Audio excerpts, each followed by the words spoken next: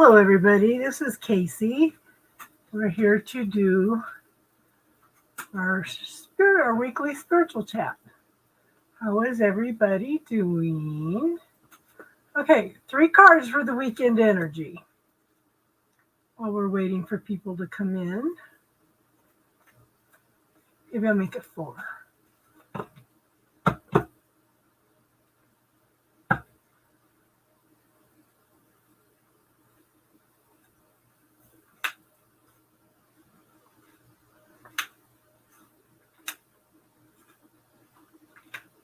Maybe I'll make it 5. I don't like that card.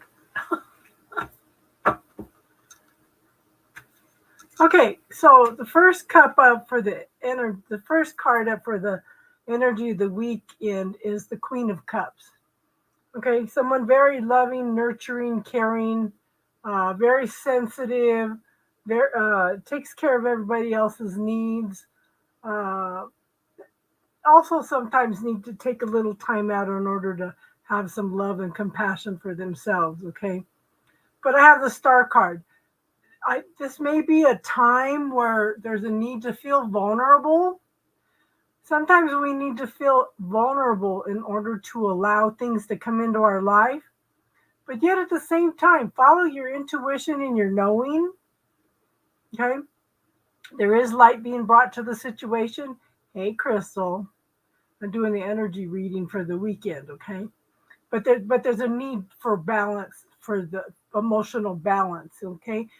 With the Queen of Cups, I'm thinking maybe, there needs to be emotional balance for yourself. Okay. And then we have the Emperor. The Emperor could be a male figure. It could be a father figure, somebody that's got kids. Could be somebody that has a lot of responsibility. Okay. So let me get this over here. Yeah. So the Emperor, but it could be just a need to take control of some kind of situation. But from what I'm seeing so far, it may be a need to come into this emotional balance, right? But there's some kind of belief system, there's some kind of programming that is holding you back. There's something that you believe about love, compassion. Maybe you don't deserve something, okay? But there's some kind of point of view or belief system, okay, that needs to be cleared. And again, here's another one. There needs to be a balance, okay? There needs to be a balance because I have the Justice card. They're not seeing the truth, not having the clarity. There's a need for balance, a need for justice. Just forget we're closing out the last of the Libra season. Okay, but it's things are starting to move into your favor. Are you going to allow it to happen? Okay, but I've got 3 cards here that represent balance to me. So there's some kind of balance that really needs to be worked on this weekend. Okay. Come on in, Crystal. Do you know how to get a hold of Jakara, hon? She messaged me that she wanted to come in. She put the notification bell on, but she was worried it wasn't going to work.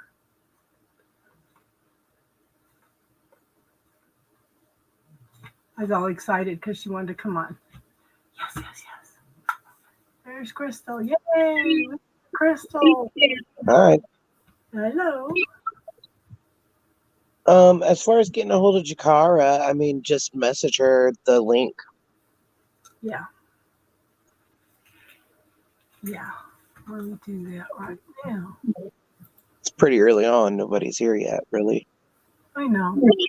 That's why I started doing a little weekend reading. Yeah, pretty spot on. Yeah, for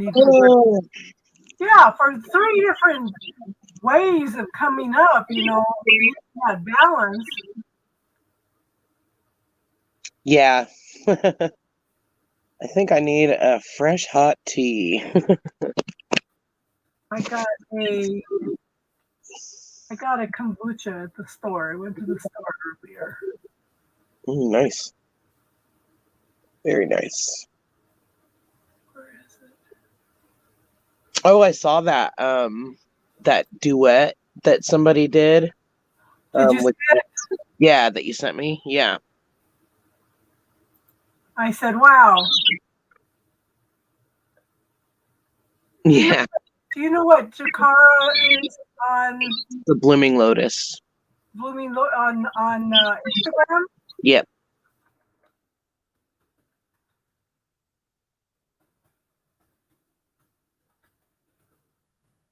Okay. Yeah. I have Blooming Lotus hypnosis, lawn. Jakara Starita. Jakara's what? Jakara Starita is her name. I don't see it. I seen Blooming Lotus healing on YouTube. Hang on, I'll send it to her. I'll have to hop off real quick. I'll be back. Blooming Lotus Bloom.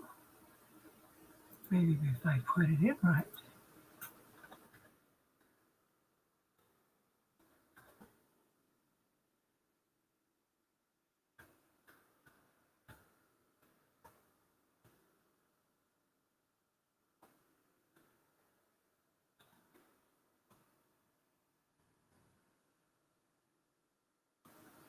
Wow.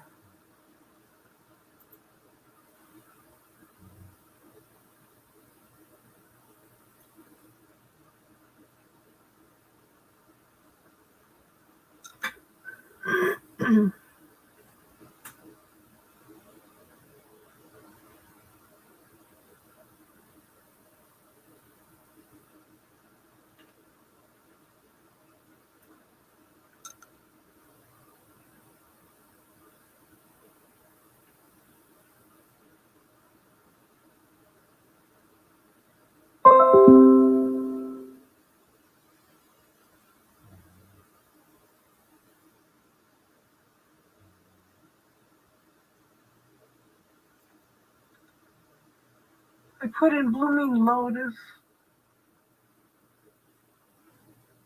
and it turns it around.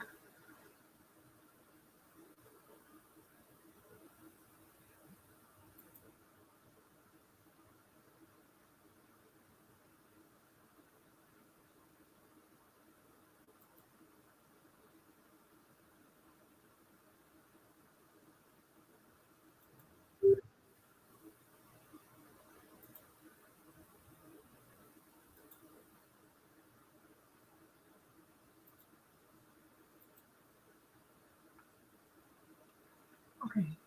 Somebody sent me a message and I can't find it.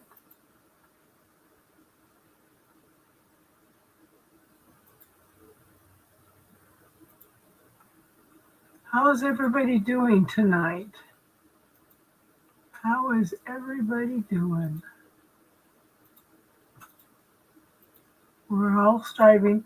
Well, if you look also, we're coming out of Libra season and that is a symbol of balance too, you know?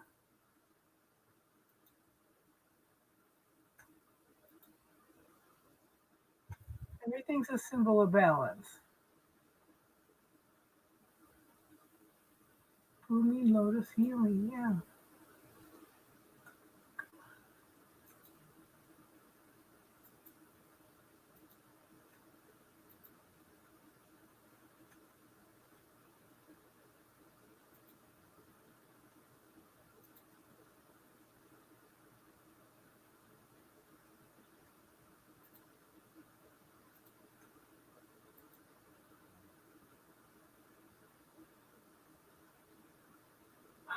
There's teardrops. How are you doing, hun? How are you doing?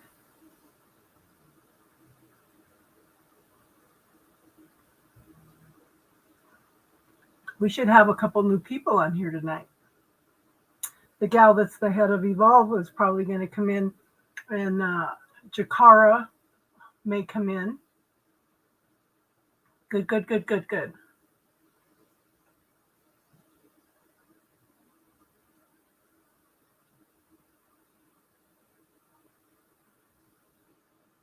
Have you talked to have you talked to Star? She's avoiding answering my question. That has me concerned.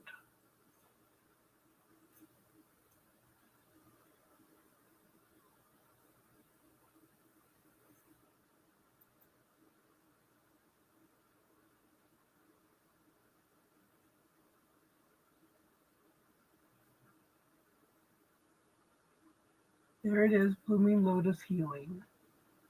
Yes.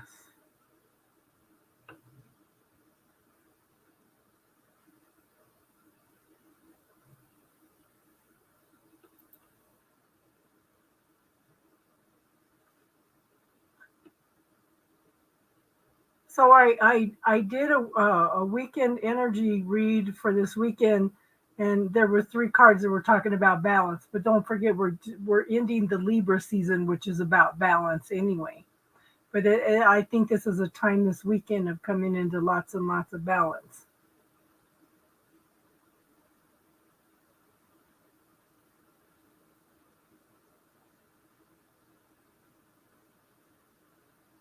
Okay.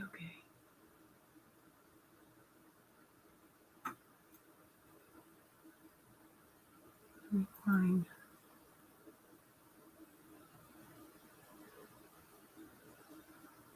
The Blooming Lotus Healing.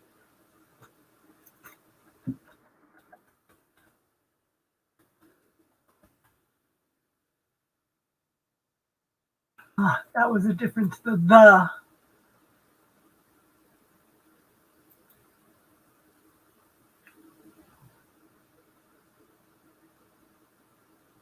Okay. You're going to give me a bad time.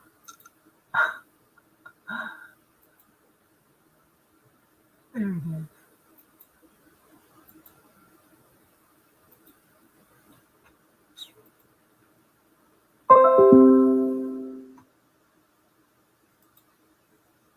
Hey, Jenna, how are you, hon? Hey, Jojo, you made it early tonight. How you feeling, hon? How was your week? You've been on my mind all week.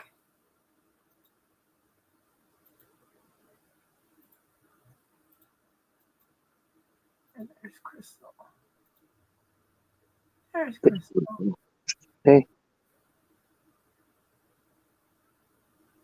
Did you find her? I sent it to you on Instagram, and Yeah. I sent her a message, but she has a business account, so it's like a automated message back at it, you know.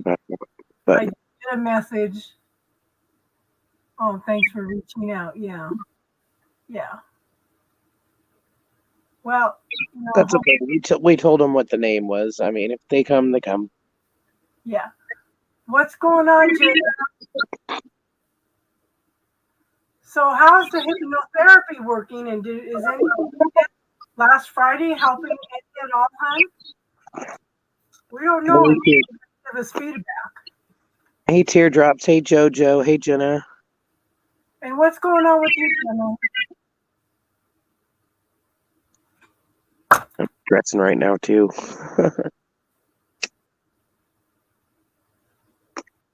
Just let us know how. Just a little check in how you guys are doing. You know? A little stressed. We should probably do the energy clearing anyway.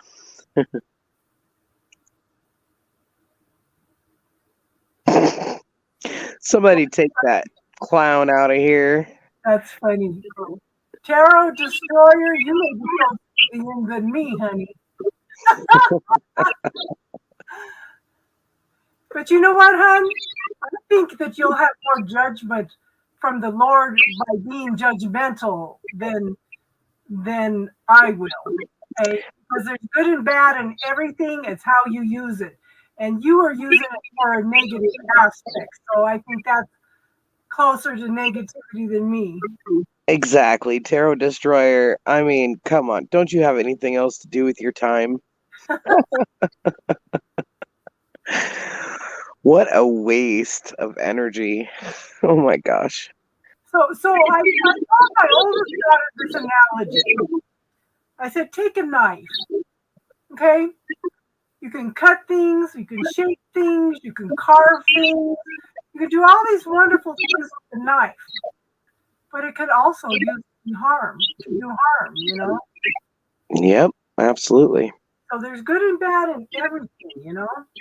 Uh-huh. And Jojo, I hope you're feeling better. And the wedding's tomorrow? Yes.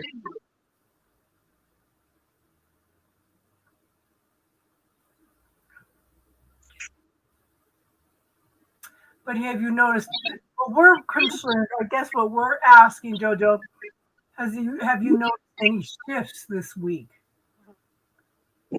Yeah.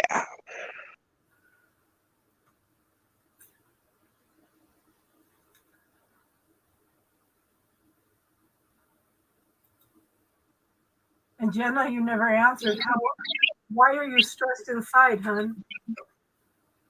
You've been making a lot of progress, you and your daughter. You have no shift? Good. That's just as long as things are shifting, hon. Did you remove did Tarot Destroyer get removed? Well, must have. Just letting everything go, yeah. Goodness. So what I kind of wanted to do tonight is kind of recap a little bit on what we talked about last week of how we are made in the image of the universe, right? We have all the gifts, talents, and abilities, and I'm always telling you guys, what are you allowing yourself to have? You know, we may have made soul contracts to limit some things, to experience some things, but what do we allow ourselves to have? And that kind of goes along with what I want to expand on that a little bit tonight. Because if we have all the gifts, talents, and abilities, we have all the potentials of Okay, let me put it this way. We already have everything that we are ever going to need. Okay? It's all here. It's in that energy field. Probably me. Okay? Every potential of everything that you ever want is already there. All you have to do is see it.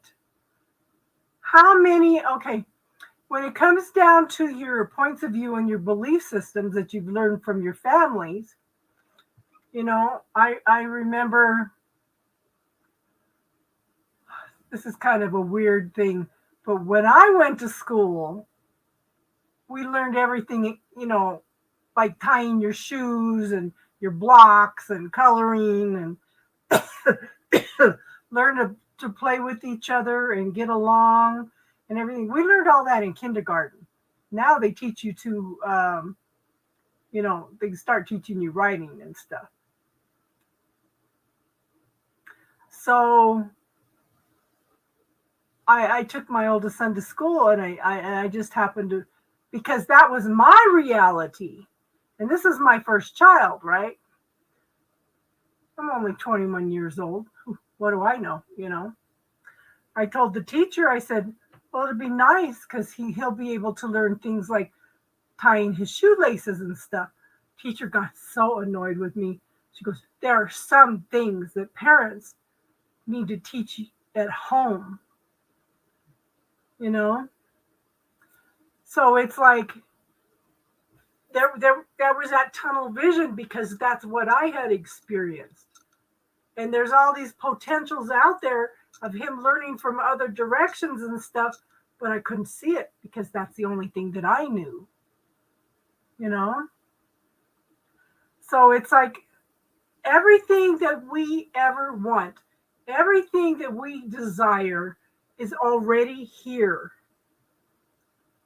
Are we going to tap into that? Are we going to allow it to come in? If we are everything. See, touch, have all the gifts, talents, and abilities. We have the ability to bring into the physical everything that we ever desired.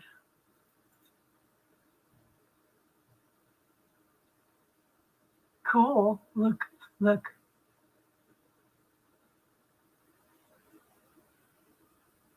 I like that.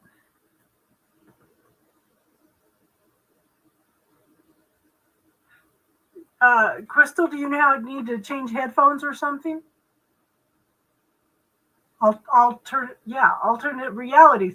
But all those realities, every reality that exists, are all there. Are we going to touch it? Are we going to tap into it? Are we going to allow ourselves to do that? You know? So it goes hand in hand as we are everything. We should be able to manifest everything because we already have it. Does that make sense?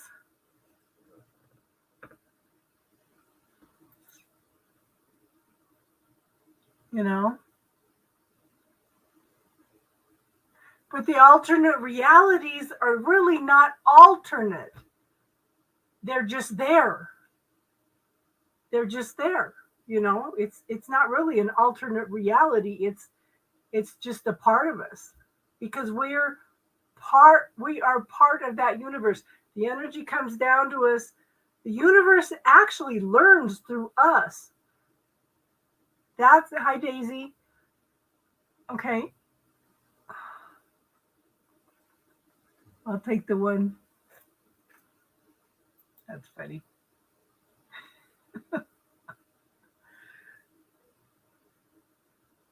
You know? The phone, not the bunny. I don't care about all that stuff. I just function on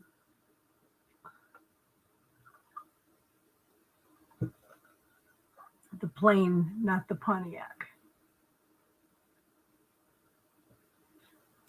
Yeah, but we should be able to tap into that energy because this is why I tell you guys, visualize it and give thanks for it as if you already have it. Okay? Because it is already there. We just need to tap into it. You know?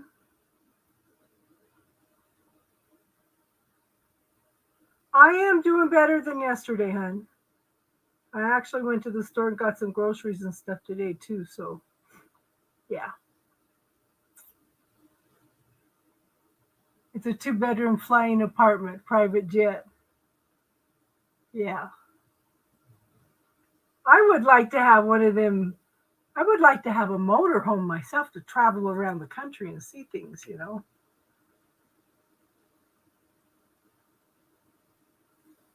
I think that flying it can be nice when you're going overseas or something, but if you really want to see things, take the time to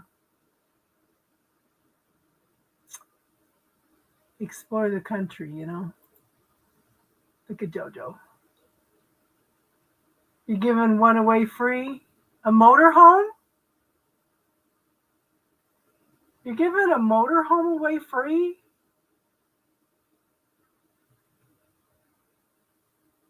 Girl, I'll come and get it. Does it run?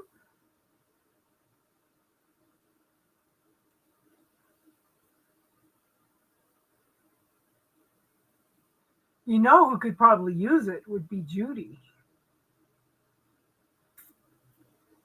You don't have time to upkeep. Okay, so I want everybody to say some prayers for Judy. She lost her dog Karma.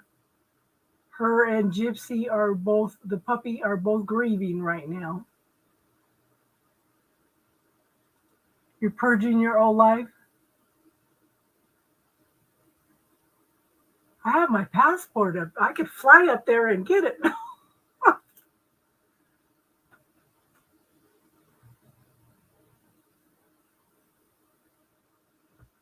I think we're all purging our old life right now, Jenna. I can't believe we lost Crystal. Hi, Tracy. How are you tonight, hon?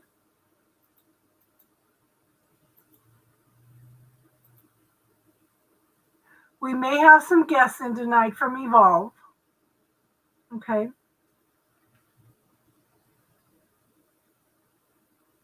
We may have some guests. I know Judy has been through a lot and she still needs to fix her truck. She's been through a lot.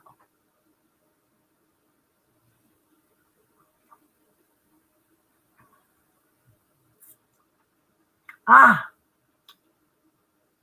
Jakara's here. Come on in, hon. Come in and tell us a little bit about yourself.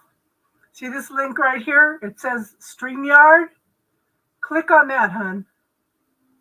Click on that and you'll come in.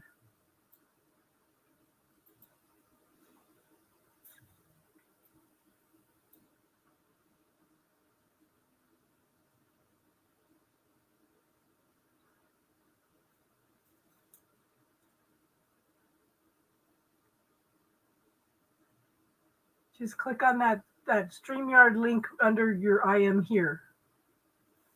This one, yeah. Come on. Hi, Stephen. Oops. I want to show this one. Now she's gonna start interviewing practitioners on Thursdays. I think she said around noon time Eastern Standard Time.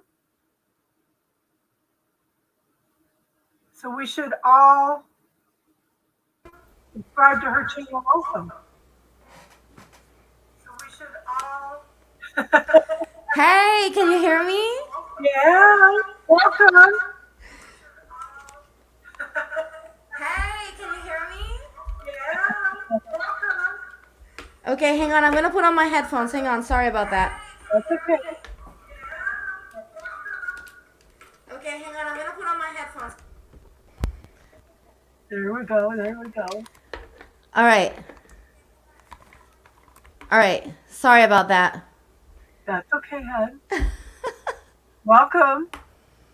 So tell us about the live stream you're going to start on Thursdays. Yeah. So, well, I'm so excited. I didn't even know that you had also this going on here. So thank you for letting me join you today. And yeah, so I'm super excited because I got inspired by Tina. Have you been to her channel yet? No. No. What is the channel?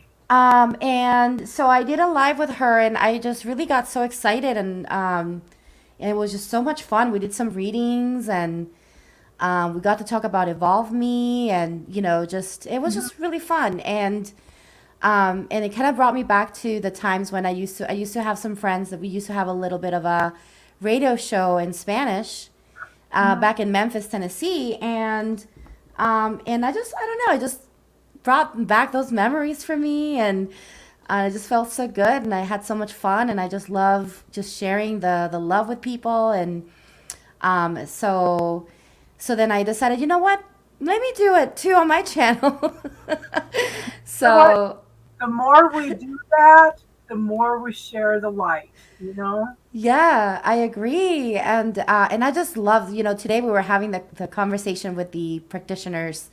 Yeah. And I just connected so much with what you said about supporting each other and being there for each other, and it just feels so aligned with the messages I'm getting from Spirit. Spirit is basically telling me the same thing. Just you gotta this is not the Jakara show. This is not the Casey show. This is the Spirit show. We gotta support. It's our spiritual corner. Yeah. Yeah. So yeah, I really wanted to just share if there's anyone that wants to come and just share any knowledge. So The lives that I'm doing are on Thursdays at noon on the YouTube channel, and basically what I'm doing is I started to realize a lot of people are hungry for learning and information, and especially those who are sometimes they're seeking readings, but they're also seeking for knowledge too. And so even just sharing some basic things, like for example, like this week I just had Dawn. She shared, how to ground properly. She's really good at grounding, and she even did a healing for me. We did a healing exchange, and that was really powerful. My gosh, Dawn was amazing. And the prior week I had someone. She's not part of the Evolve Me group yet, but I'm trying to see if she'll join. She's also an SRT practitioner, like myself, and but she's initiated shaman. Uh, I can't remember the name of, but it's a Quechua from Peru, shamaness, and initiated. And she was talking about protection and learning how to shield yourself properly, especially when you're doing energy work or just in general. So people were really fascinated by all these conversations, and I was like, wow, like this is so cool. Like I just love that so much, and then we share some readings at the end too. So there's a little bit of readings and stuff. So yeah, I'm opening the space for people to come in and share and whatever knowledge. So you're more than welcome to come, Casey, too, if you want. Yes, yes, yes. I'd love to have you. Every other Thursday, I do have a doctor's appointment during that time, but I can be there. Yeah, We'll schedule it. We'll schedule it. And what are you Eastern time or where are you located? I'm in Mountain Standard Time, Mountain. Okay. so I'm Okay. So hours behind you. yeah. Okay. So if it's 12, if it's noon here, it'll be 10 here. 10 for you. Yeah. Okay. Yeah. So that's basically it. And I'm excited um for the platform to launch next month, and I look forward to that. Hmm. So you want to tell everybody a little bit about what you do? Yeah, absolutely. So, yeah, I just kind of came in just excited about yeah, so I'm a spiritual response therapy practitioner, and it's a mouthful.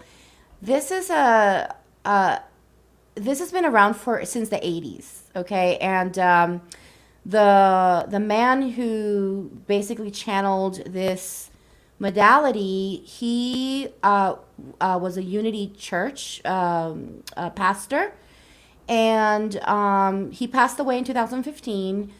And but in the process of so he got introduced to something called response therapy, which is using the pendulum to find subconscious things that are or responses that are in the subconscious mind of the people that he was helping, right?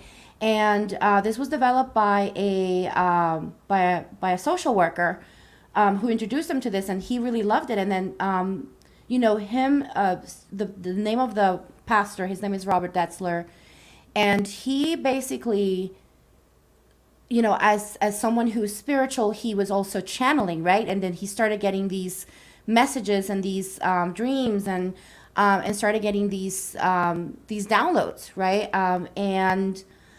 And then he started evolving outside of the spectrum of where he was kind of working more with the mind. So more the mind and the subconscious mind. It was kind of more psychology based. And but then he started getting expansion into spiritual things, right? The spiritual realm. And just a little bit later, he starts to realize that he needed to create these charts. So he started creating his own charts and started using these to help clear energies for people.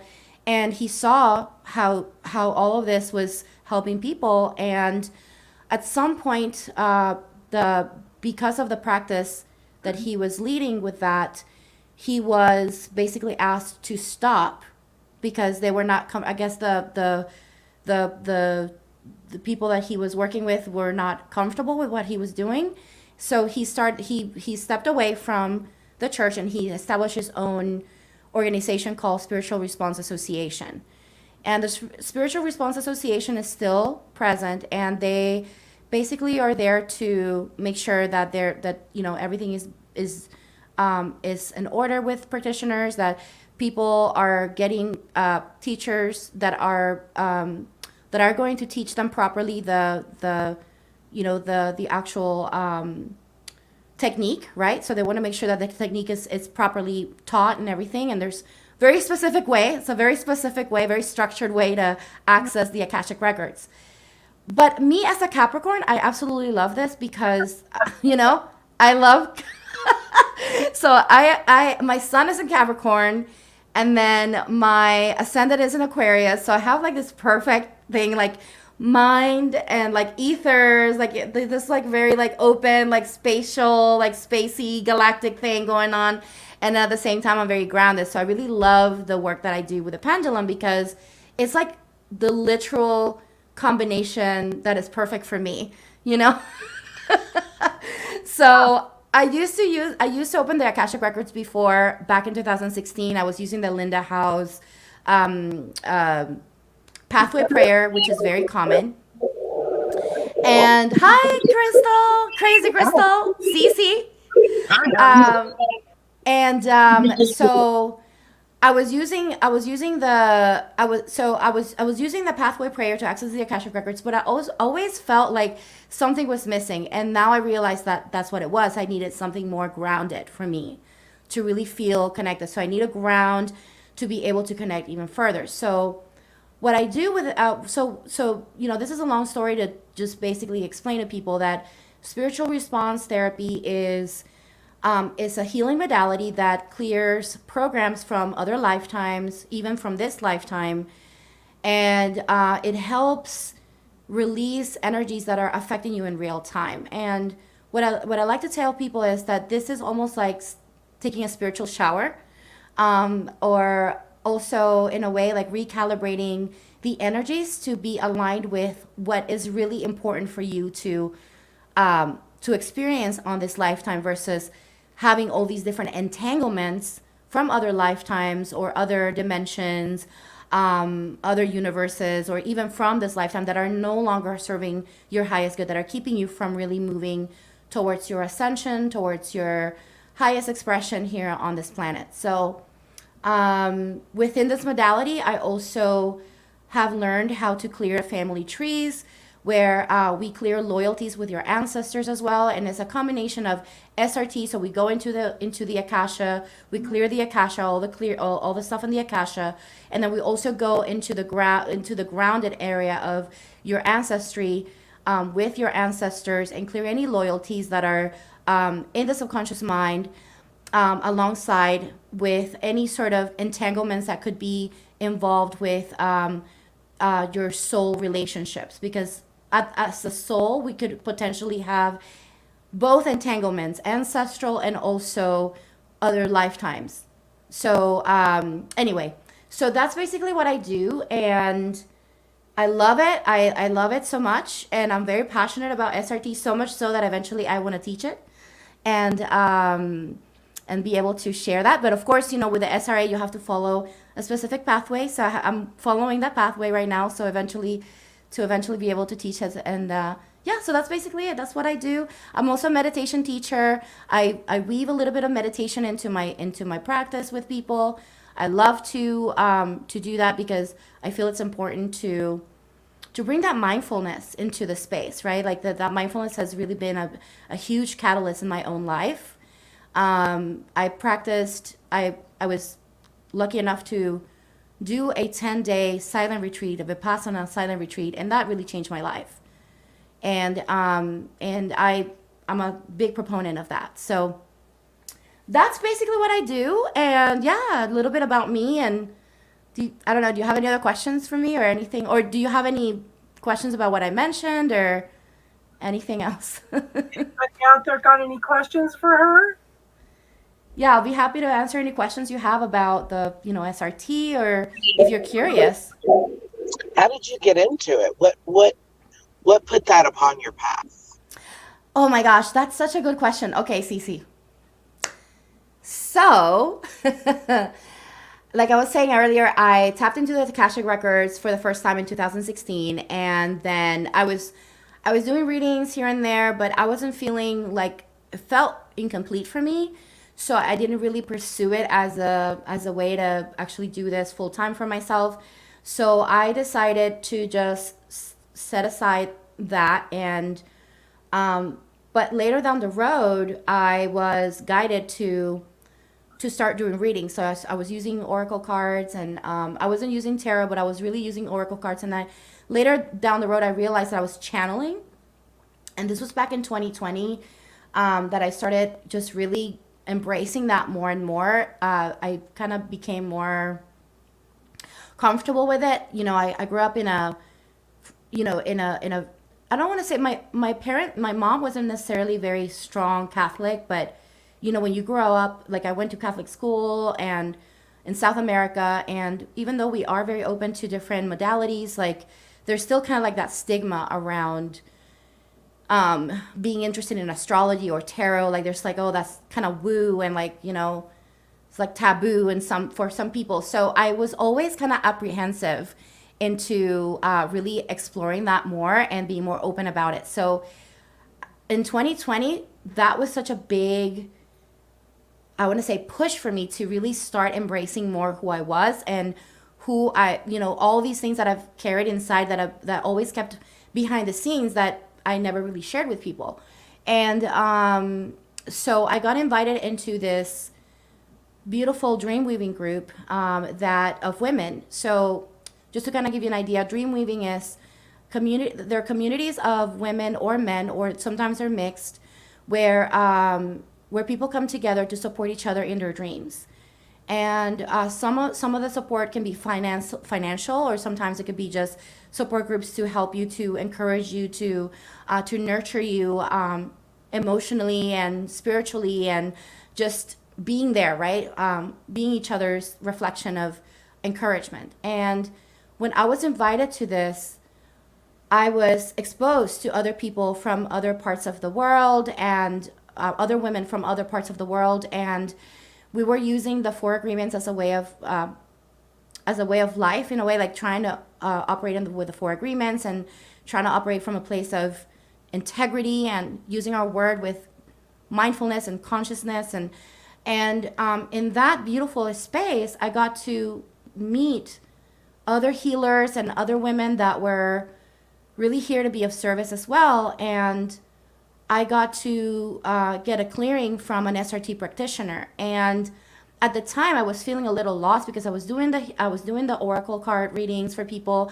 I was in the psychic apps. I was doing all this stuff, and I felt like something was missing. Like, this is not my path, but I know that my path has to do with energy, but I don't know where to start. And I thought, well, maybe I should start with Reiki.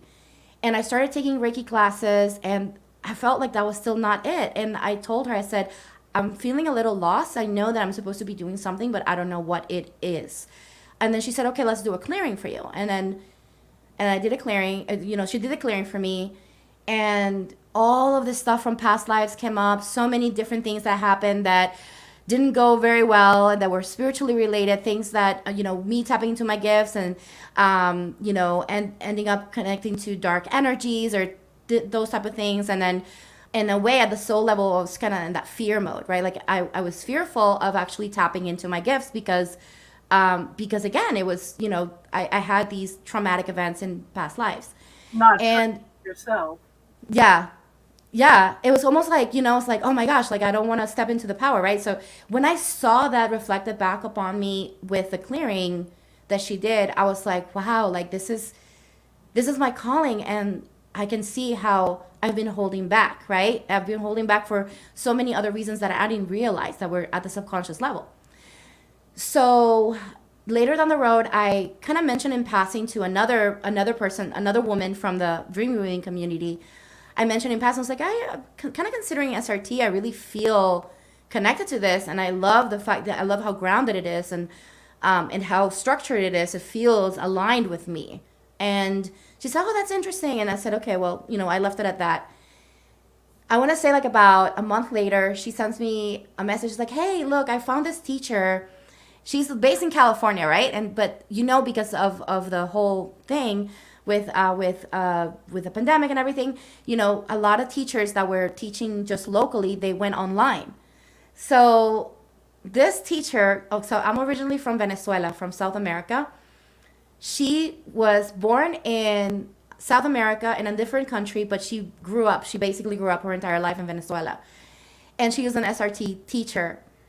And I just felt this pull in my heart. When I tell you, I just felt this pull, like magnetic pull towards this woman. I don't even comprehend it. I don't understand it. I just know that I felt it. And I said, okay, I have to take this class. And I took the class, and oh my gosh, everything changed. Absolutely everything changed. I felt this freedom and this joy that came from the heart. Like, it was just so exciting and exhilarating, and I just felt like I was home. And I was like, I feel like and you know what she said to me? She said, I'm impressed at how quickly you're picking this up. And I said, I don't know. I just understand it in such a way that I can't understand how I understand it. There were people there that have taken the class many times and they were still having a hard time understanding SRT. For me, it was almost like I've always done it. It was so weird. And, and again, I know you can feel my passion because it was just so exciting for me to finally find my home, right? Like what I was meant to be doing. And at that point, I said, I know this is my path. And so after I took the basic, I started clearing every day. Like seriously, I would clear myself every day. I said, I am going to be of service and I want to make sure that I am well as possible so I can be there for people and I can hold space for people. And because when you take the basic, it's kind of like how Reiki, you first start with self, right? The same thing with SRT. You have to first start with self. And then once I felt ready and I felt like I was ready for the advance, I did the advance. And then immediately I just started offering my services, and it's been the most amazing year of just holding space for people and doing something beyond what I ever thought I could ever do. And I'm so grateful that I'm on this path and humbled. I'm humbled and so grateful for Spirit to give me this space to do this. That's beautiful. All the time. Yeah, all the time. That is really beautiful. I love that. Let me say hello to some of my friends who are here. Hi, Judy. Hi, Star. Hi, Jojo. Hi, Steven. Who else is here? Jano. Happy late birthday, Jano. Belated birthday. Is it your belated birthday or is today your birthday? I think he said yesterday. Yesterday. Okay, cool. Judy just Who did? Judy. Hello, Judy. Hello, everybody. I'm so happy to see you guys. Her dog Karma. Oh my goodness. Oh, my condolences, Judy. I'm so sorry. So her and are working together. Oh, I'm so sorry. I'm glad you got your puppy, though. Yeah. I know it won't take the dog's place, but hopefully that gives you a little bit of comfort. It's never easy losing anyone or a pet. Pets are family to me. I think maybe it was easier for Karma because Karma knew that you had Gypsy. Gypsy was going to take over Karma's job. Oh, I love those names. Those are great names, Judy. Yeah. So does anybody have any questions for Jakara? Reminds me. I have more if no one else does. How does it work, the spiritual response therapy? So the way it works is, the way it works is that the practitioner first has to, first we have to clear ourselves, right, for the day, and we have to make sure that we're clear. But we also do something, we check ourselves with the client, because a lot of time, one thing that I'm finding out, and I've had this happen where I have people that are called to me, and they're, in a way, there's some sort of soul contract that we were meant to come together, and I was meant to help untangle something for that person. And sometimes we shared a lifetime together too. So that's a really interesting thing, and it's kind of interesting how things work, and how they are just aligned and just beautifully just put together without you even like trying it. Like you, even if you tried, you couldn't really make it happen, right? And Yeah. so anyway, so with that said, I would say first you make sure that you're clear, and then you clear yourself with that person in case there's any entanglements that could potentially prevent you from clearing whatever they're coming to you to clear, right? So you clear whatever that's behind, and then when the person comes into the space, all of my sessions are online, so usually have a waiting, like a little bit of a waiting room, and I open the space, a container, and we come in, we discuss the whatever it is that's going on with the person, and at that moment, because at that moment I have my records open already before the person comes in. Sometimes I'll get some intuitive hits of what really needs to come, needs to be cleared based on what the conversation is. And so that's the reason why I always encourage people to be, like it's important to be as open as possible, to be, because sometimes there's certain things that you'll say in the conversation that'll be like, oh, that needs to be cleared. Oh, this needs to be cleared, just based on whatever it is that you're talking about with the issue, right? So then after that, after coming in through this space of like just really just getting those intuitive hits, then I'll walk the client through a meditation, just like a grounding meditation, just kind of get you in the space of receiving. And sometimes, that really helps with really connecting to their higher self too. So at that point, once I'm already connected to my higher self, then I open in the SRT, right, pathway. There's an SRT pathway that I have to take to open the person's records, and then I check to see, make sure that we even check percentages too. Like we check, am I 100% connected? Am I connected 100% with this person? Are there any blockages? And sometimes I have to clear certain, like maybe if there's any attachments that need to be cleared in the process of opening the records, because the idea is that once we open the records, is for it to be just, for us to be just clear, fully clear. There's no interferences, there's nothing there, and it's just basically higher self and higher self working with spirit, right? Like that's all. So once we do that, then let's say you have an intention that you come in with, or that maybe we agree upon during the conversation at the beginning that we're going to clear for you. When we ask spirit, okay, if there's any blockages regarding this, right? And I'll get a yes, because I'll be using my pendulum for that. So I'll be communicating with my pendulum, and I'll be like, okay, I get a yes. Okay, so tell me, what do we need to do? And then I'll go to the different charts and I clear programs for like any programs. And then when I clear the programs, I'm going to explain to you something, because I like to explain this to people. So imagine a program being this baggie, right? And that baggie is basically, let's say, a certain situation that happened in a lifetime. And in that situation, you're going to have people involved. You're going to have energies that happen, or energies or situations, right? Energetic charge. And then you're going to have also the type of maybe harm or any other sort of situation, like maybe information that is paramount for you to know. Okay. And typically when your higher self, imagine like the Akashic Records being this library of information, and all of your everything that you thought, everything that you've experienced, everything is stored there, right? But when we open the records, we want to keep things with one intention. Why? Because we don't want to just open everything and be overwhelmed by all the information that is there, because then it's kind of hard to find out what it is. So that's the reason why the intention is the anchor. So when we anchor that intention, your higher self would say, okay, these are all the baggies, right? that we're going to take out to clear for you. So basically what I do is that I'll open up the baggie. That's what I'm doing when I'm researching and I'm finding out what type of program it is, when it was established, the people that were involved, and then the energies that were involved, right?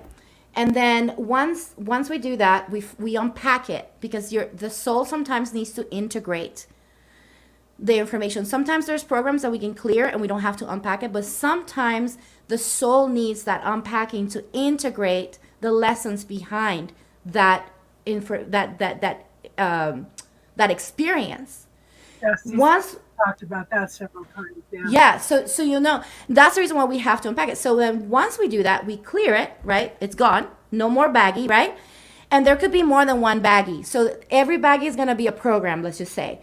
So once we clear that, then we will go into applying some healing, and then we'll also apply. We'll clear other things like on the like more on the akashic level, because once we clear programs that are dense, right? Because they were established when you were incarnated, so they were a little denser.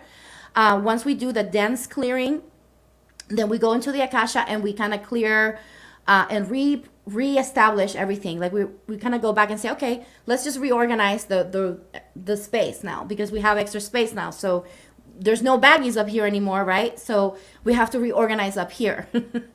And then once we do that, then there's a couple of things that I like to do. I like to ask spirit for any other additional healings. Sometimes they're not SRT related, but I like to include them in there. There's a little bit of quantum healing that's applied as well, depending if spirit or your higher self, recommends that. And basically what happens for you, like what happens for you if you're experiencing this, you're from the moment that you come to the session to the time that you leave, there's going to be a couple of things that you're going to be experiencing. You may be experiencing a little bit of tiredness throughout the session because you're processing a lot of energies. You may get thirsty. You may feel like energies are being pulled out, especially the people who are very sensitive to energies. You might feel like something is being pulled out of your head. That's what people describe sometimes. But just whatever it is that you're experiencing in the body, just know that it's for your highest good. Some people might also feel emotional charge when even if they don't remember or they don't have the memory, but they just feel like they need to hold space for that and they need to cry. That's also valid. Some people do that. And whatever it is that you're experiencing, it's for your highest good, and it's okay. So basically, so that's how it works. And Yeah. so at least on my end, and then on the end of the client, it's more of like that feeling of wellness afterwards, right? And then also seeing shifts that happen between you and that person. We can clear, I mean, I can clear things like, I can clear your home from entities. I can clear it from toxic filtrations. We can find out if there's any portals in your home. And I do a lot of education around that for people too, especially around technology. I'll do a lot of education around that because a lot of people don't realize that they open portals with their technology in their home. So I can also clear, so like places of businesses for clients. I've had that too for people that they feel like the energies are heavy in their business. I cleared that. I can also clear your health. I can clear your relationships, your soul relationships with others. That's also a big one. I clear myself between me and anyone. Like if I feel any negative charge with someone, I guaranteed every time I check, I'm like, oh, there's something here. Let me clear this program. So I clear that a lot for people too. And then also like for people that maybe like you're like you don't know what your career is gonna look like, or maybe you're having a hard time at work, or purpose, like just finding your purpose, like all of these different things. The idea is to clear all the entanglements that are keeping you from really seeing clear. Sometimes there's people that come to me because they're having a hard time connecting to their guides, so we'll clear things around that as well. I mean, so many things that we can clear. I mean, I can't even name them all, but if there's an issue that you feel that needs to be cleared, like I'm sure we can clear, especially if you feel called to work with me. Do you ever notice before somebody comes in, before you work with them, that you start experiencing things that they need to know before they come in? Yes. Oh my gosh. So one thing that I would say that I've experienced with certain clients is that I can sense the energies beforehand. Hmm. Um, and I don't necessarily know everything until I open the records, but I can sense it, and if I feel it in my body. Basically, I feel it all in my body. I'm very clairsentient, so I feel it all in my body, and I'm like, oh my gosh, like I can definitely feel, and I can also sense. Sometimes I'll have like little intuitive hits about certain things, and I'll be like, yeah, I thought about this, and does this resonate with you? And be like, oh my gosh, yeah, I've been struggling with this and that this week. And then sometimes even, you know what, Casey? Something that's happened to for some of my clients, so it's so interesting. When they make the decision to clear with me, They excuse me, start doing it before. something shows up. Something starts showing up. They start purging beforehand. Yeah. And I'm like, wow. Because they're ready. Yeah, they're ready. Like they're already processing beforehand. I'm like, whoa. Yeah. This is And quite amazing. I love that it's so well structured and the organization of it. And you do this mainly for other healers and spiritual workers?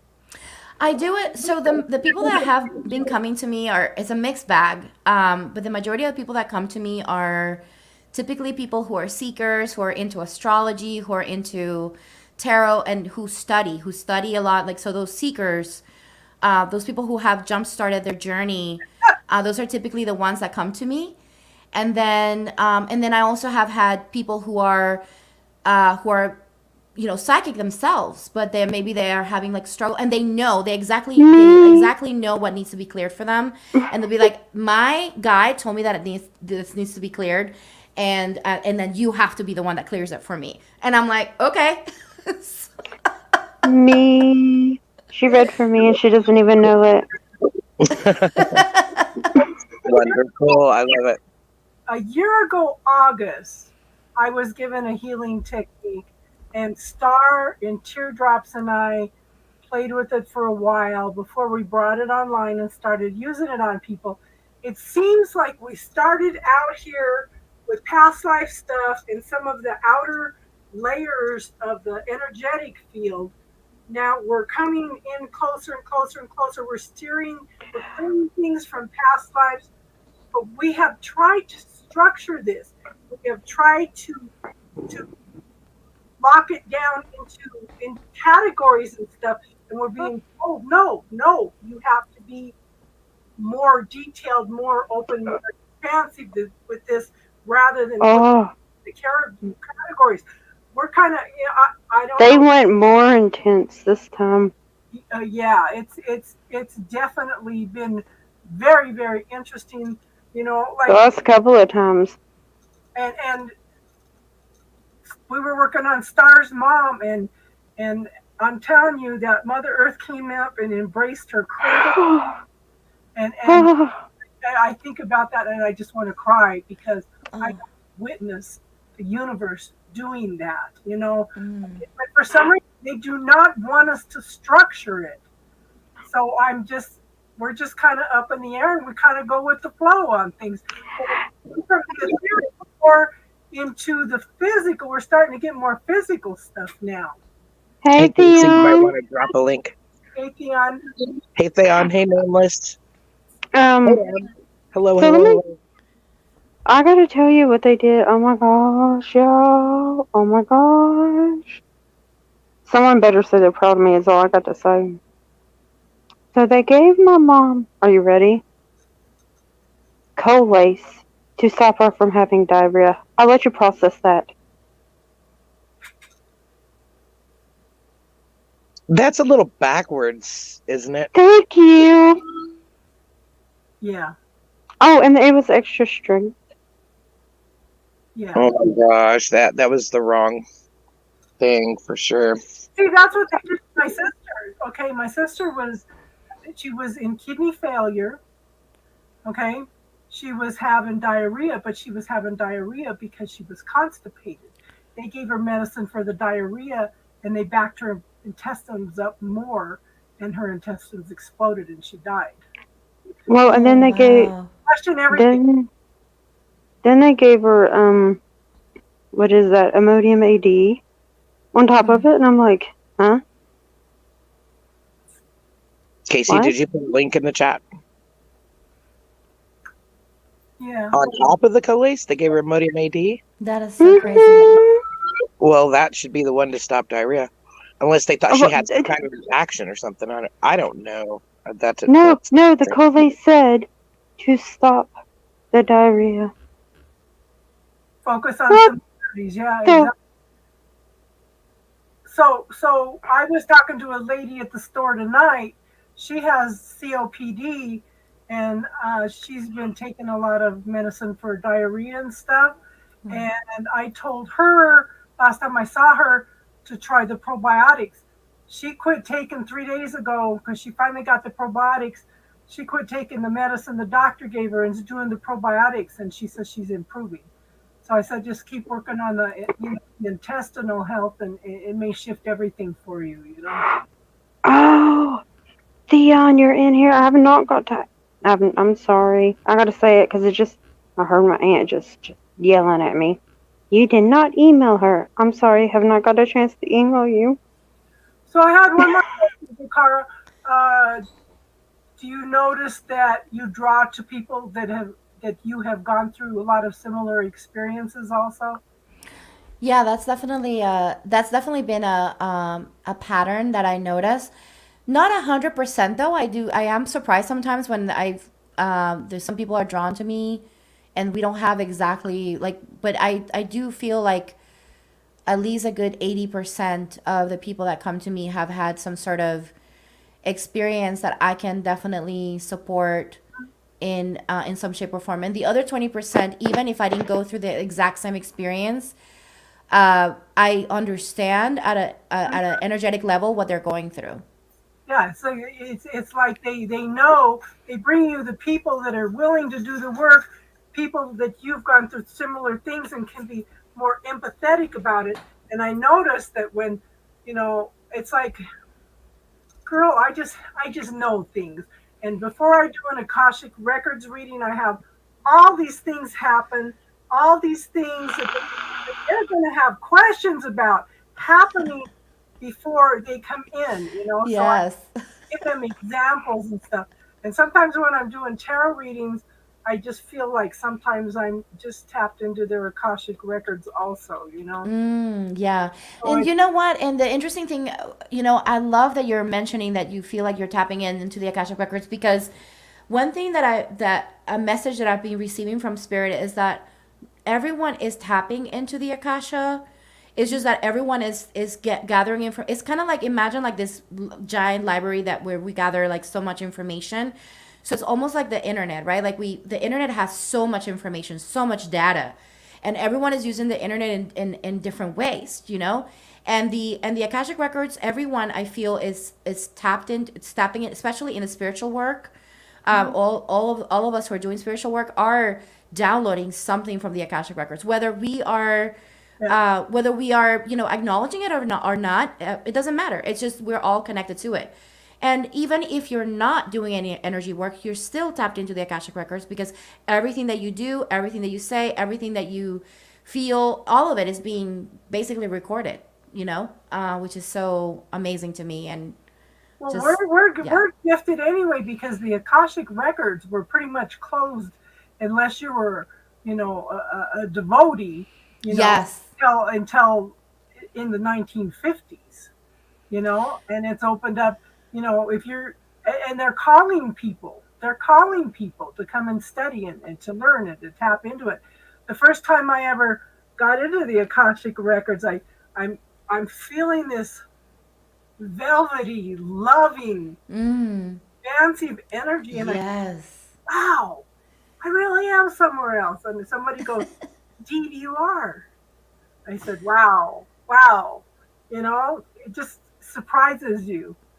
It's such a loving space to be in. And it is, and you're right, it is something that we've been, I mean, I come from, I was born in 83, so by then obviously the record, but even then I don't feel like it was as talked about as, I was exposed to it back in 2016. I mean, it took me that many years for me to be exposed to it. And it was kind of like one of those where it was like kind of how you said, it was calling.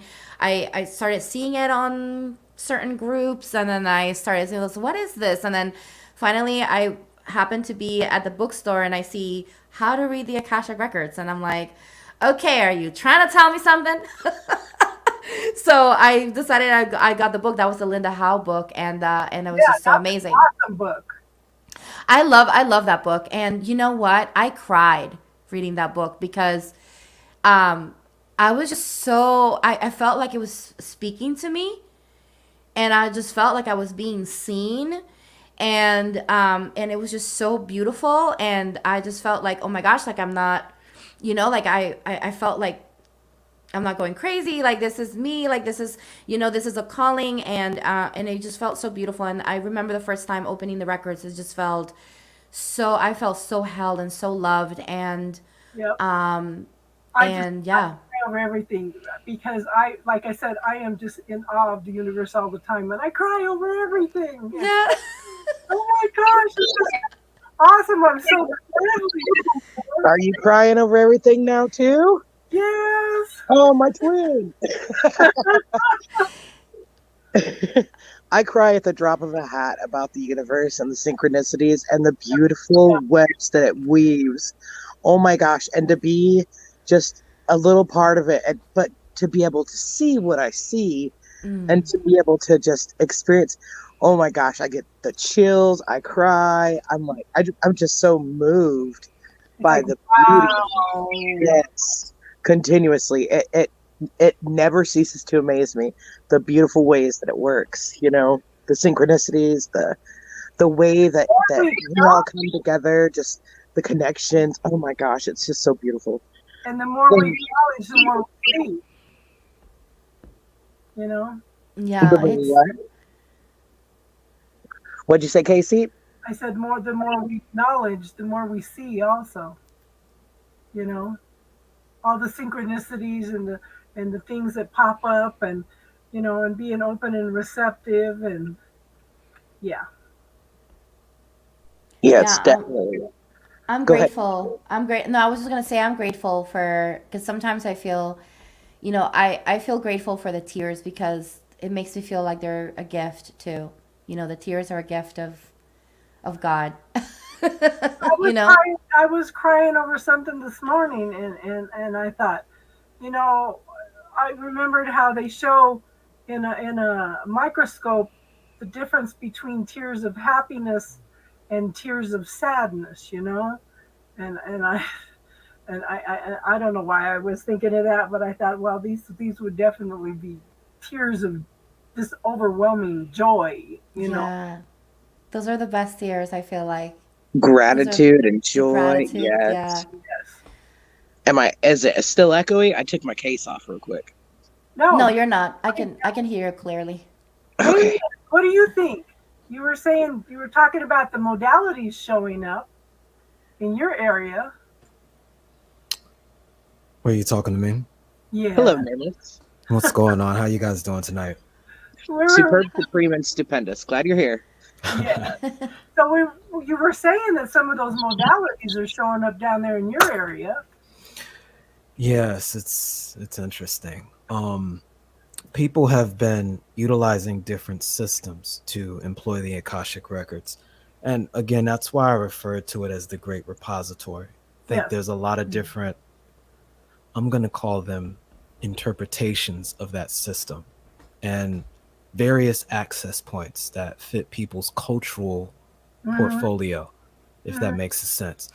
Yeah. There's some people who can gain access to it through initiation. Others invoke ancestors that gather that information on their behalf. And then Mhm. other people can access bits of that information in the form of crystallized information, whether it be through water, thought patterns, or physical, actual crystals. So, these things, I guess the common denominator is light.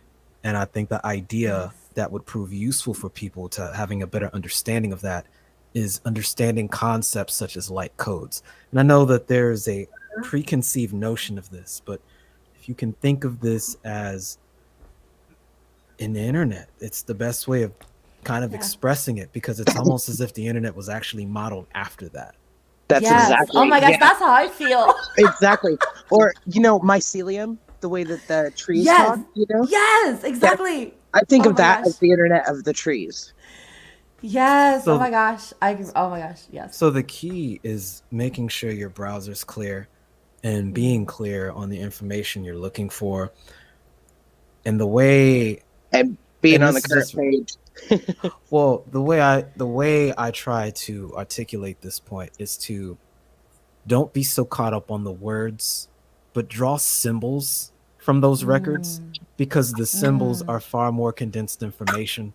And I think your subconscious and the software you already have within your particular, I'm going to call it light code, will be able to make better use out of symbols and metaphor than it does literal words. And the follow up to that is probably, and Jakarta can probably co sign on this, altered states of mind, in particular lucid dreaming, go explicitly well with tapping into those records for what you need. So they're excellent tools as long as you're Mhm. doing what you should be doing. So Now, that's how I put that. the person that taught my class said you had to go through ritual to get into the Akashic records all the time. But for me, I just find I just tap into them, I think that ritual is just comfortable for some people, you know. Right. Yeah. I subconscious. feel that. I know. And you know what it is too? I feel like some people are, I feel that, so I've had people that, because I've taught some pendulum classes for people where to teach them how to tap into their intuition and also tap into information that, because all of us can tap into this is our soul's records, right? Like we all have the divine right to know about our soul. Like, hello. So what I like to do is like teach them. I have like this little, just like a mini class where to teach them how to connect, and then I have like a little bit of pathway, just to kind of give them a little bit of a structure.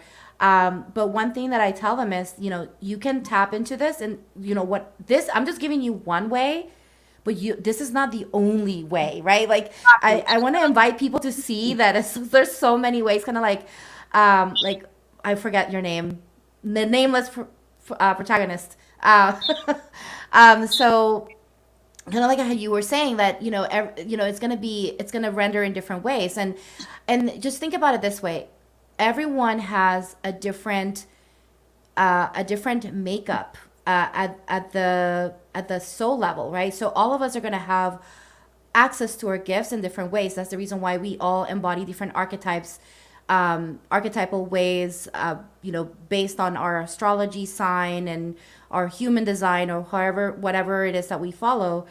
But we are all going to have like this specific way that we work best.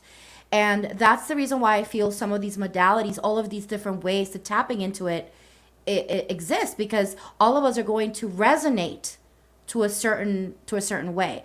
Some of us are going to just get it, kind of like Casey, you just get into it and that's just how you do.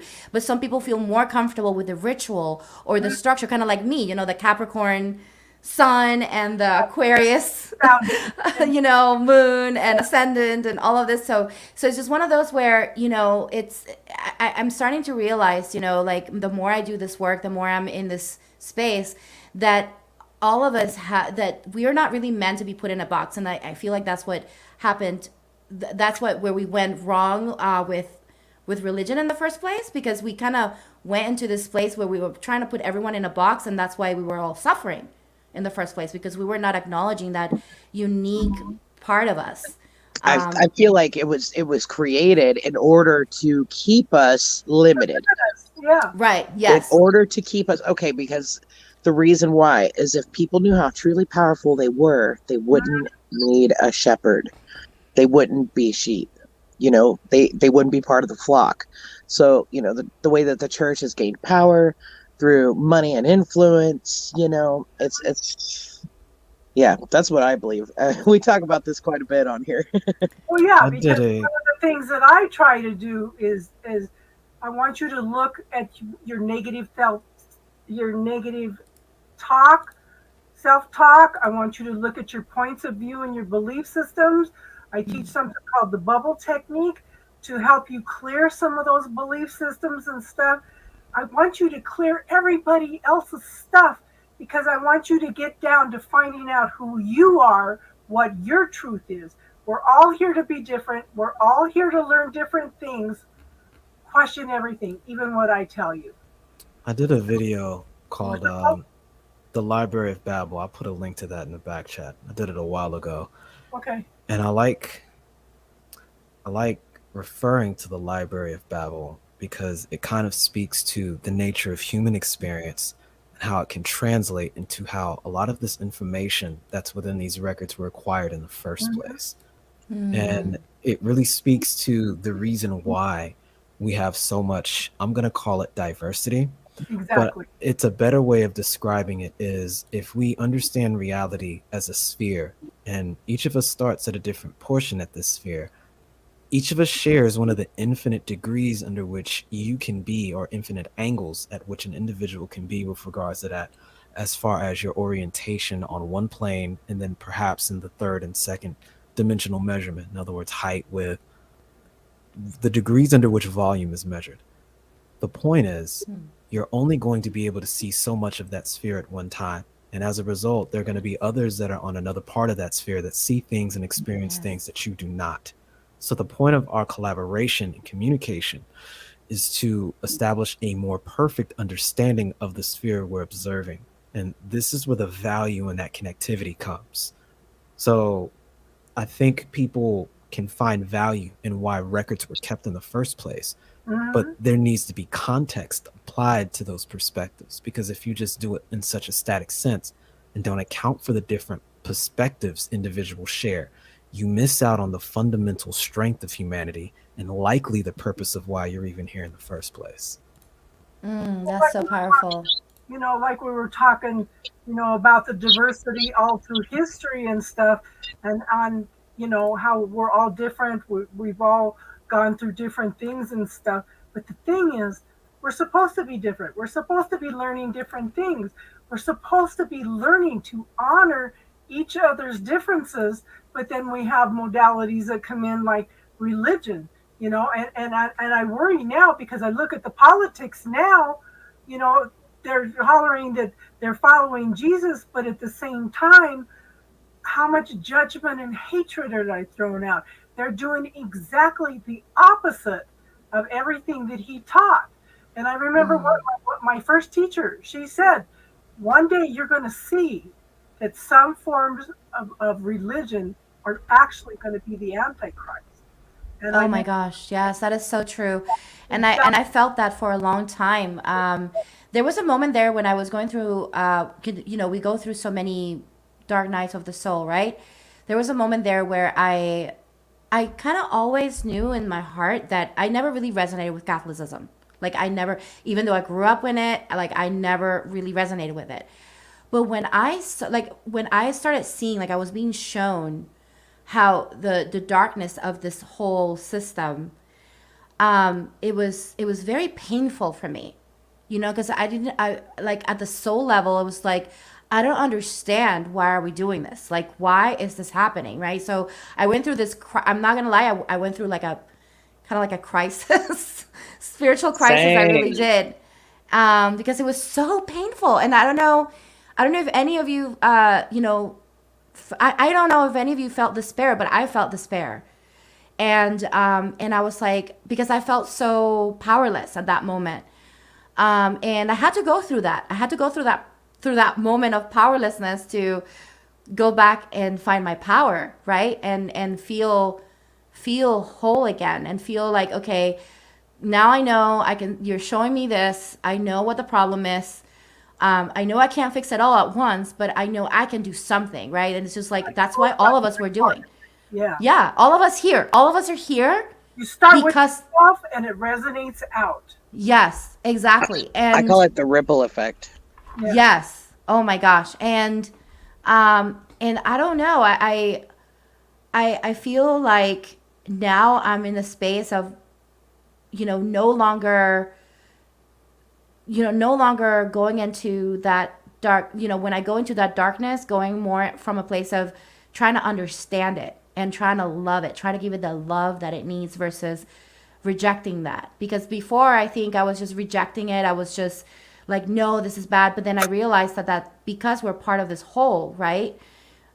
These are just parts of us or sides of us that's in humanity that just need love. I And like Go ahead, Nameless. go ahead, go ahead. I like that you use that word because I had a bit of an epiphany the other day when I'm busy working on this new system I'm putting together. And I'll make the assertion that the opposite of love isn't hate and it's not indifference, It's but fair. fear. Fear. And I'm asking the question then, what process transfers an individual from fear into love? And the conclusion I came to was courage. Mhm. And I had to ask the question, what are the conditions under which courage manifests? And my conclusion was strength. And furthermore, I've been wrestling with a sub axiom with regards to that. And I realized that one can have strength and still be animated by fear, but one can't have courage without at least having that strength in the first place. So there's some difference. There's a formula in place here. I think I figured out what it is, and it was sitting in front of my face this entire time. And I was just very excited to finally have a conclusion to it. And the thing that I was missing, what converts strength into courage, is belief. Yes, Faith. faith. Absolutely. And Absolutely. every way you turn that, it begins to make more sense now. Because I apply that strength that I'm describing in both mind, body, and spirit.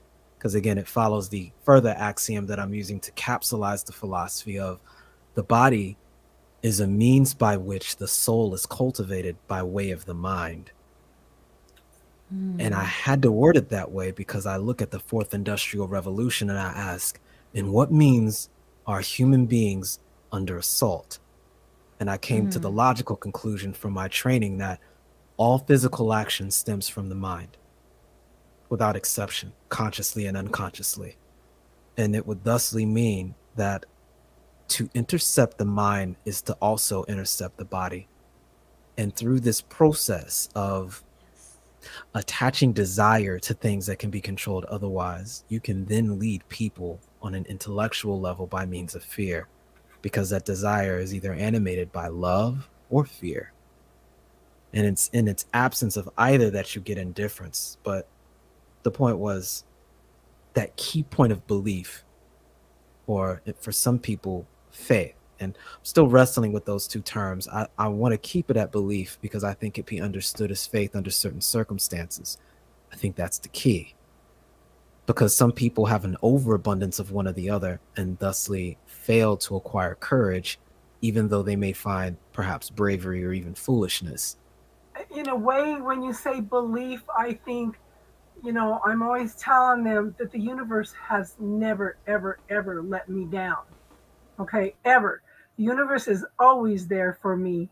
But I think that if you look at faith, you're over here thinking that the universe is going to help you with this, but are you allowing it? Okay. Right, which is why belief seems to be more, and there's a different discipline I want to get into to cultivate this, and we know it as the placebo effect. And that's why I associate belief to that, because I think it is a direct software to interfacing with it. I love how you're talking about software because, we are in this, I'm kind of I'm segueing to something else here, but one thing that I'm being shown more and more is how we are in this beautiful planet, which is complete organic technology that we have so much misunderstood as humanity, and we have so much disconnected ourselves from.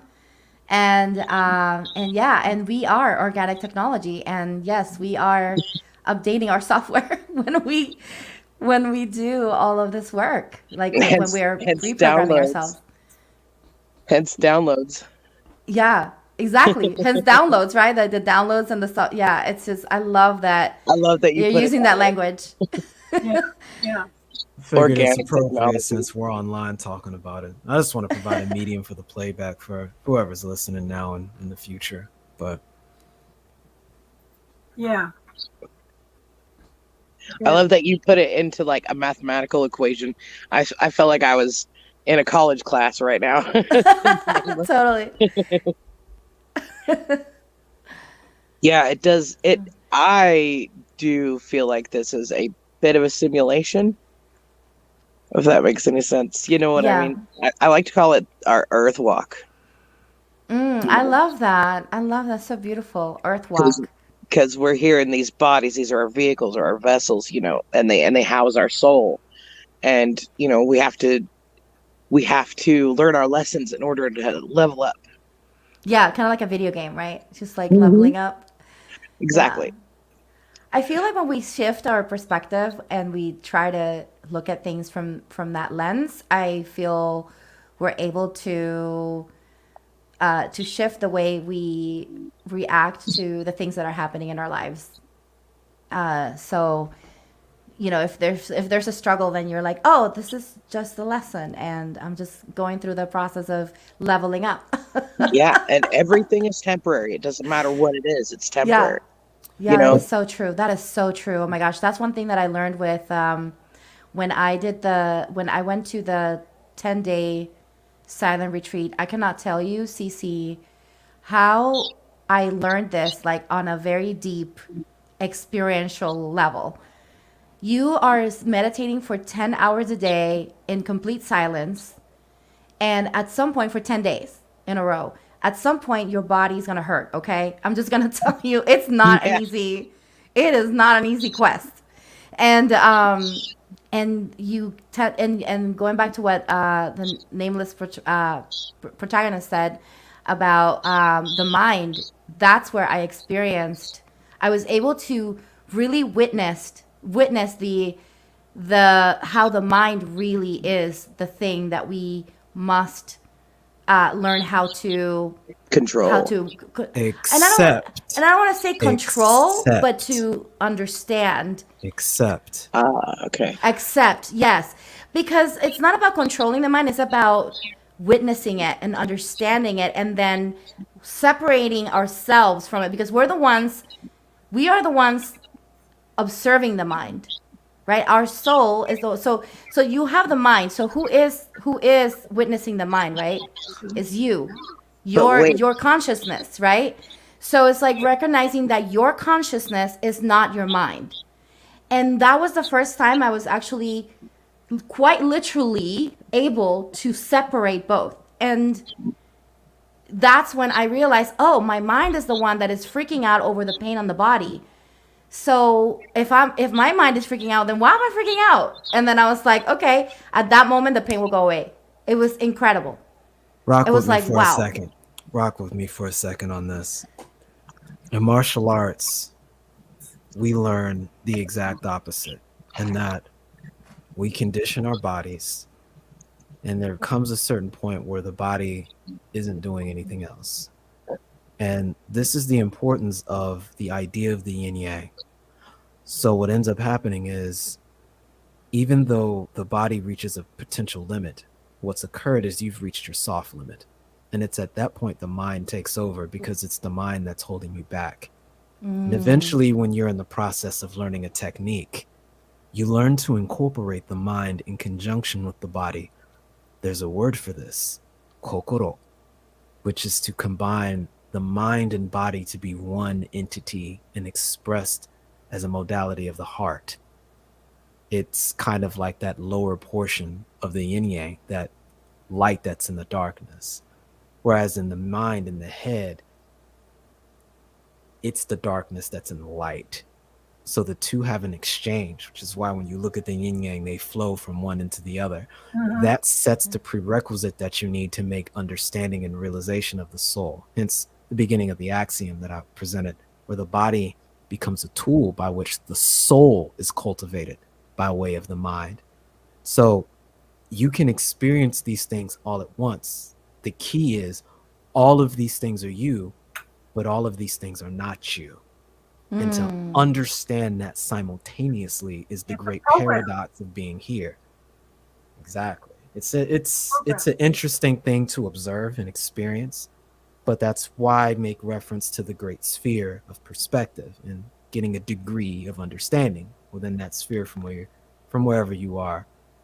To me it's humbling. It humbled the hell out of me, but Oh it yeah. helped me appreciate that some of the most valuable things we have and some of the most important lessons we have can be experienced within ourselves and then projected out to the world around us because we're all Yes. comprised of the same ether. Hmm. At least that's my subjective opinion on it.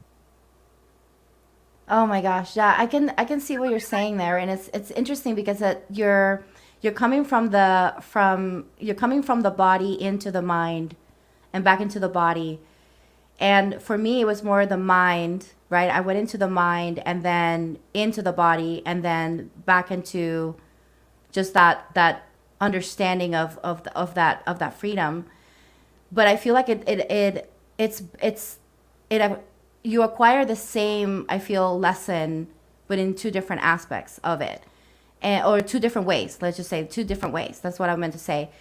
And I feel like that's where I say, witnessing the mind is so important. And I feel like we don't do, like, as a society, as in general, we don't really do this enough. And that's the reason why I'm such a big proponent of meditation, because we need to know where we are, energetically, and where we are, um, you know, in our, like, where's our mind at that moment, our mindset at the moment, right? But I love, I'm in this mode of embodiment this year, so I'm loving this. I think I'm gonna have to go take taekwondo classes because Let this sounds me amazing. Good let night, me offer. Dion. So Go- so about probably about 20 years ago, I told everybody in our metaphysical book group, I said, I want to be in a walking state of meditation. They all Yes. said, that's not possible. I think that's where I am now. Okay? Because I asked for it, I had to believe, I had to trust that it can happen. And I think that's why sometimes I know things, I hear things, I'm getting information, I'm getting downloads with ease and stuff. And it's like I and I was teaching somebody the other day. Okay, you haven't seen us do our healing technique. Okay, so you don't have to go deep into meditation in order to experience tapping into the universe. Okay, Mm. so it's like it's just we have that program in there. This person was so afraid that she was not meditating right. She was beating herself up for not doing it right. There's no Mm. wrong on how to meditate. There's no Yeah. right and wrong on how we learn our lessons. We're learning, we're experiencing, we're growing. And she was beating herself up for making mistakes, for failing. I said, no, you're not failing. You are learning a lesson. What kind of Mm. and decisions can you make now? We're so hard on ourselves because we believe that things have to be done a certain way that we're limiting ourselves. You know, so it's like it just have all these things that pop up, and it's like, wow, In wow. Zen, in Zen, there's a practice utilizing a special flute called the shakuhachi. And for folks that are familiar with Japanese culture, they are Zen monks who wear interesting hats and they walk around playing this shakuhachi flute. And the focus is on the breath, and the way the music is played is very improvised. And the idea is to form an idea of moving meditation, given that that flute is a representation of the wind element, or ka, Hmm. or ku rather. That's ku. Calls it, you are in flux with the world around you. And it demonstrates another form of zazen, which is the sitting meditation. In synchronizing with the music, in doing so with the natural rhythms around you in nature, you are literally a moving meditation by definition when you're doing these things. And it's a very important axiom that was borrowed from swordsmanship later on when it was created, because it borrowed that same concept and learning how to be in flow of the conflict that takes place around you. The idea of Kendo Sen, or to intercept and forestall your opponent, it shows you how to be so in touch with the present moment that you learn to kind of see a bit before these things happen, because you can make a summation of a chaotic scenario within an instant. And instead of thinking about moving, getting back to the mind, you move all by yourself. And it puts you in a position to where you can intercept the opponent before they even make manifest of their intention or technique in the void. So these are all principles that, again, are predicated on perspective, and they can be expressed and experienced in a lot of different ways. And one useful tool I see in learning how to cultivate these things is within the breath. If you can understand your breathing, Yes. and not just create an alkaline state within your bloodstream, but to really learn how to physiologically breathe to where it begins to affect the vagus nerve, you will see profound results in your body on an autonomic level. And I'll spell that out in the chat, but the vagus nerve is key to that. And breathing is a direct result with that. So much so Our that practitioner Daytwana does Qigong, and she mixes it with 200 YTT Hatha yoga. How do you say that? Hatha yoga? Hatha yoga. Hatha yoga? Is Yeah. it just Hatha? Yeah. And yeah, she walked me through that whenever I did her vetting. It was really, really cool. We did kind of tapping all over, you know, and in the belly and stuff to stimulate the vagus nerve. it's a real thing. It's a real modality of treatment. And it's why I have the conversations that I do about food and fitness and training now, because I don't want to insult anybody when I make mention of this. But when you learn about what has occurred with the gut biome, and you learn the relationship that the environment in your stomach has with not only your psychological condition, but the means by which things such as inflammation, disease, even psychological disorders are being treated by addressing the gut biome, I think this is a very key thing that people need to get in. They need to gain influence over now while they can. Because that's what started me on my healing path, Nameless, because I had systemic candida, and I was so sick, and that's what this COVID seemed to bring it up for me again this year. That's why I was, and I kept telling the doctors, it's not my lungs, it's not my heart, it's my stomach, and working on all that. But they don't want to hear that. 45 years ago, systemic candida didn't exist. Probiotics were a scam. The gut had nothing to do with your health, and some of the doctors are still at that now. Unfortunately. Yeah, like around 80% of the serotonin for your brain, or that your brain utilizes, is made in your gut. They've actually found the link that they thought they had with serotonin and depression isn't the key factor.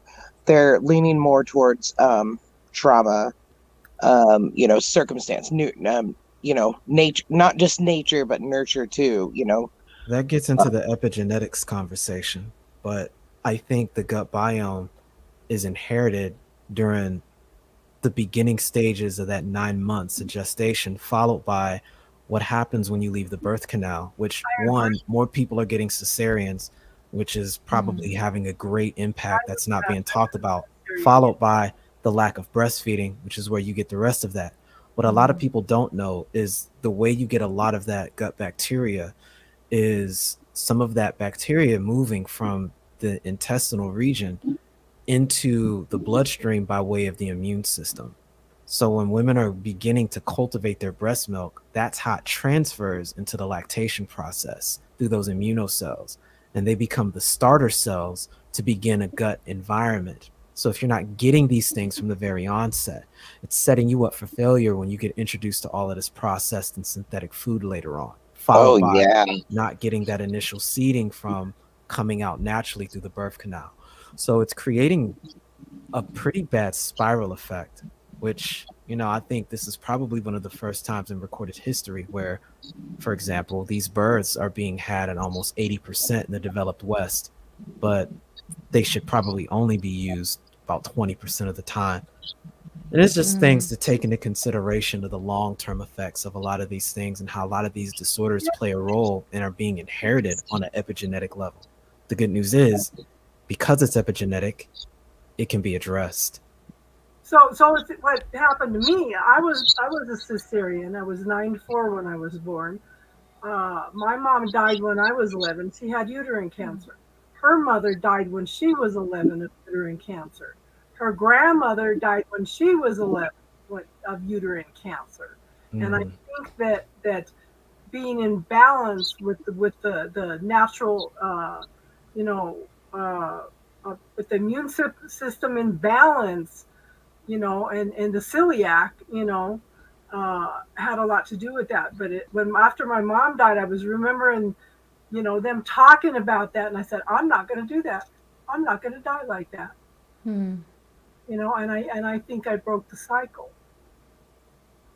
One of the things that I was born and raised in Venezuela, and when I moved here, I've been here basically half of my life now. But when I moved here, I was 20, and I've already been part of different experiences. I've already gone to work. I've done so many things, and one of the things that I was really just confused about was the healthcare system here in the U.S. because Yeah. over there it was always like, oh, the U.S. is everything is good in the U.S. Everything is perfect in the U.S.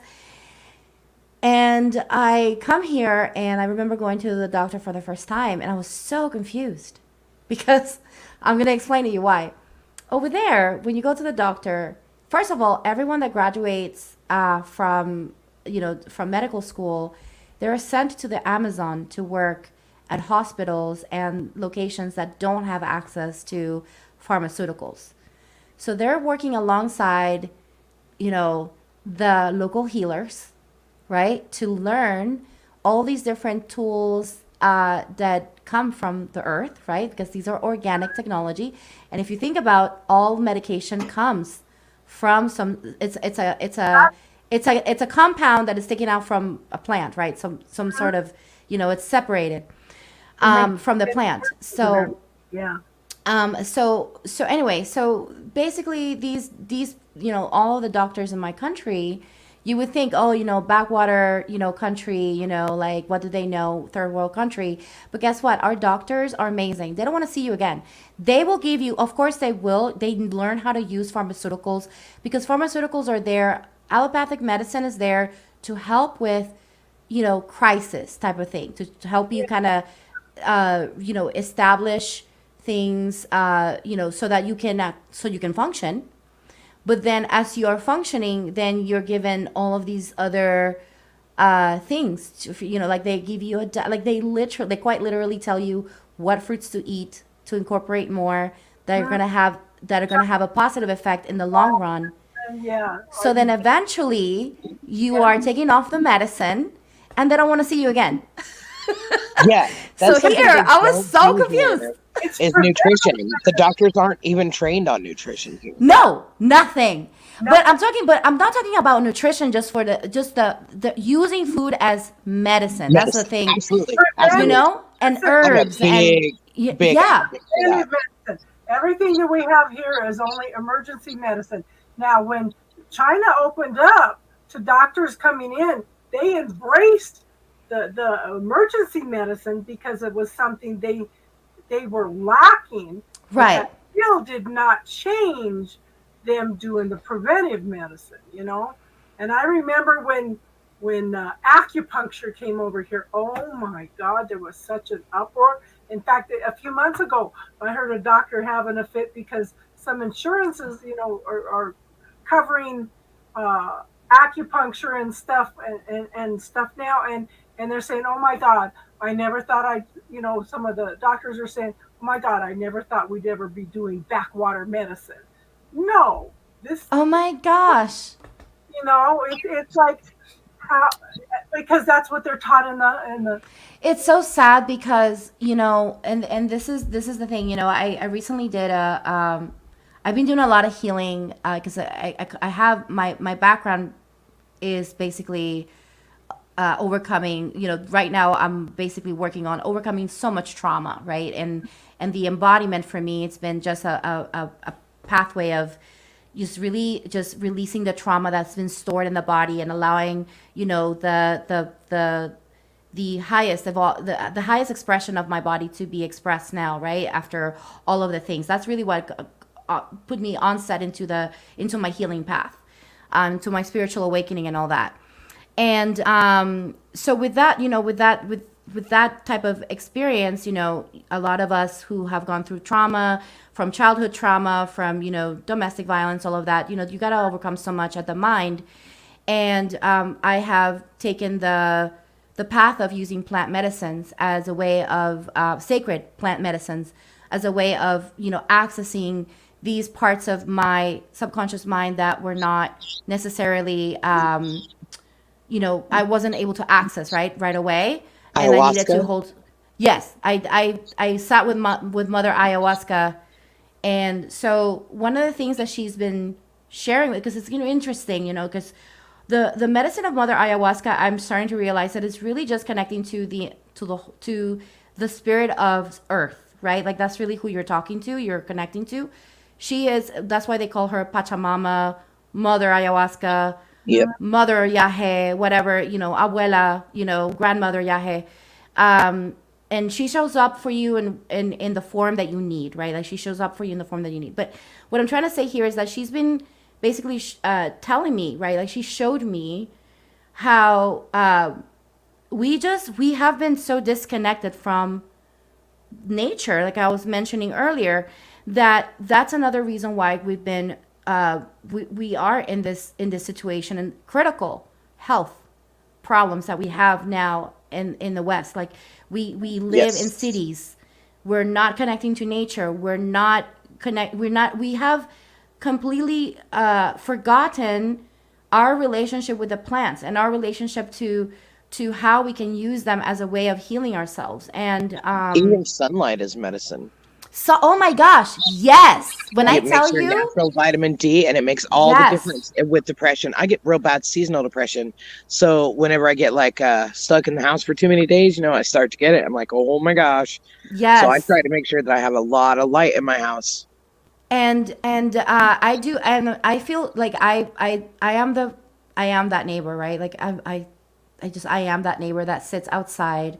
We live in one of those communities that all the houses are like really together, and we have like a little patch of grass, right? And I am that neighbor that sits on that patch of grass and just like I'm grounding, sitting there, just like lying on the just receiving the sun. I was I like, I love don't that. You care. can be my neighbor. I'm that neighbor that's holding the crystals, this is this is why I was Nameless. You weren't here the night. We were working on Star's mom, and the earth came up and cradled her mother. Her mother has cancer. Mm, I was so I still want to cry when I think about it. To see that energy come in and encompass her and cradle her, you know, we were open and receptive to things happening, but that was something that I wasn't expecting, and I just look at this, just the consciousness that's there, you it know, is. It is. open and receptive to allowing these things happen. Star even said, I feel like she's protecting my mom. Star was becoming Oh, exhausted that's so because she beautiful. was expending all her energy in supporting her mom. Now Mother Earth is doing that for her, Yes. you know, Yes. and it was so beautiful. I feel so privileged to be able to see that and experience that. It was beautiful, just beautiful. I don't know if I told you guys about, I'm going to call it the program I'm working on. Well, I did, but I didn't tell you the details. Um, so you saw my IG casing. Yeah. I have been at a calorie deficit for almost 2 years now. It will be 2 years next November, this coming November. I've been at a calorie deficit, about 1,000 push-ups a day, still following one meal a day, no meats, only vegan foods. Hmm. And for all intents purposes, I should not be at the position I am physically at all.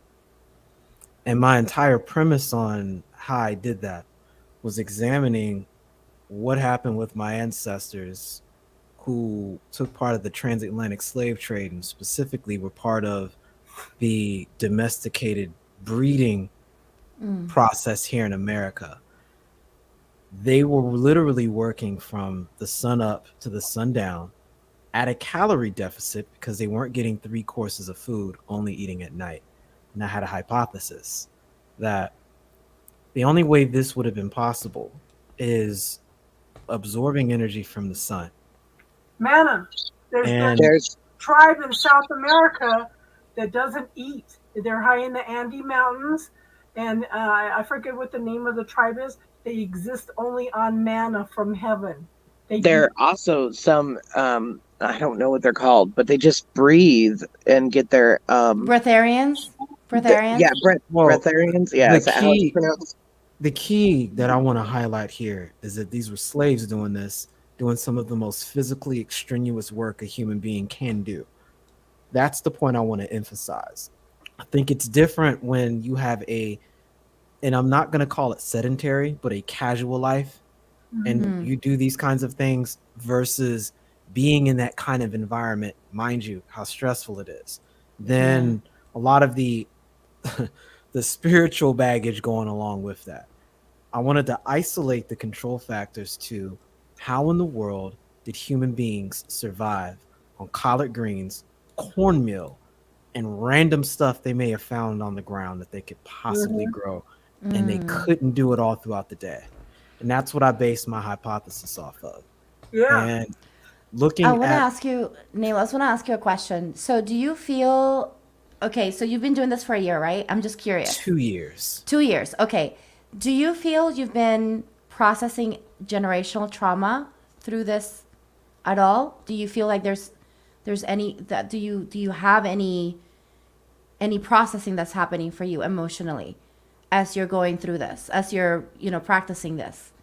Because I feel like that would be something that could come up for you.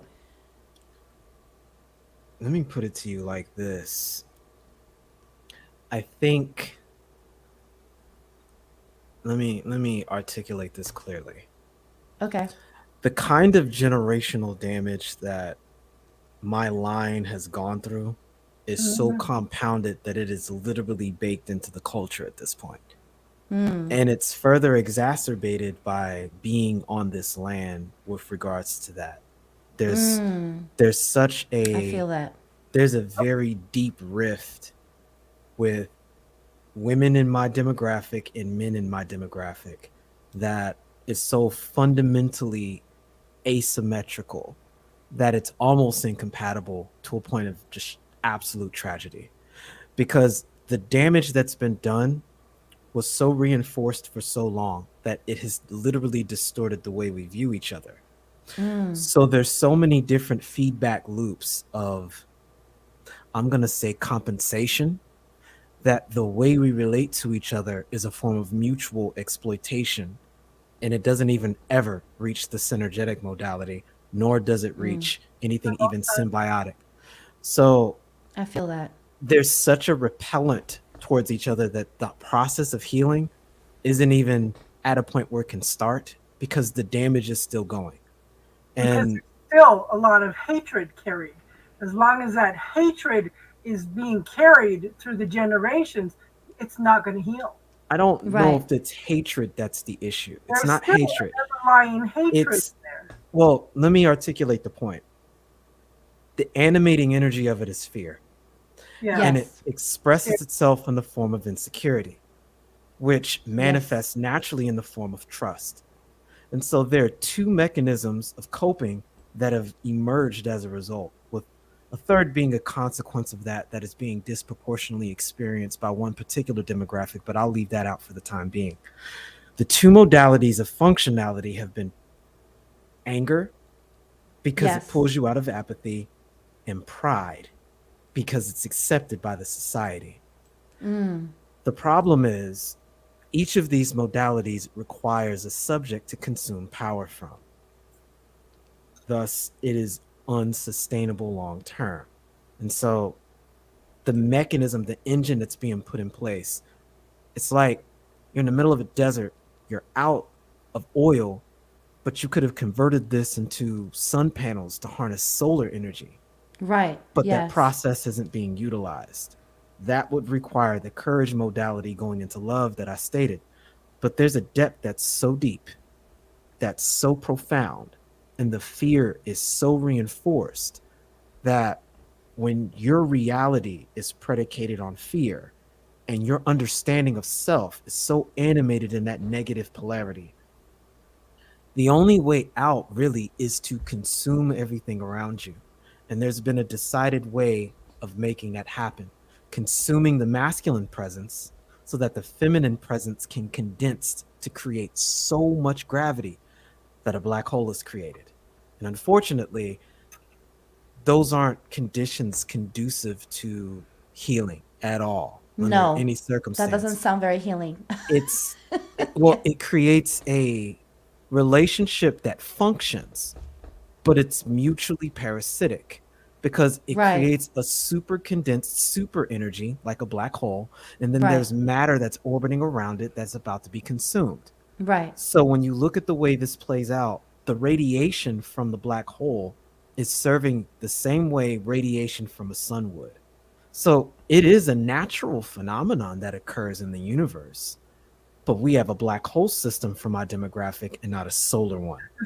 And that's the challenge. Do you understand what I'm saying? Yeah. So, do you feel okay? So, I just want to ask you this question because I just really find it fascinating that you're doing this, that you're practicing this, and that is connecting you at a very intimate level, and you're doing it from a different place because you're doing this by choice, right? Like you're not necessarily you're in a different situation, right? Than your ancestors were in, but you're doing this by choice and this conscious.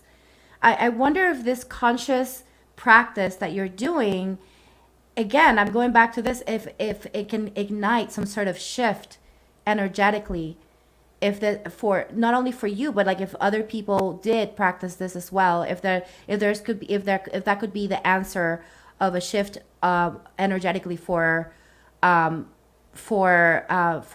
entire community. You know what I mean? He's So chosen to take this on, bring awareness to it, and to work on healing for himself and his ancestors. Whatever he takes on now and clears now, he's clearing also for the next 7 generations.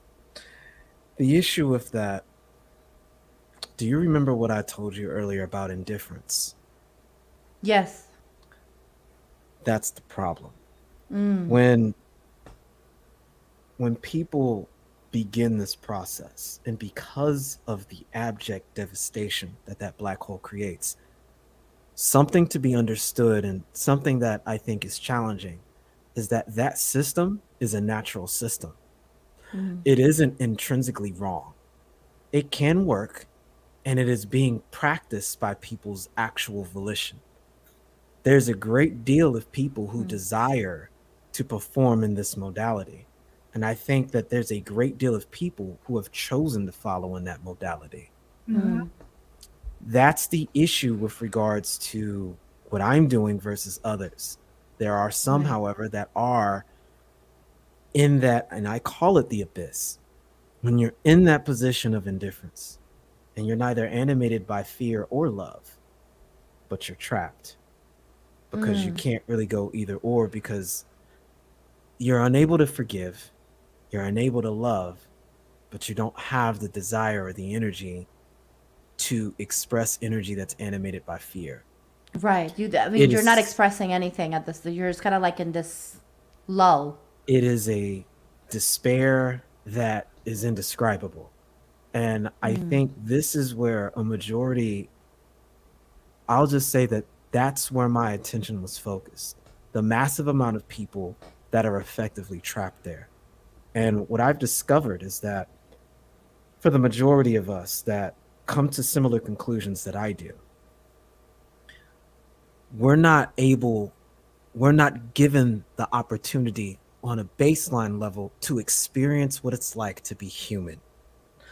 And so we have to ask a very difficult question of, in the absence of purpose, what is the point? And the Mm. problem is, this is a question humanity is now being presented in the face of the fourth industrial wave. I think that there are two ways you get here. And the metaphor I use for this is the burn. One can receive a burn from heat, and one can also receive a burn from cold. Mm. Both of them would leave marks, they would cause damage, create infection, and be grievous to the degree at which the burn was inflicted. What separates the two is the modality of treatment. If you apply what is conventional for a heat burn to an ice burn, one invoked by cold, Mm. You you want to actually do it like exacerbate the light. problem rather than heal. Right. And the Yes, more inverse like is the the light. case. So the problem is this: what do you do in an environment where the majority, the vast, overwhelming majority of burns that are acknowledged are only from heat? But Mm. those that are created from cold are considered non existent, ignored, or the individual who's experienced it as being their fault. Can I Mm. give I you felt a that deep in my heart. I can I felt that. give you a technique to try with that? Okay, I want you to close your eyes and I want you to visualize this ball or this energy that you are trying to transmute. Okay? I want you to see whatever shape it is. And it'll probably come up black. I want you to create the polar opposite. Same shape, same size, but create it in white and bounce them together and see if it doesn't neutralize it. Here's the problem: when this burn is so, there's a difference between, let me re-articulate this. This is When a still human being it's experiences still pain, energy. when a human being experiences pain and they are utterly lost as to the origin of where that pain comes from, despair is the typical response. Mm. And when you have human beings who are born in this kind of pain and it is all they know, and even if for a brief moment a particular activity either gives them purpose for that pain or it causes it to be relinquished, it is understandable that people may create sources from which to place that pain.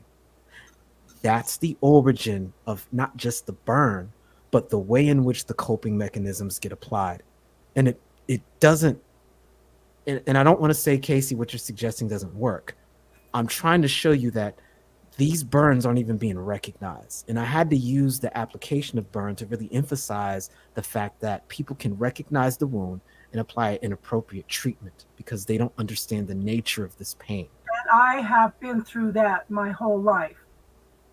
That despair. I have been through that my whole life. And what it has taught me was compassion for my fellow man. And that word right there you just said, Casey, is probably one of the one things that is not offered when you are animated by an energy of indifference. Exactly. And that's the key that I'm highlighting here.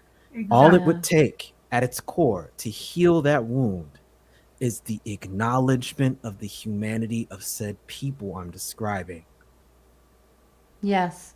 Well, and then we got to remember that, we are coming here, and I want to give you a different perspective, Nameless, because I feel like it's important to remember that we're entering. So you're entering into this body of yours that carries this DNA information of all of these generations, right? That came into that experienced all of these different atrocities, right? Like that's and I understand where you're coming from because I am mixed. I have both indigenous and African because we did have slaves in South America too. And As quiet as it's kept. I'm hip. yeah, Understand. Shout out to yeah, Argentina, but go ahead. yeah. So that we had that. So I'm mixed. We call ourselves mestizos, right? Mestizos are basically we're everything. We have like the Spaniard and all of I that. can So see it. I yeah. can see. So what I'm trying to say here is that when I start connecting to my ancestry, because we're so, the conversation of being colonized, right, is such a big thing for us. And, I grew up in a colonized type of environment where I was taught that the color of the skin, the white was better, and that I needed to stay as white as possible, that I needed to bleach my hair. That's very ingrained in the culture, unfortunately.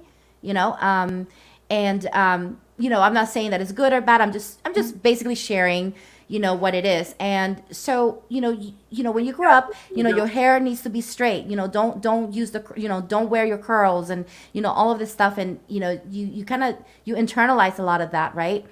And that's just the surface level. That's just what I'm experiencing on this lifetime. But then when I go back into trying to find myself, right? Because you uproot yourself from a country, you go to a different country. That's a traumatic event. And I don't care what people say. Immigrating from one place to another isn't a traumatic event, right? So, being taken from your motherland, right, into a different land that you don't know, that's a traumatic event. You don't know what's going to happen. You don't know you don't know what to expect. There's so many unknowns.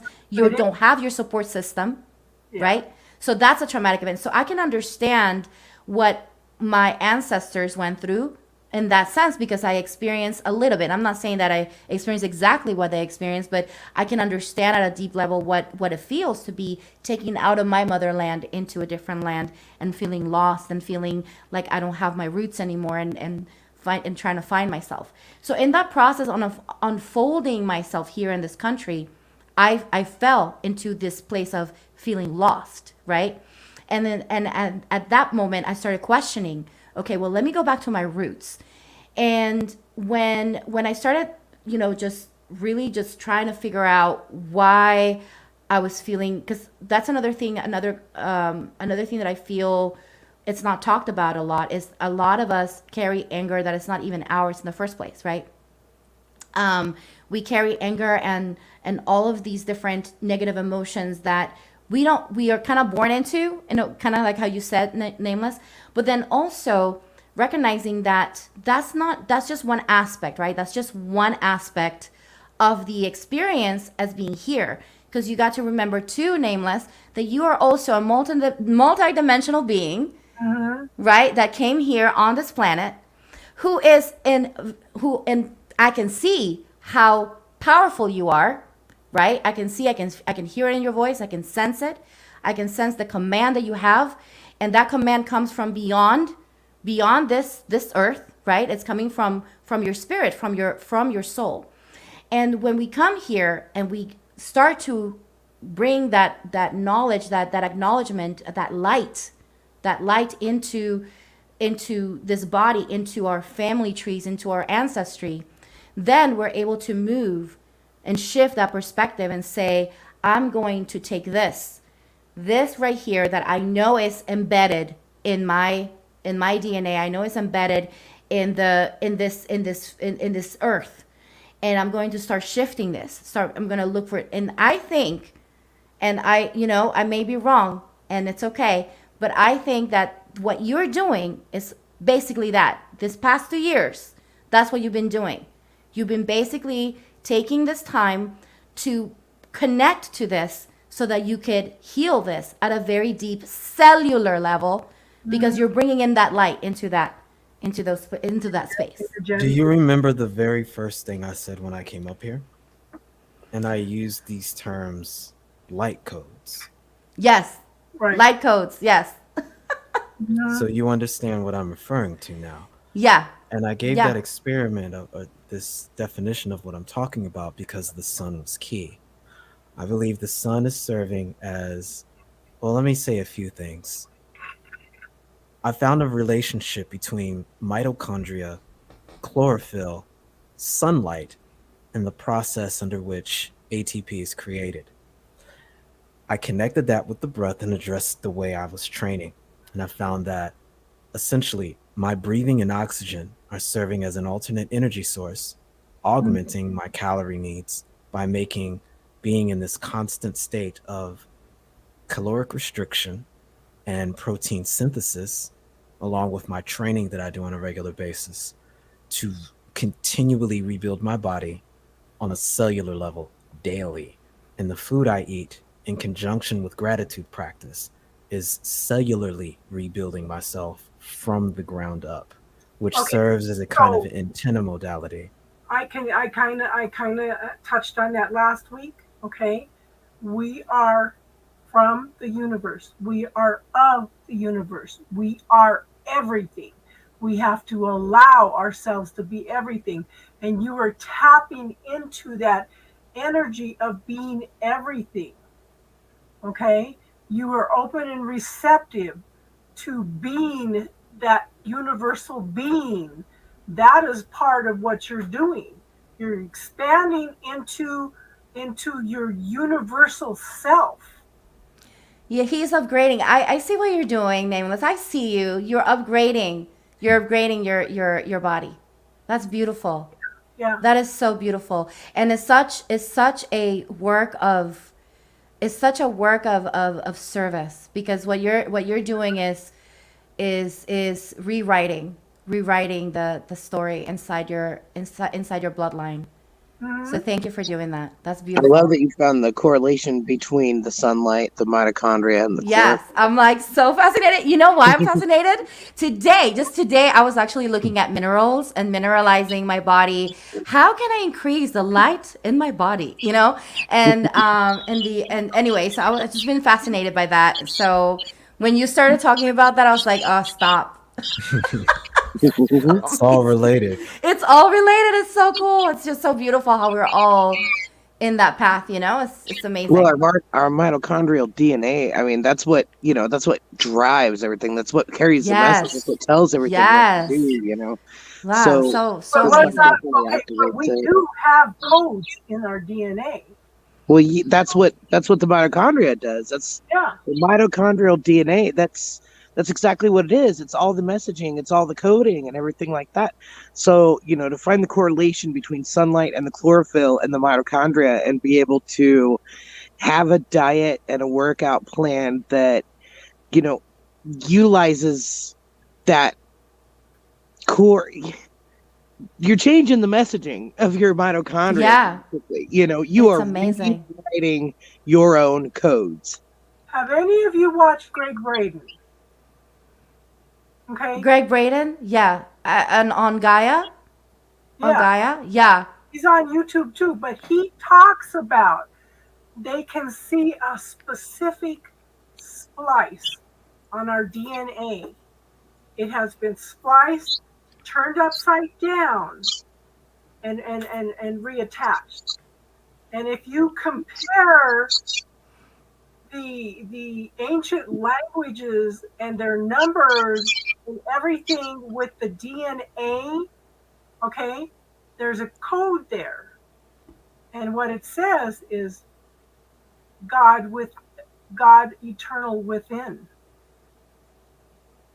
You know, Mm. it's in our DNA. We are God within eternal. So And you're we seeing the core you're go ahead. seeing the correlation that I was drawing with finding that bridge with Mhm. belief and Yes. strength at its core, and how that courage leads you into the animating energy of love. Because the key with that is, so long as your free will is not being violated, you can sustain that indefinitely, which is what I'm seeing. And so I didn't think it did any good for me to try to do this, but I can't repeat this or identify the core of why so many people are stuck in indifference and may find themselves stuck in indifference. But will they allow us to contribute to the healing? That's the problem. They Well, what I mean, accept. They still have to accept. Like I expand out every day. I open my heart. I expand it out to everybody. all colors, shapes, genders, everything, and expanded all the way out into the universe to send healing and love to everybody. Well, But still coming down, will they accept it? I'm not talking about that because we're back to the free will principle I mentioned earlier. What I'm talking about is the actual process because people still think something like pride, for example, which has been very normalized within the society, is a constructive energy to operate with. Again, and I'm reminding you where my cultural social complex is animated by this black hole system rather than a solar system. Mm. That's why I had to make this approach this way to ask very clearly what direction, number one, is humanity heading towards? And I think it's heading towards a more solar modality. But I think there are a few people who are very calibrated and desire to be within a black hole system. And I think that if people aren't going to fully dedicate to that, and I mean at risk of being hyperbolic, go full muhaha. Like if you don't really embrace that energy and modality of thought, then it's probably not in your best interest to linger there. And unfortunately, the best most people can do is find themselves in that sphere of indifference. And I think part of it is a requirement, and it's why I spend a lot of time there and develop techniques that help me in this transition period that I found myself in for a very long time in that abyss. It's like the difference between fish that have gills and something like a dolphin that learns how to hold its breath for a long time. I think people in this position have to learn how to exist within that system of indifference long enough to learn more about themselves so they could come to that true conclusion on what direction they want to choose with regards to that. But what is more powerful, indifference or love? Indifference will allow you to cope, but Right, fear and love are both power stronger love. than indifference ultimately because you will drift to one or the other eventually. So what we're talking about is a state of transition. It's that limbo period. Something like balance and equilibrium. And think about not so much balance, but equilibrium. It's when two forces are imposed on one another. And if you have matter that's caught between those two forces, it's possible for them to be sustained for a time. But because of the dynamic nature of human beings and the fact that we shift, we will naturally end up towards one or the other. And the problem with going towards the black hole system is unless you are at the epicenter of that black hole, commanding the power, consuming that power, you're lost. Jojo, Whereas going into the modality of love, it at least is self-sustaining. And again, so long as your free will is not being violated, it's the preferable state. But the challenge is, how do you get into that state of resolute self-acceptance, which is the prerequisite for self-love and trust, to actually be able to maintain that? There are many people who can get into temporary states of that or subjective states and conditional states of that based on their belief system, i.e., this person completes me, and they allow themselves to be animated by that energy under certain circumstances. The challenge is, how do you get that on a self-sustaining level? And I believe it's through cultivating that courage through resolute self-acceptance. Yeah, exactly. How about it's not this person completes me? How about I am complete and whole by myself, exactly. but they are complementary. Right. You Or more so, compliment, not your other half, or you want your compliment because That's you're why I already said complete. That's why I said acceptance. So I compare the masculine principle to being electricity and the feminine principle to be magnetism. I think what we see here is a confusion of these energies because in reality, combined, that's how you actually get light in the first place. But So people are stuck in a confusion where they've been taught that one is greater or better than the other. nameless, Have you called in any of the starseed to help you? I'm gonna plead the fifth on that, and I'll continue listening to your suggestion. I think you are a starseeder, otherwise you wouldn't understand light codes so well. Yes, I feel that as well. A For Pleiadian. yeah, definitely. I would call in. Well, that's why I'm asking, because I'm a star seed myself. There are different star seeds that come in with different tasks.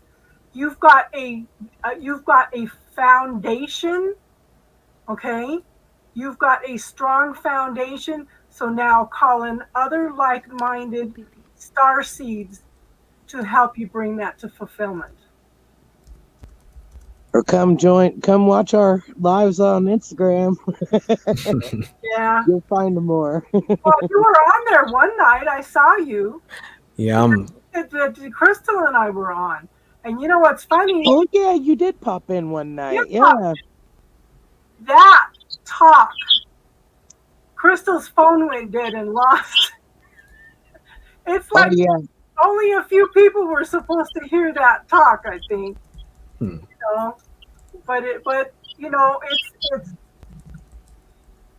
I know it's your baby, but I would ask for the right people to come in at the right time with the right energy to help you expand and expand on that and send out that healing. So we're clear. I don't consider that as something that is of. I don't consider it any property. All I'm doing is just doing the best I can to articulate my Not a experience. property, but you know, like-minded people can help bring in more light to it, more expansiveness. Okay, I feel like it's time for you to expand this out more. We have 60 practitioners, and some of which are definitely star seeds. Yeah. You know, not just readers. You know, you just met Jakara, and she's a wonderful SRT. You know, and she does meditation. I mean, we have lots and lots and lots of different people who practice different modalities. You might be able to find someone who has some knowledge that could help you clear some of that and help you heal some of that. But it sounds like you have a really great system going. You know, I mean, who would have thunk it to, you know, get down to just curing, well, not curing, but reprogramming your own mitochondria, you know? Yeah, it's amazing. I am And I am sending energy toward it, you know, because I just have compassion for everyone, for everything. You know, we're all here to learn something different. We're all here to experience things. But if we don't question everything, trying to find our own truth like you're doing, okay, then but we can contribute to each other's truth, you know? Well, like I said, we're all looking at that sphere from a different perspective. So Exactly. We Hey, can Nameless. contribute to your vision of it. Hey, Nameless. mm. What's your name?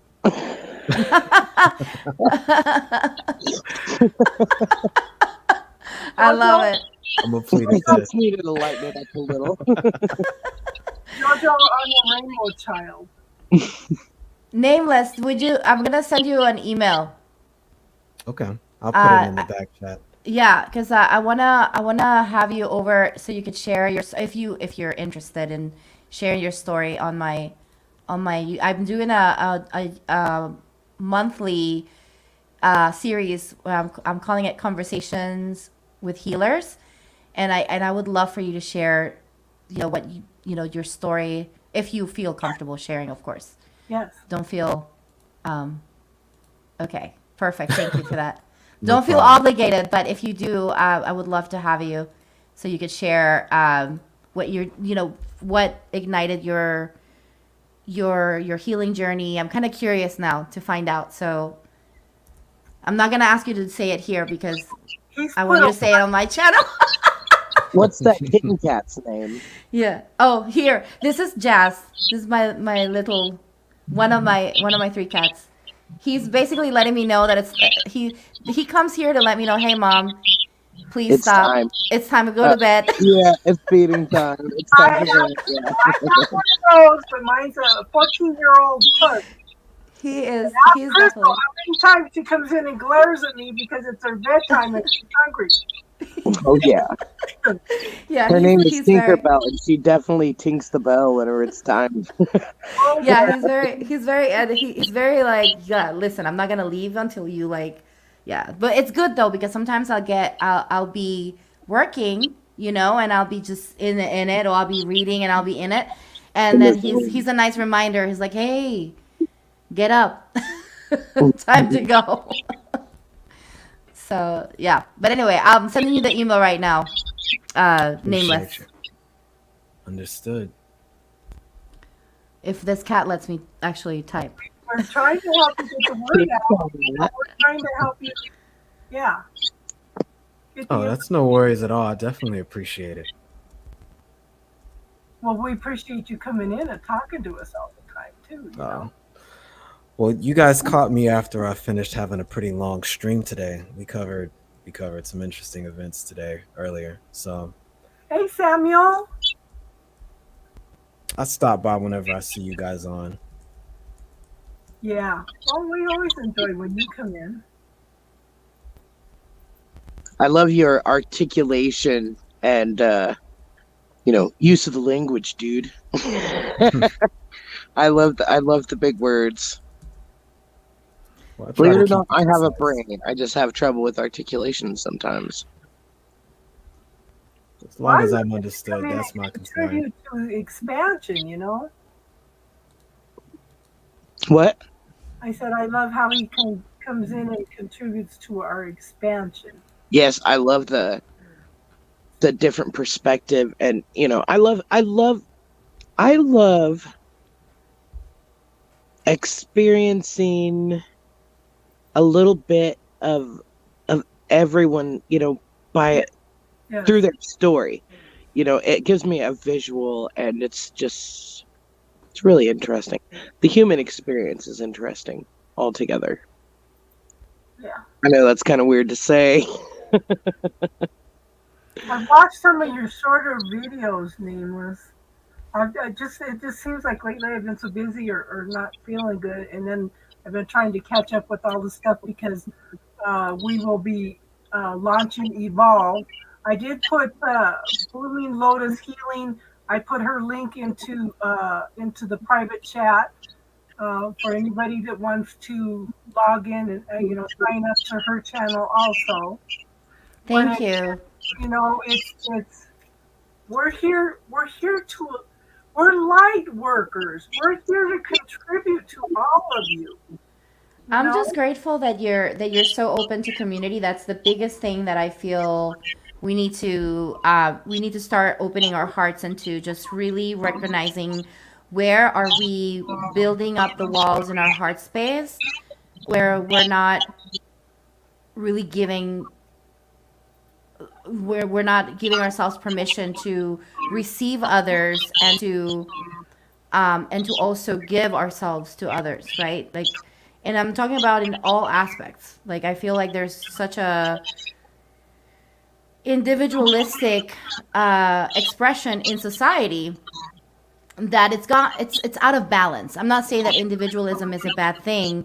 Of course, we still want to acknowledge, but at the same time, I feel that there's this. Um, it's just out of balance. It feels out I of agree. balance. I agree.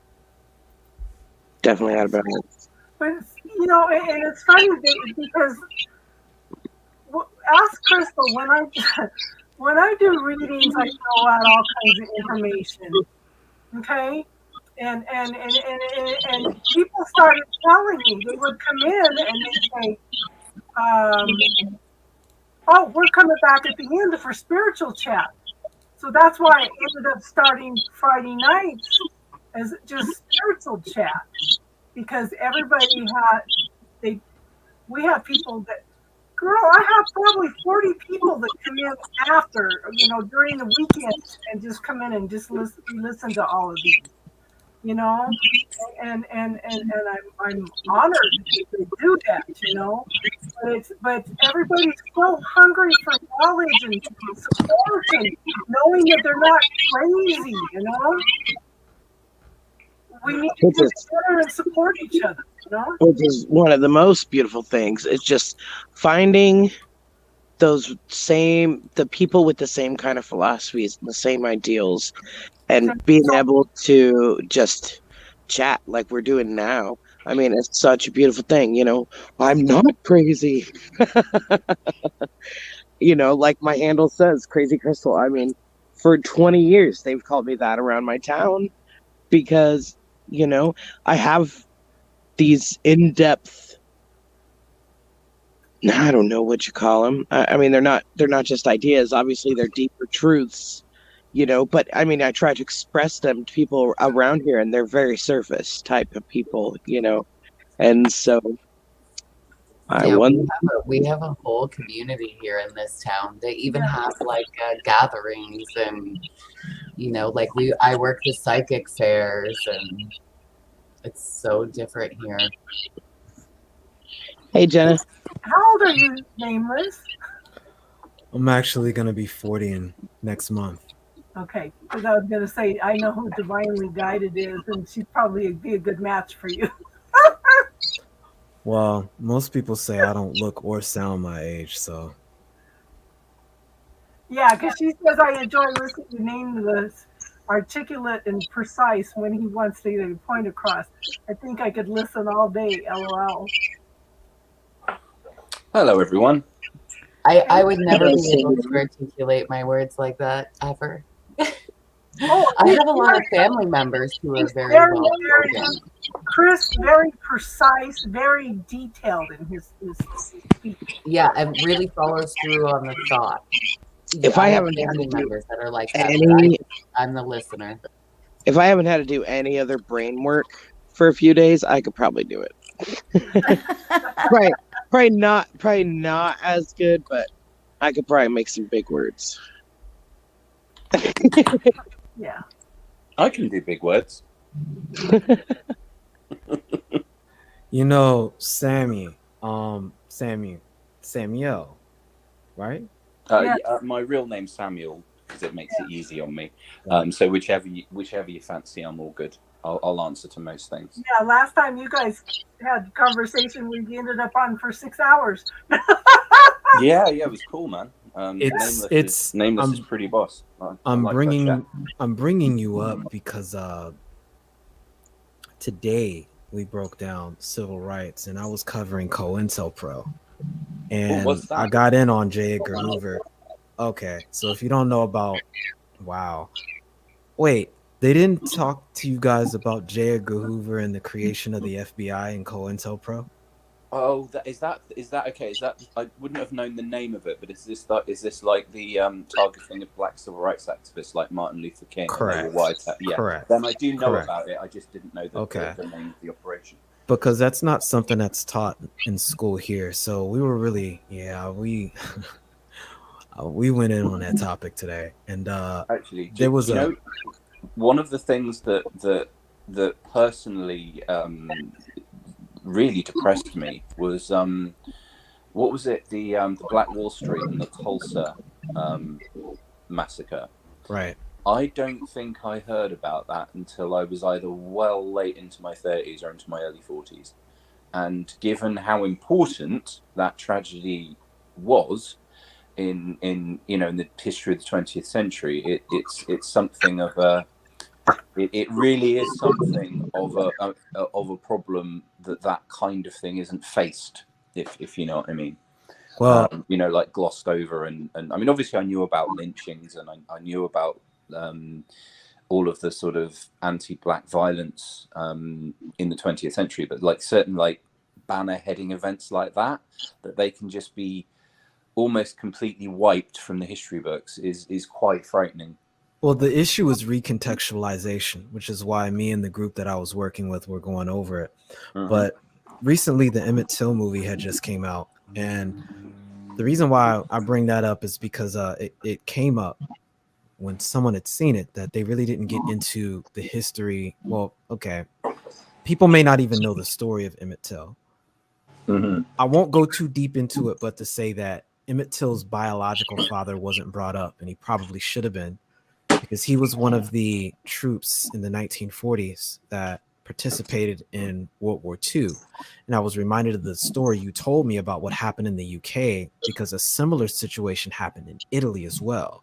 And Emmett Till's father ended up being killed over being accused of falsely assaulting, I'm going to say assaulting, a residential female there who happened to be indigenous to Italy, if you understand what I'm trying to communicate here. I do.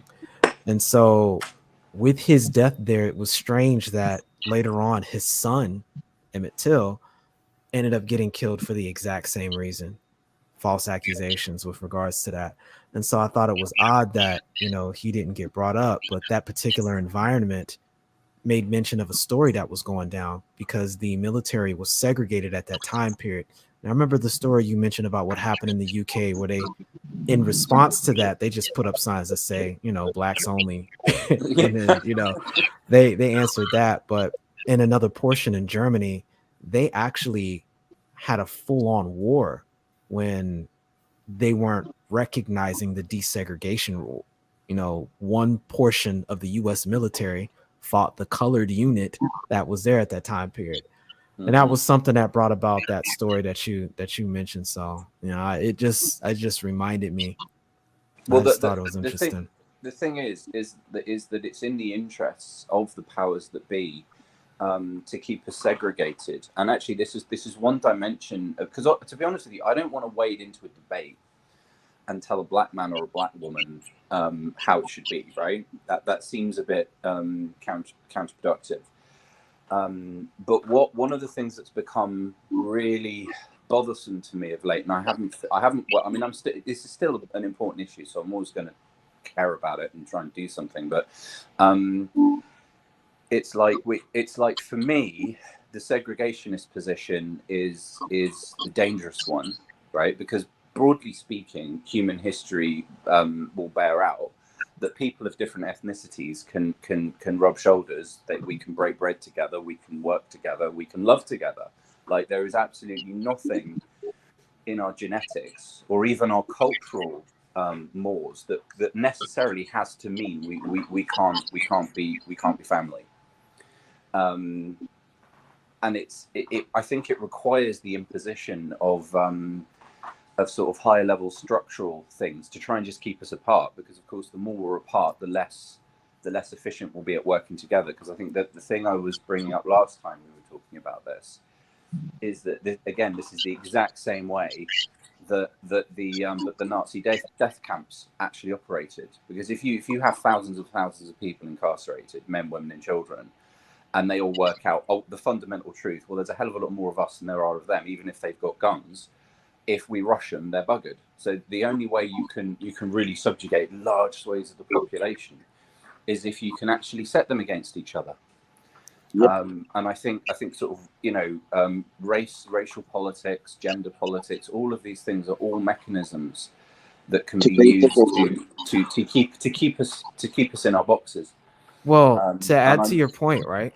Well, look what's happening in Iran. Well, look, to add to your point, remember what I said earlier, you guys that are on the panel, Casey, Kata, and Cece. Remember when I made mention of the black hole-based system versus the solar style system, right? Yes. Now, what was the esoteric symbol of the Nazi party, Sam? It's a Sanskrit Hindu symbol of a swastika.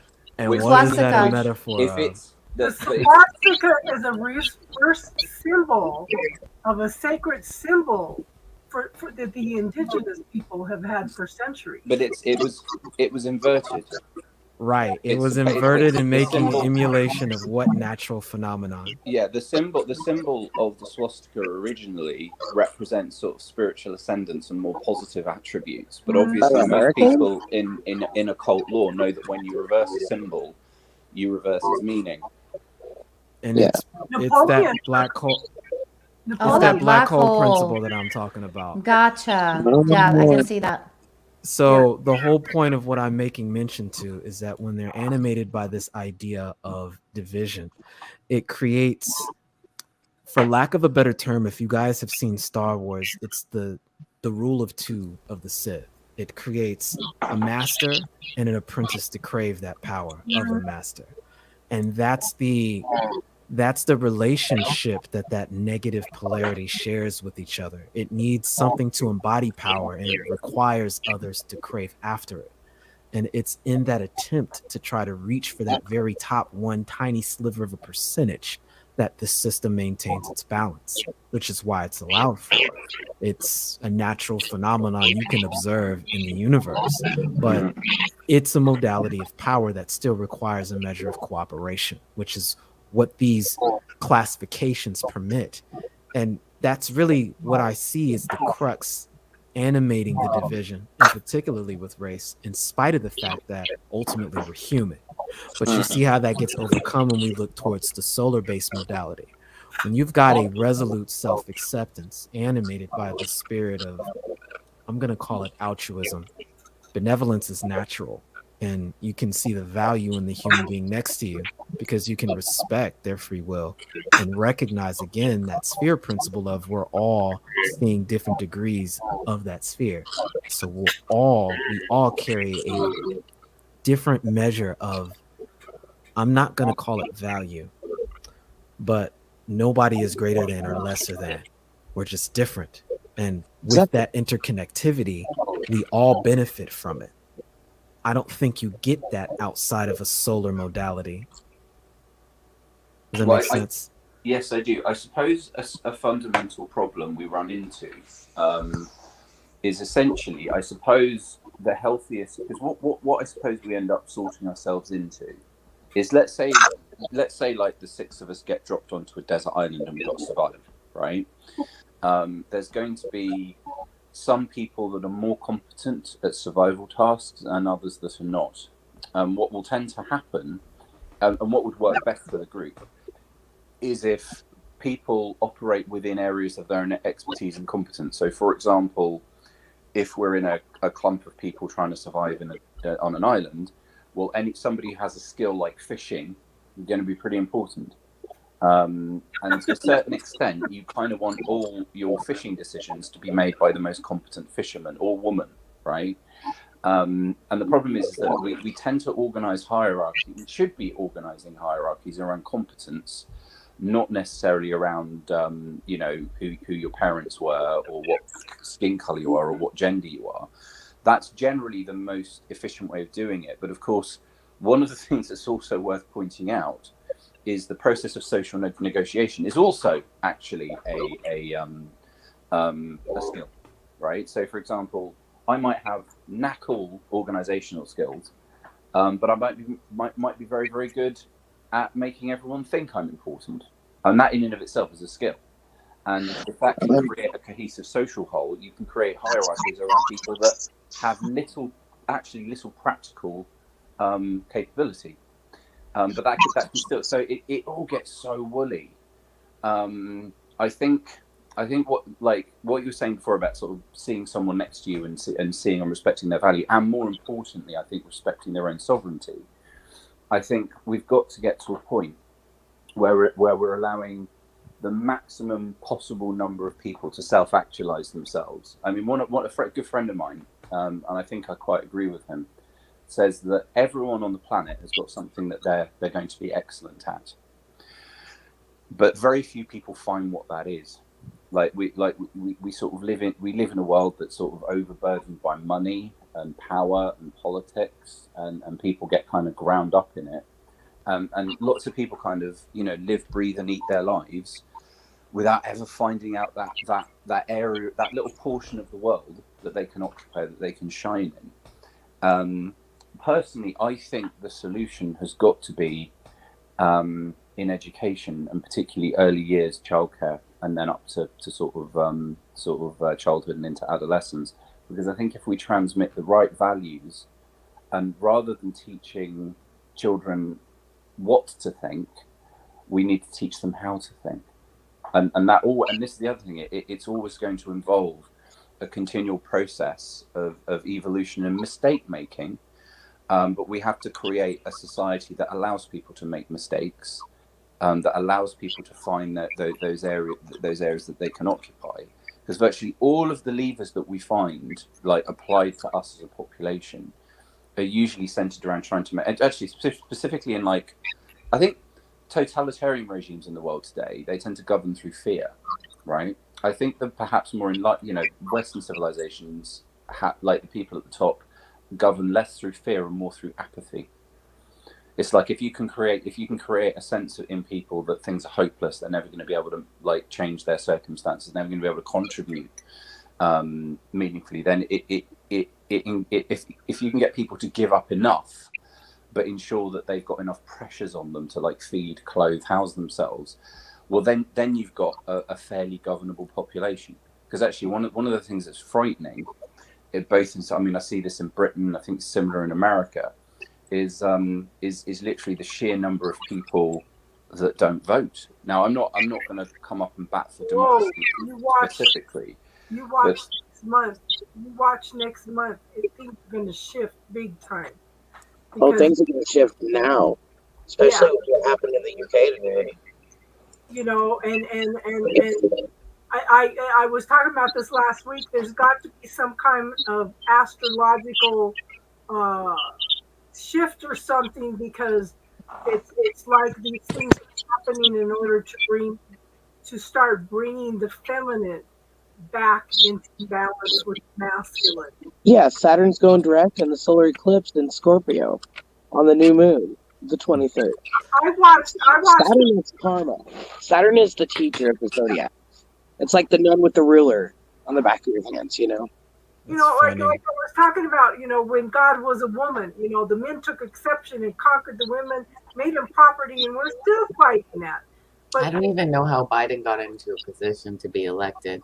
But back to that, I think that like what Mr. UK was saying there, education is like really, really important. That's something. And like, I homeschool my daughter because I don't believe in what they actually do teach them in institutions. So you could do something like that. Like, it could be created like a homeschool course of history that could be provided to, Look what they're teaching in Iran. Okay, I watched the video and one of them talking about it today. He says women are nothing but animals. They are donkeys, they are cows, they are everything, and they are demons. They were made to look like a woman so they would scare men. And I said, what the hell? This is what Who said that? One of the religious leaders in Iran. Oh yeah, well, I lived in the Middle East, so I know a lot about Middle Easters. I've lived in a few different countries in my lifetime, so I do know about the Middle East, and I know that as a woman, it's a pretty scary place to be, especially, I guess it was 15, 20 years ago when I lived there. So. Yeah, but look at what's happening. They're rising up in Iran and what's the next country over, and they're ticking off women here too, and they're rising up too.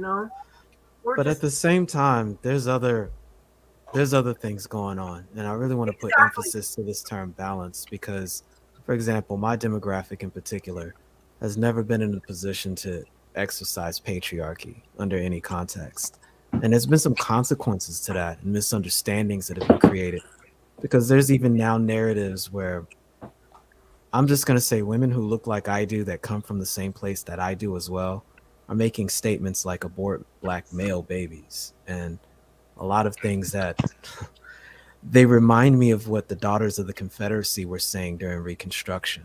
And it's almost scary to hear the exact same verbiage. And it just essentially just being greenlighted because there's just all of these assumptions being superimposed. Meanwhile, you look at the suicide statistics and we're leading the entire country from the ages of 7 years old to 24. When I went to college here a few years ago, I took a class 1865 to now, And one of the things that I admired about this history book was it talked about how once slavery was gotten rid of, there was black men and women that are stepping forward. They started schools, they started churches, they started universities, they went out and became productive, the ones that were allowed to, but they went in and it changed a lot of things. It didn't change everything. They did go out and make huge differences. But here's the There's problem. like a lack of inspiration here. Well, here's the problem with the way a lot of those stories get told.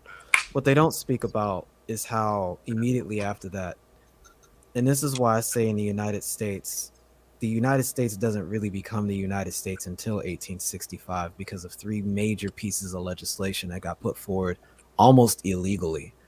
And it's the 13th, 14th, and 15th Amendment. And it was done because you already had previous legislation, such as the slave codes in place. They were renamed the Black Codes. And it was states' rights' ability to circumvent what people should have been entitled to through the Bill of Rights.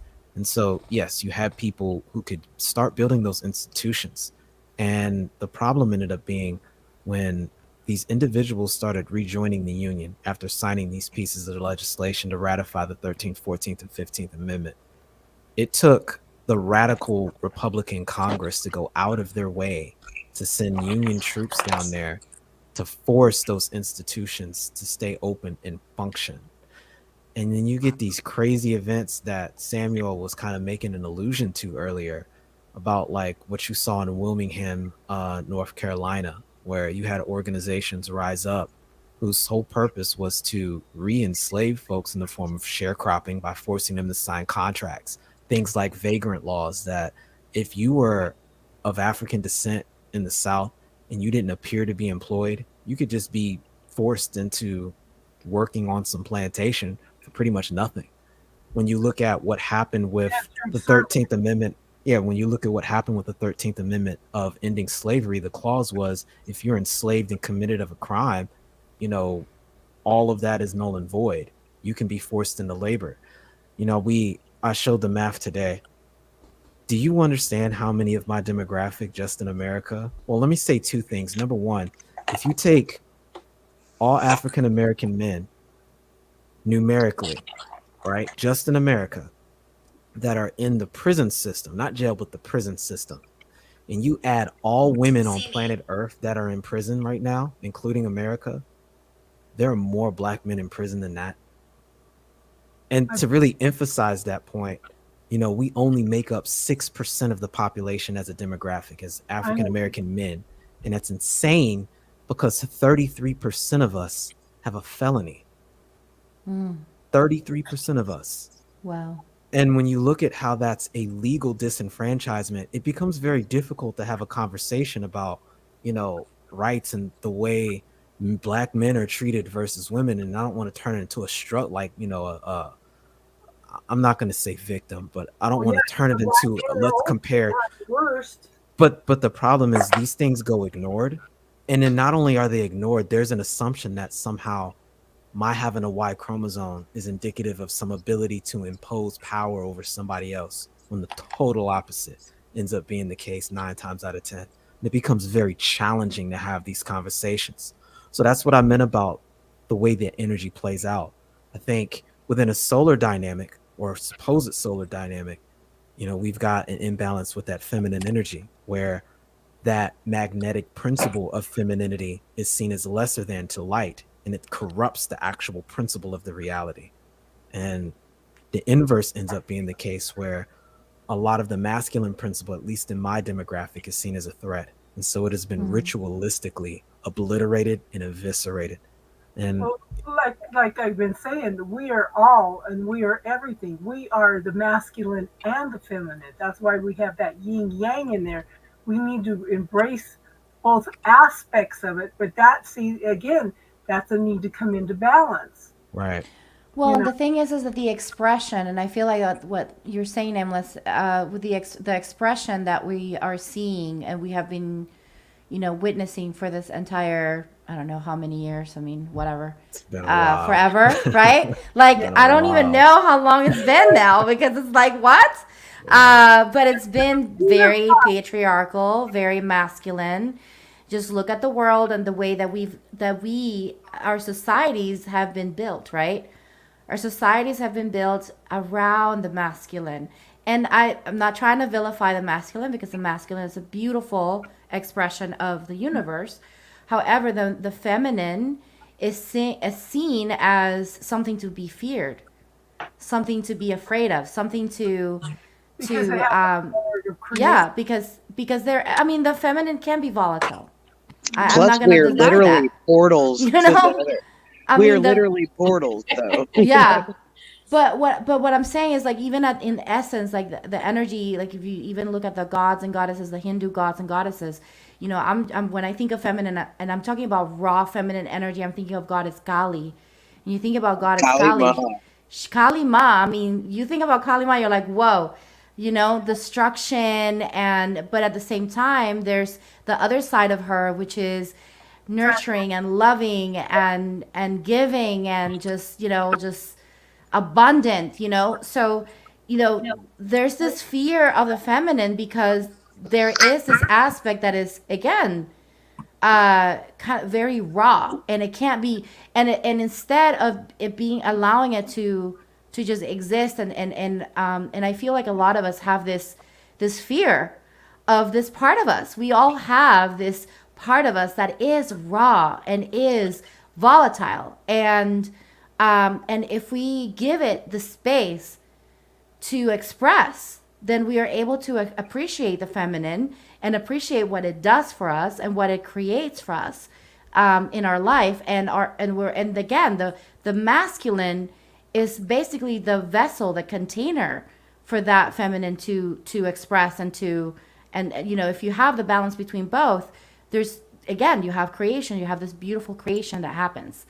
But again, because we have been taught this fear, and it's been ingrained in us at the subconscious level, and it's already culturally acceptable, then we have this essence of just imbalance. You know, and the only way that we can bring ourselves back home, and I'm gonna go back to what Sammy said at the beginning. He was talking about this hierarchy, right? This high, you know, being able to, let's say we're all in an island and we're trying to find our way, like how we're going to survive, who has these skills, and being able to, you know, come together and give ourselves the opportunity to shine our light in whichever skills or expression that we want to, you know, that we want to embody or that we are meant to embody in this moment. We also have to remember that, you know, I want to zero in on hierarchy, because the hierarchy to me is the masculine, and I feel that the feminine wants us to be in circle. The feminine wants us to sit together in the same level all together and weave together. That's what the feminine wants to do. And the masculine wants to, like, put all these, like, no, this, like, all of these different things, and has to fit this box, and when we do that, we're not allowing the energy to flow. Mm-hmm. And the feminine wants to flow. She wants to be receptive. She wants to flow. She wants to express. She wants to be wild, and at the same time be seen and witnessed. So and are we doing this for ourselves? So here's where I think maybe, I won't say we necessarily differ, but I have a different perspective on looking at that exact same thing.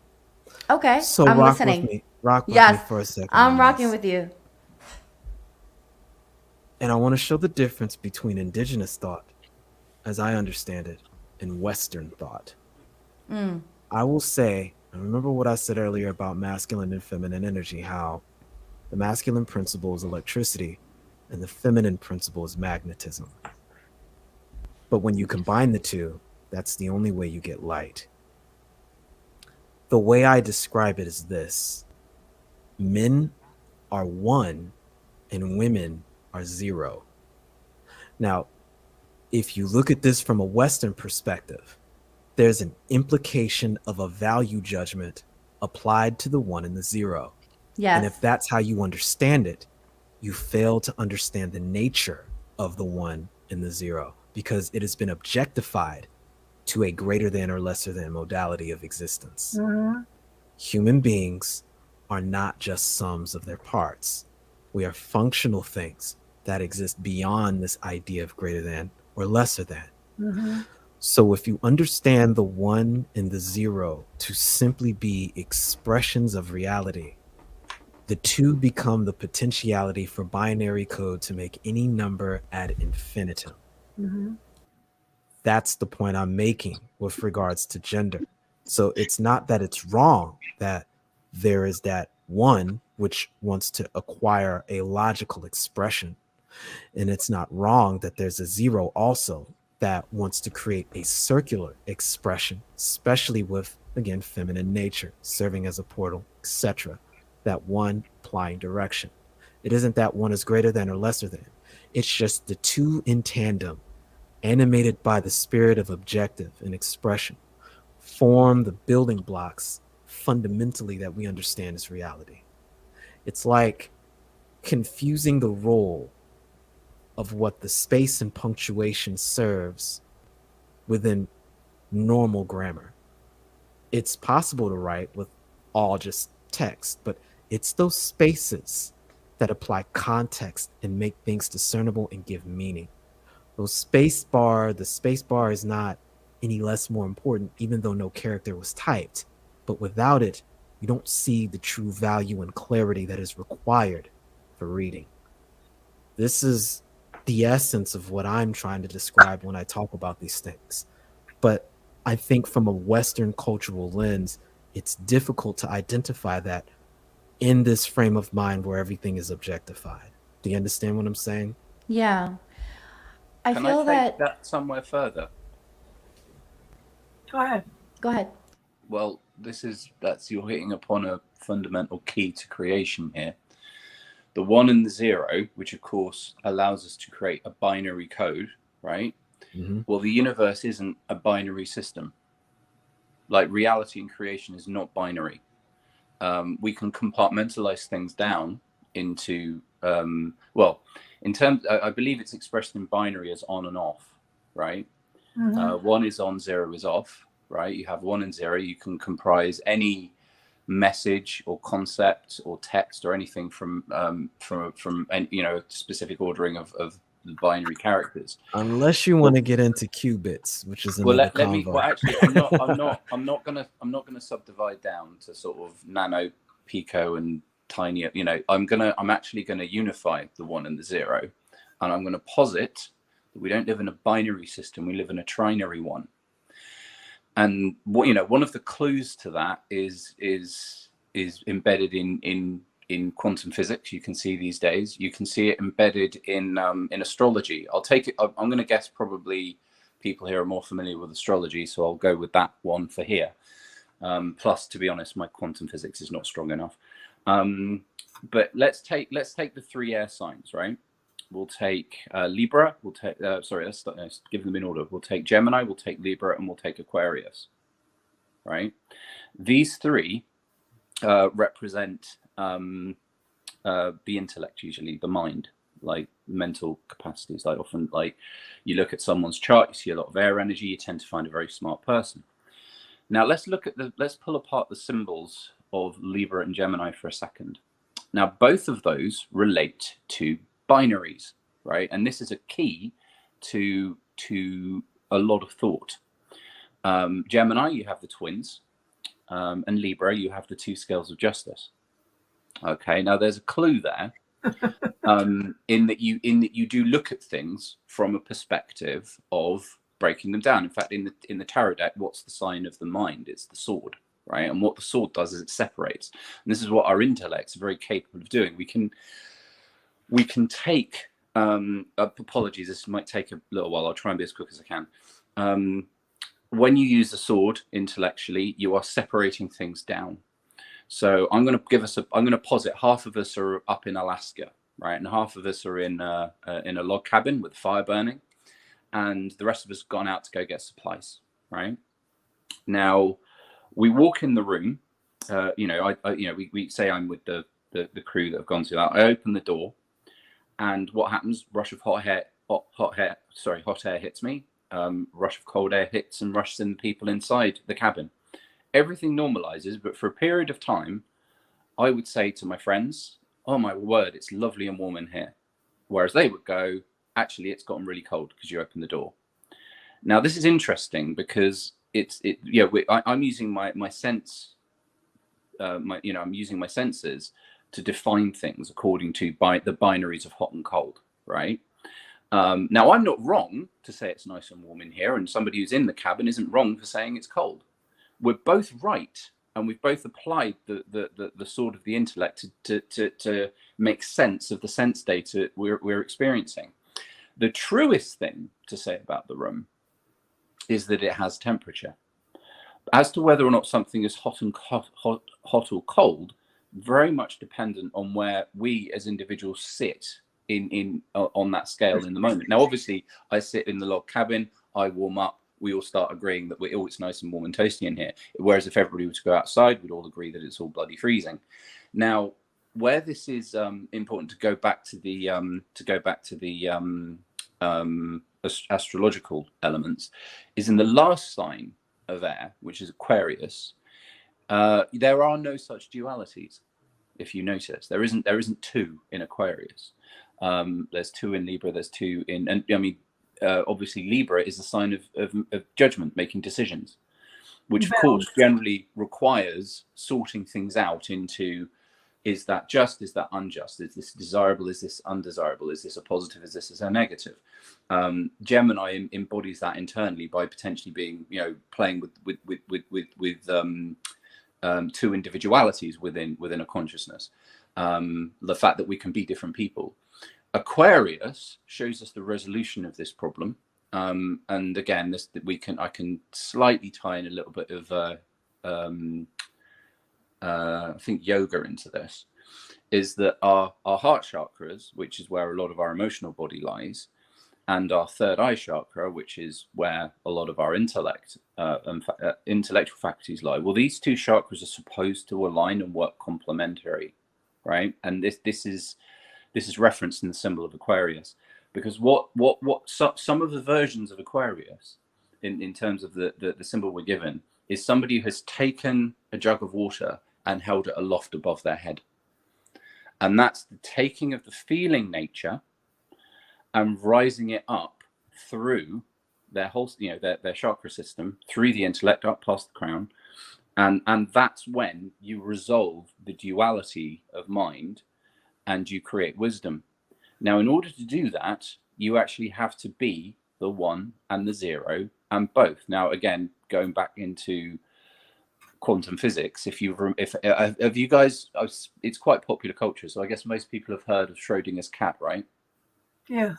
It's a cat that's stuck in a box, there's a poison in the box, and there's a 50% chance that the seal on the poison has burst and killed the cat. The question is the cat alive or dead? And the actual answer is it's both.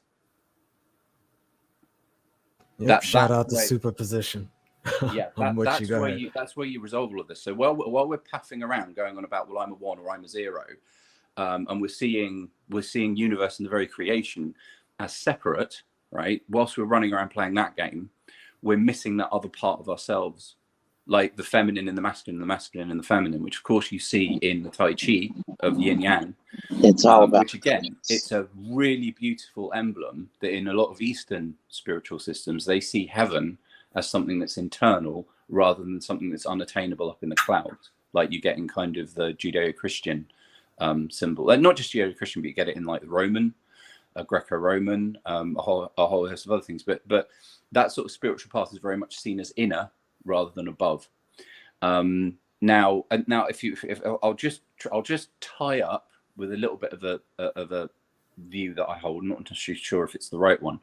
But if we take this masculine and feminine issue, right, the reason why we men beat women, subjugate women, oppress women, is because we're terrified, not of you, but we're terrified of the feminine aspects of our own nature, because we are either too frightened or too unwilling to integrate those feminine energies into ourselves.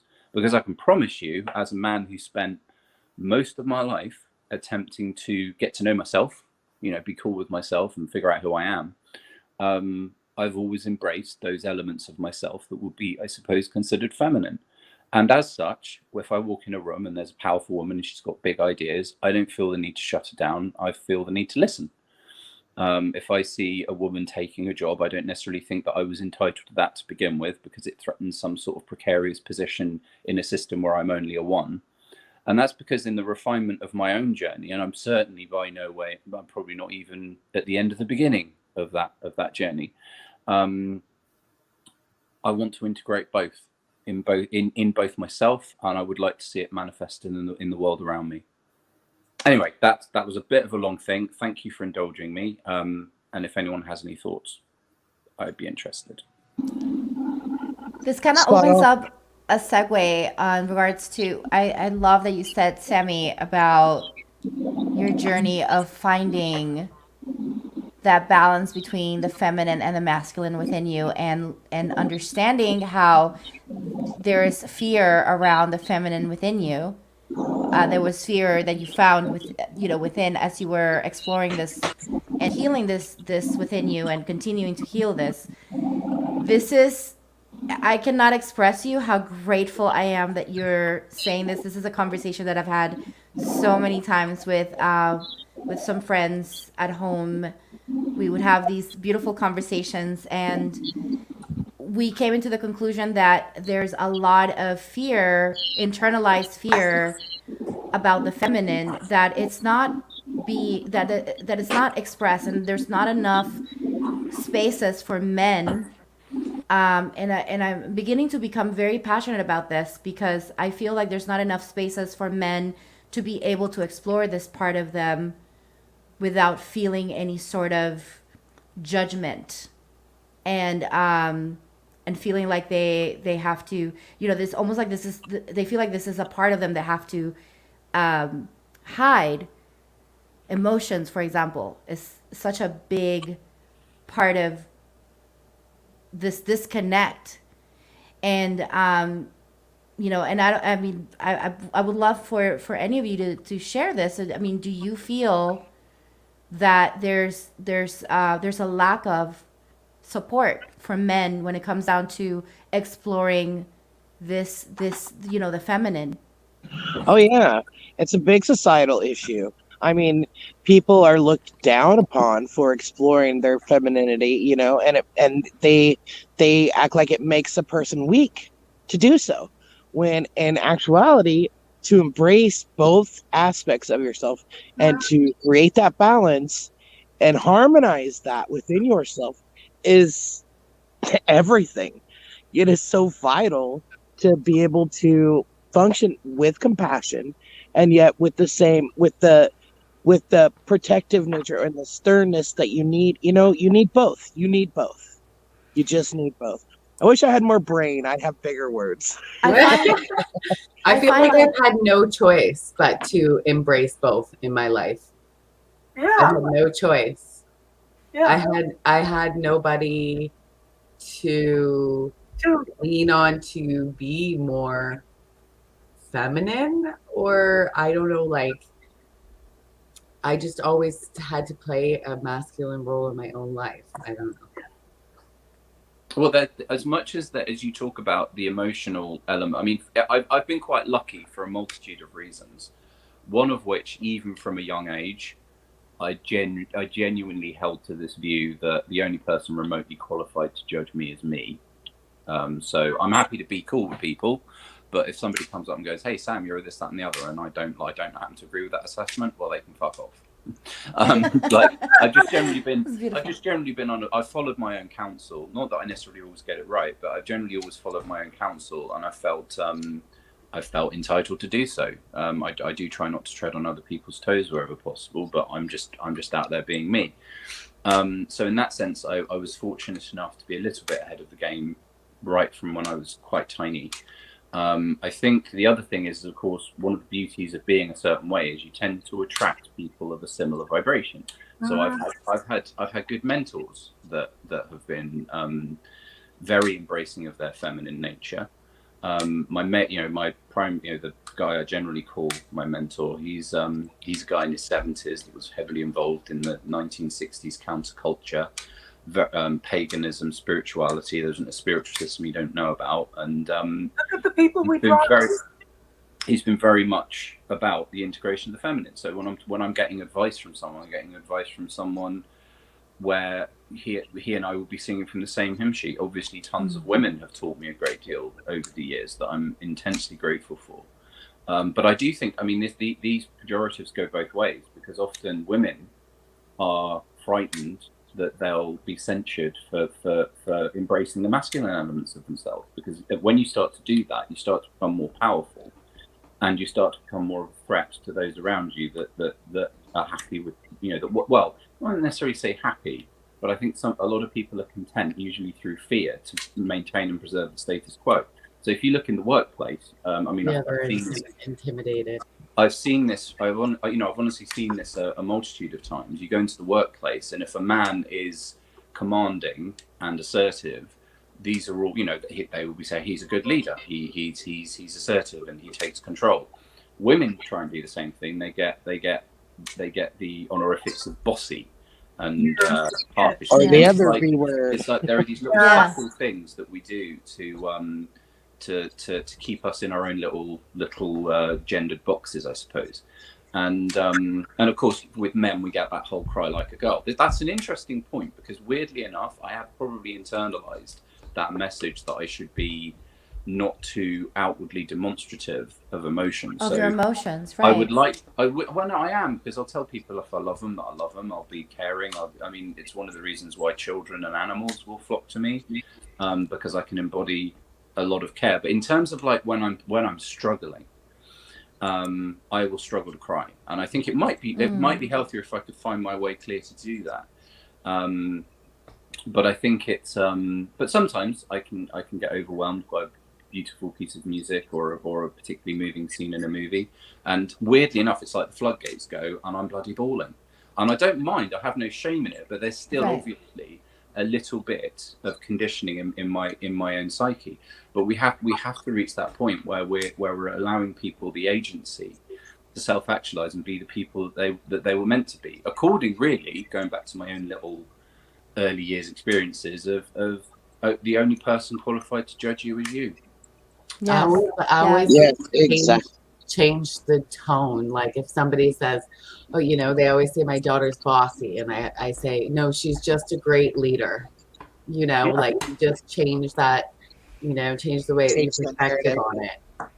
She's going to make a great leader one day. I'm not going to chastise her for being a leader. That's just what she is. Yeah. And then also opening that conversation and allowing our men, to hold us as women, also to allow our men to express emotion in a safe space, right? Because I feel like that, I grew up, in the machismo environment. And so you are, in a way, you become kind of like, you also become machista. As a woman, you become that too. And then I had observed myself, and I had to, work through deprogramming myself and believing that men don't have emotions. I went through that, where I thought, well, men don't have emotions, and it's just such a wrong thing, There's actually one real observation that's really worth making. And this probably explains where we've gotten into a lot of problems. Would you not, first of all, I'll ask you guys a question. Would you say, broadly speaking, I'm accurate when I say that society allows women more emotional, outward emotional expression relative to men? Yes. Yeah. Right. 100%. I'm going to disagree, and I'm going to tell you why. I don't know if I agree with that. I really had to think about it. I'm still thinking about it. Well, hold on. Let me make Okay. this point. Let me make this point, right? There is actually a very socially acceptable male expression of emotion, and in fact, it's so baked in and accepted, right, that nobody even questions it as an emotional response anymore. And do you know what that is? Anger. Anger. Yeah. anger. Now, when people want to phrase me the argument that women are more emotional creatures than men, I have to go, yeah, no, we're not. That's ridiculous. Like if look at the amount of violent outbursts in the world that everyone just papers over. It's Well, like let But this is me say this, because I'm probably 180 degrees diametrically opposite to everybody else's opinion with regards to this. And I mean, everything that has been said up to this point, I won't say that anyone is wrong for their statement. What I will say is there's more nuance to this depending on where you are, and there is a powerful cultural piece that really modifies this understanding of, I'm going to say, gender expression with regards to cultural acceptability and unacceptability. And I'll speak from my perspective on how I've experienced it, how I see the world around me, and how I see the media project all of this. Are any of you familiar with the process of buck breaking? buck breaking. Yeah. No. buck Could you breaking. give me- No, I'm Horses? not familiar. I'd appreciate an explanation on that. What is it? Where they try and break a horse? Mhm. Whoa. All right. Yeah, they break them down until they can control them. It came from horses. So They let me lead you down a series of logic. Oh, Do you see where I'm going, CC? yeah. Where they And try I'll- and break a person's spirit. All right. Let me start from the very beginning. And I kind of hinted on this before when we were talking about the difference between the way slavery went down in America post 1804, with Thomas Jefferson ending the international slave trade and starting the domestic slave trade, and the way that played out in the entire rest of the world. Are you familiar with the term artificial selection? Yeah. Well, that's eugenics, isn't it? By another name. I think Not- it's close. It's more simple than that. Eugenics is more, I won't get into the eugenics science, but it borrows some elements of artificial selection, yes. But artificial selection is domestication by another name. And when you look at the domestic slave trade that happened in America, and a good resource to learn more information about this is The American Slave Coast by Ned Suttles. He and his wife sit down and took on the monumental task of breaking down the research on this. And it's messed up because a lot of those places are still around today, and a lot of the verbiage that was created from that system is still around today. I will try to paraphrase as quickly as possible by simply stating that for the majority of our existence, we started at 1790 here in America with a population of 400,000. And by the time we get to 1864 and 1865, when the American Civil War ends, there's 4 million of us. And they killed off 60 million Native Americans. The point I'm making there is that to get 400,000 to turn into 4 million in that short a time, that was the result of the breeding process. And if you want to know where the term MFer comes from, it's words and terms like Mandingo, why certain parts of Africa were targeted, what was created in the process of keeping a system like that in place, began with a nightmare scenario for both genders for totally different reasons. I can't name any other demographic of women on planet Earth that had to see their demographic of men not gain the opportunity to be men and be unable to serve in the capacity of provide and protect under any constant modality, and be literally sodomized, I'll say, in front of everyone if they demonstrated any physical characteristics that could demonstrate the potentiality for resistance. and fundamentally destroyed and essentially castrated in front of the entire plantation. Every new breed that showed up there. Yeah. Furthermore, the breeding process went to where only certain men gained the opportunity to even do that in the first place. And if you didn't physically demonstrate certain characteristics, you were actually castrated. When you take a look at the psychology behind what was going on, even when this system ends, you need to consider that a lot of these men didn't have the opportunity to even call themselves men. They were always called boy. They only got to exist in the capacity of a grown child. Yeah. And women were not given an opportunity to, and I want you to understand what I'm saying when I make mention of femininity outside the context of security intrinsically becomes masculine out of defense. So when you're in a scenario where for hundreds, decades of not having that structure, and again, I can't identify any group of women on earth who had to see their men in a position of subjugation to that degree, to where they can't even get their own food for themselves, let alone someone else. Nor were they in a position to actually secure and cultivate a healthy relationship that would have resulted in family and children. And even if they did, had to live under the risk of literally being sold downriver at any moment with nothing that man could do besides just let themselves die. I don't know how you reconcile having these roles almost in a biological and epigenetic sense fundamentally confused from the onset. And when I say that I see these concepts as being very different, that's where I'm coming from when I look at the way these things play out at the end of the day. When you take a look at the lynchings that took place, and I don't mean to be hyperbolic when I say this, I want to highlight the behavior. Yeah.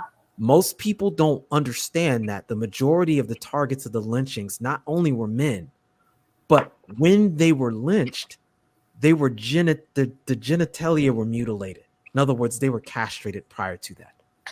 The majority of the accusations of those lynchings that took place were almost exclusively because of a man being accused of assaulting a woman, specifically, or even look at a white woman, you know.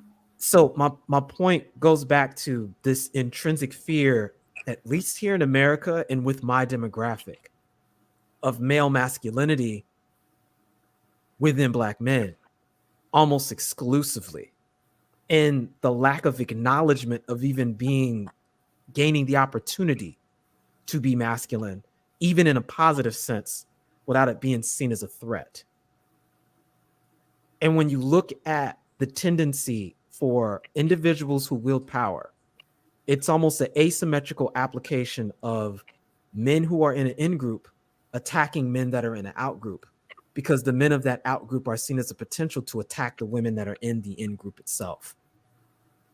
And then how much more so confusing is it then that a group of people struggle as well with even understanding that they're in this classification to be able to play out the role of protecting and providing, because there's just an assumption that the masculine principle there won't even be able to do it. And so in lieu of that, the feminine has to go out and do it herself. Yeah. And then growing up as that being the cultural standard, while simultaneously being told somehow you're in some position to oppose and oppress anybody. Yeah. Do you see where I'm coming from with that? And I didn't mean to drag that out in a long hyperbolic thing. I just want to show that they're blind spots to that a lot of times. And it really changes the context and how this gets engaged in, if you understand what I'm saying. Yeah. This is where I feel it's important to recognize that we need to create, in some shape or form, there's a need for men, again, to be able to to process all of Sure, this, Virginia. even if it's just at a, at this lifetime, just starting from this lifetime, whatever things that need to be processed. And I feel that for us as women, we tend to have a very natural, I feel like we naturally flock towards each other, and we do create a lot of community with each other, and we support each other in some shape or form. But I don't feel that that's the case for men. And I'd like to see more of that Well, let me happen. add one point, because this is where I was going with that. What I notice, again, culture seems to have an answer for this. I think one of the critical things that is missing now, that is proven to be extremely potent with addressing those issues, is the cultural right of age initiation. In other words, rites of passage into adulthood to Yes. I think bridge the gap. passage into adulthood for all cultures has been lost. But I'm saying in particular, when I'm describing, again, from my perspective, that's worked. The issue is, especially in the West and in particular in my demographic, there's only 3 modalities of initiation like that: gang culture, prison culture, and the military. And they serve as partial initiations. And it isn't enough to where the opposite but equal to that with women is just simply starting your menstrual cycle or becoming an adult and going through puberty with regards to Right. that. That's very Yeah. automatic. Yeah. Followed But there's by no like, I feel we're missing. And again, I go back to community. We are missing so much the support in the circle, right? Like what I was talking about, the circle where you have the elders, and the elders are helping the youngsters, The community. the community. They're helping the community move through these phases. transitions. Yeah, Right. these transitions. Like, Yeah. we need more of that. And Family again, we don't have that. We don't have anything like that. It was You know? deleted for the sake of progression in the first industrial modern age. And when you look at other cultures that maintain that, such as the Jewish community, taking a look at a lot of places that haven't fully caught up to this point in modern industrialization. And some of the Asian countries, But that's what I'm saying. A lot of those areas that haven't kept up with that, they've maintained those modalities of rites of initiation. Even when you take a look at the relationship that the initiation into elderhood. The initiation into elderhood was important because Yes. that in and of itself marked a new phase in your development. The same way Saturn shows up into your chart generally 3 times. Well, twice. The first time initiates you into your full adulthood, and the second time it initiates you into your eldership. There's an alignment with that. The 33 years old to the 66 years old, we'll just spitball a number. And then if it shows up again in your 90s, there's another role for that with regards to the community. But what it does is it puts you in contact with the youth that just came back from that primordial origin that the elders are about to go back to. And that's how you get that transfer of wisdom that, again, is utterly Exactly. missing. Yeah, it's missing. My We need that so much. 76. Yeah, when I'll be 76. So hopefully I'll be around by then. So you see my point. I just wanted to highlight that because these are things that have been addressed by human beings in the past. It's just that for the sake of progression, a lot of these things have been ignored or corrupted, and as a result, the consequences, all of this imbalance we see. And I there's appreciate that. I appreciate. no elders either, Yeah. I appreciate your perspective, and I'm learning so much with you today. I love these conversations. I have to come back. Are you doing this every Friday? Every Friday. Well, unfortunately, this is the last Friday I have free. My schedule changes to Tuesday, Wednesday.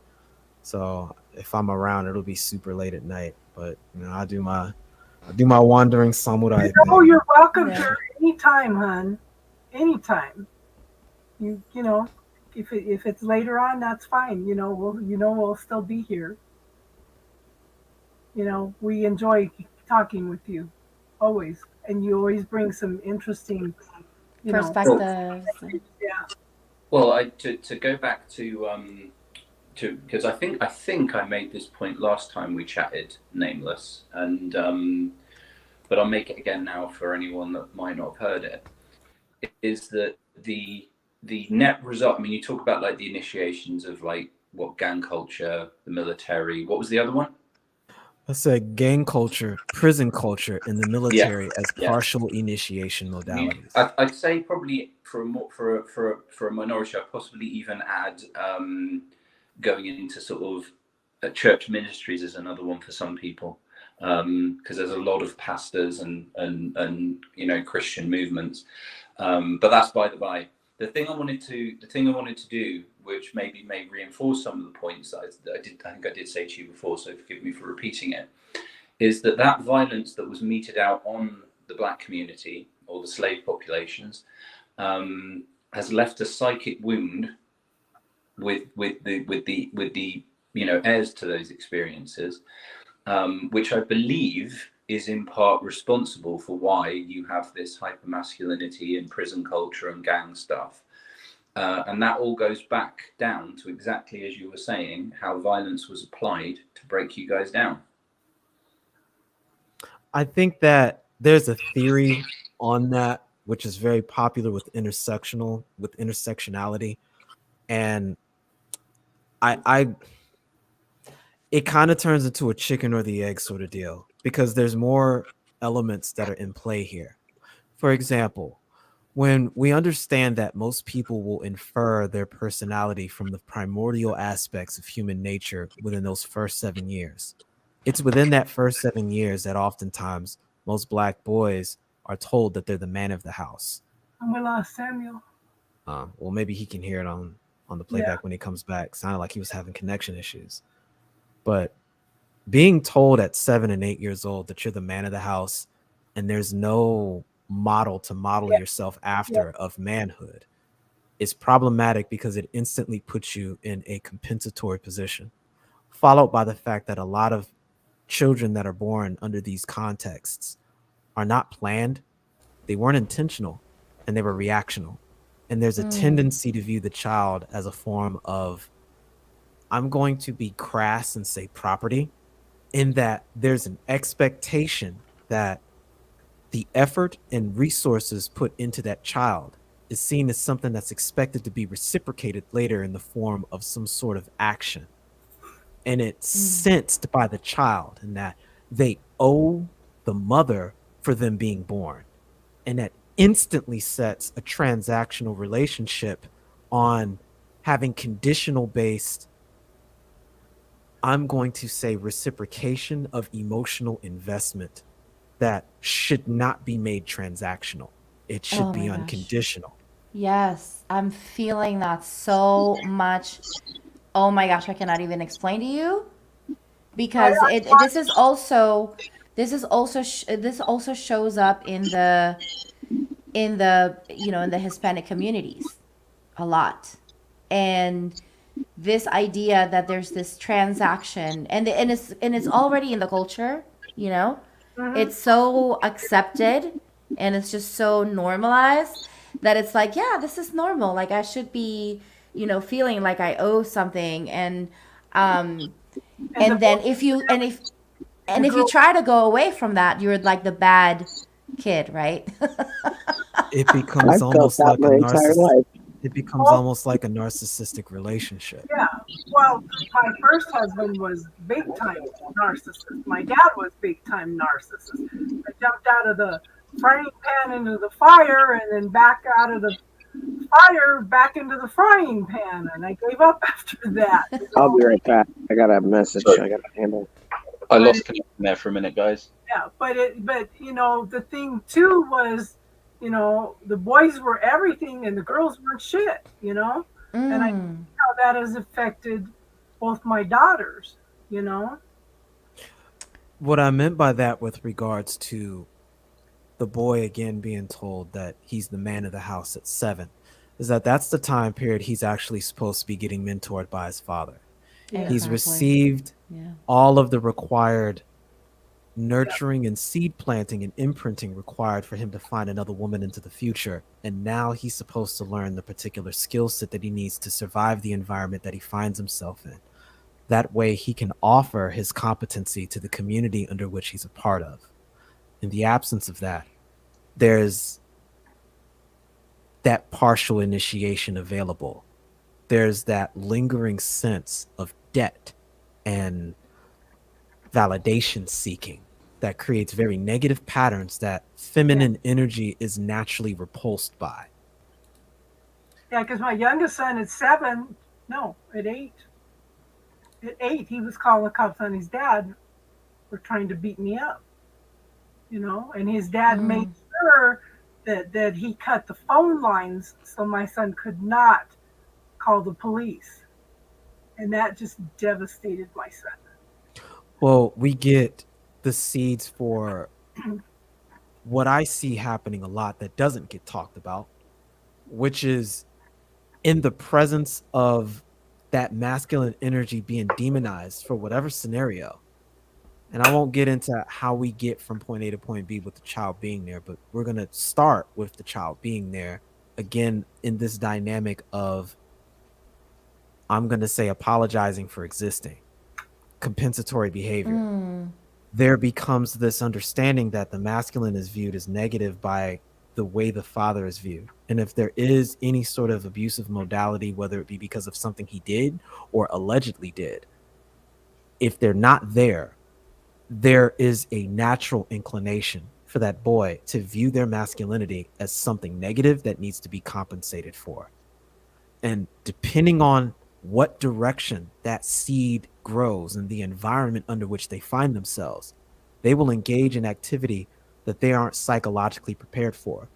This is also a big reason as to why, along with Black women, Black boys, and other boys that find themselves in similar scenarios get exposed to sexual contact and inappropriate relationships way earlier than they should. Yeah. And it immediately distorts the context under which a lot of this behavior is sought after, understood, and psychologically coped with. And it informs their relationships with it later, with other people when they get older. Right, then it's kind of like you have this misunderstanding of how you're supposed to relate. So then your relationships are unhealthy. From Like, the that's onset. basically- yeah. I had a house full of those kids.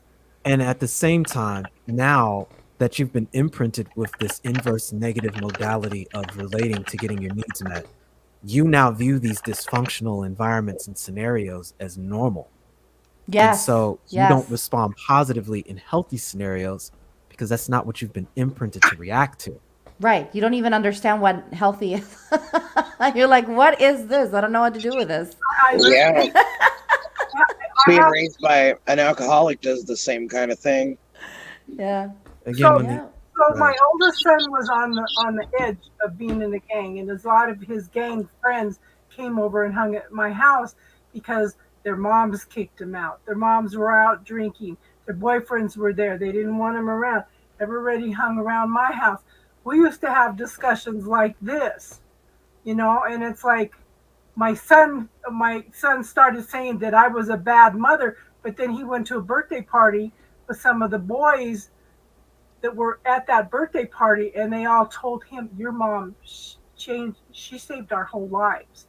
She showed us a whole different perspective. And it's all I could do is say, thank you, God, you know, that I went through what I went through to teach these kids something different, you know. I tried from the very beginning to teach them all something different, you know. And I look back now and all I get, this is what I talk about, the synchronicity of the universe, you know, put me at the right place at the right time. But I cried when, you know, these were twin boys celebrating their birthday, and they were giving thanks to Steve for sharing his mother with them and changing their whole lives. I still run into kids that come up and talk to me and tell me thank you and everything. But it's I tried. I tried to do what I could with the best of my ability. And I'm grateful that I made a little bit of a change, you know. So That you is can, wonderful. That is amazing. I'm not trying to say that being raised by an alcoholic is exactly the same, but not having a father figure, and then the one parent that you do have is usually drunk or asleep from the hangover and the headache. We didn't have structure. We didn't have that kind of stuff, and there was a transactional type of relationship too. Now, after you were saying that, it really kind of struck a chord because I still feel like I owe her. You know, it if it weren't for me, you wouldn't have a roof over your head. If it right. weren't for me, you wouldn't have clothes on your back. What about all I do for you?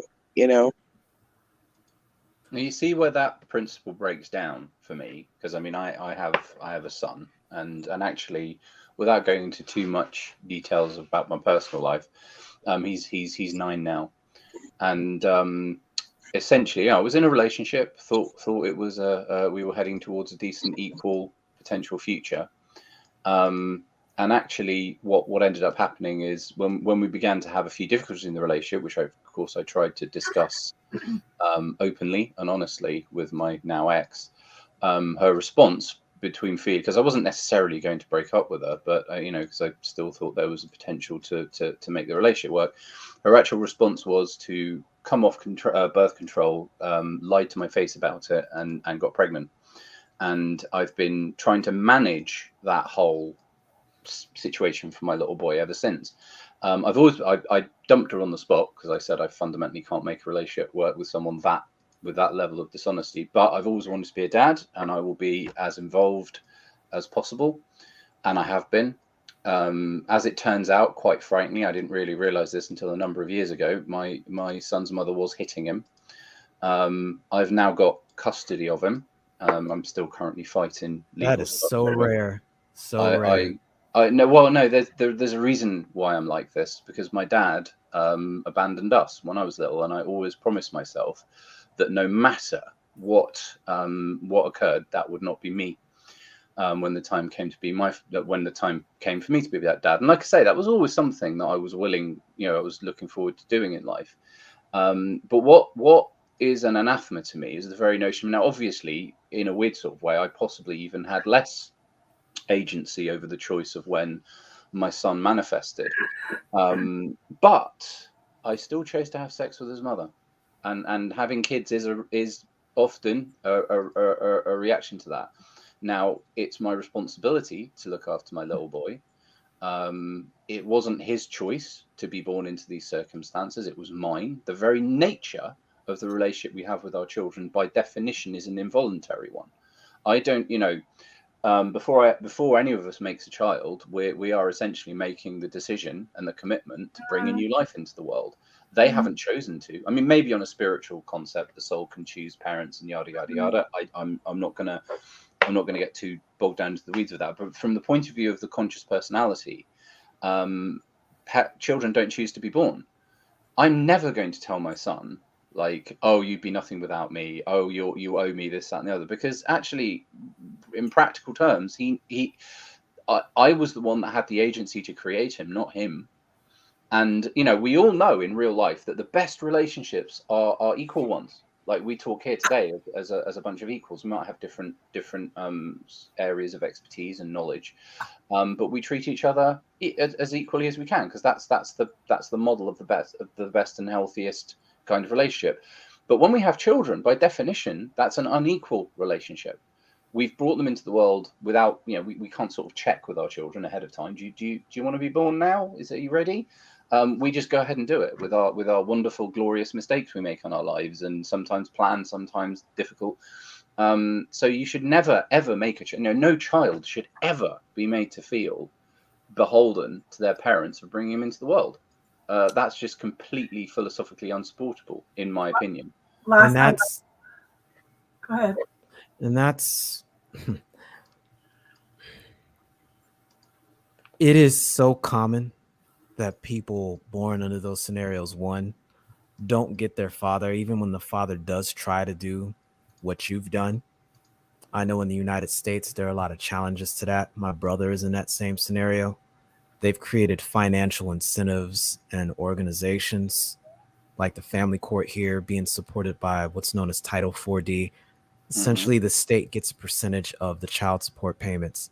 And Ah, so they don't care who gets it. It gets abused on both ends. And it's messed up because fathers that want to be involved in the child's life, oftentimes the children gets weaponized against them and they're denied access to it, or they're trapped in really toxic relationships and they stay there out of fear of the woman reporting them, and all they have to do is make a false accusation of abuse, and if there's no evidence to prove otherwise, the dude won't get custody. I mean, it's an imbalance. I'll just say that the absent. Actually, there is a panacea to this problem, which a lot, because I do talk to a lot of men's rights activists on this issue, because a lot of them are like, oh God, the whole system's set against me. It's all very difficult. I'm just going to point out, when my son, because I left my son's mother before he was born, and one of the primary reasons that I did that is because I looked at the relationship that produced this issue, and I thought to myself, well, I can't make a relationship work with this woman. She's so dishonest. She so wants control over everything. My responsibility is to get out and provide a space for my son to be where he doesn't have to deal with that, right? Now, when my son was born, as it turned out, my willingness to, it was kind of interesting, because my ex did try and game the system a little bit, but this is what I did. She initially was very she I sort of said, yeah, no problem, let's get the baby stuff, and here's some things, and here's some baby clothes, and here's some homemade baby food. When he got round to that section, I did my best to support her, and if she'd have been, broadly speaking, remotely humane to me, I wouldn't have taken a hostile position against her.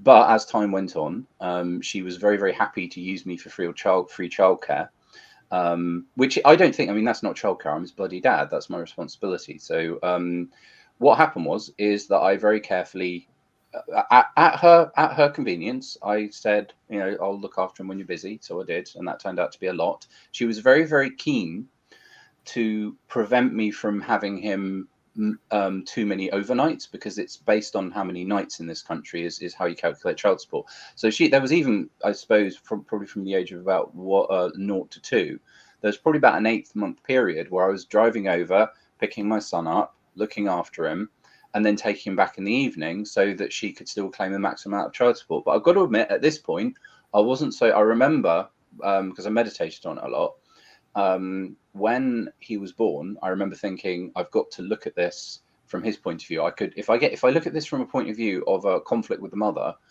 that's one road I could go down, or I could look at it down being a good father. And these two roads went off in opposite directions.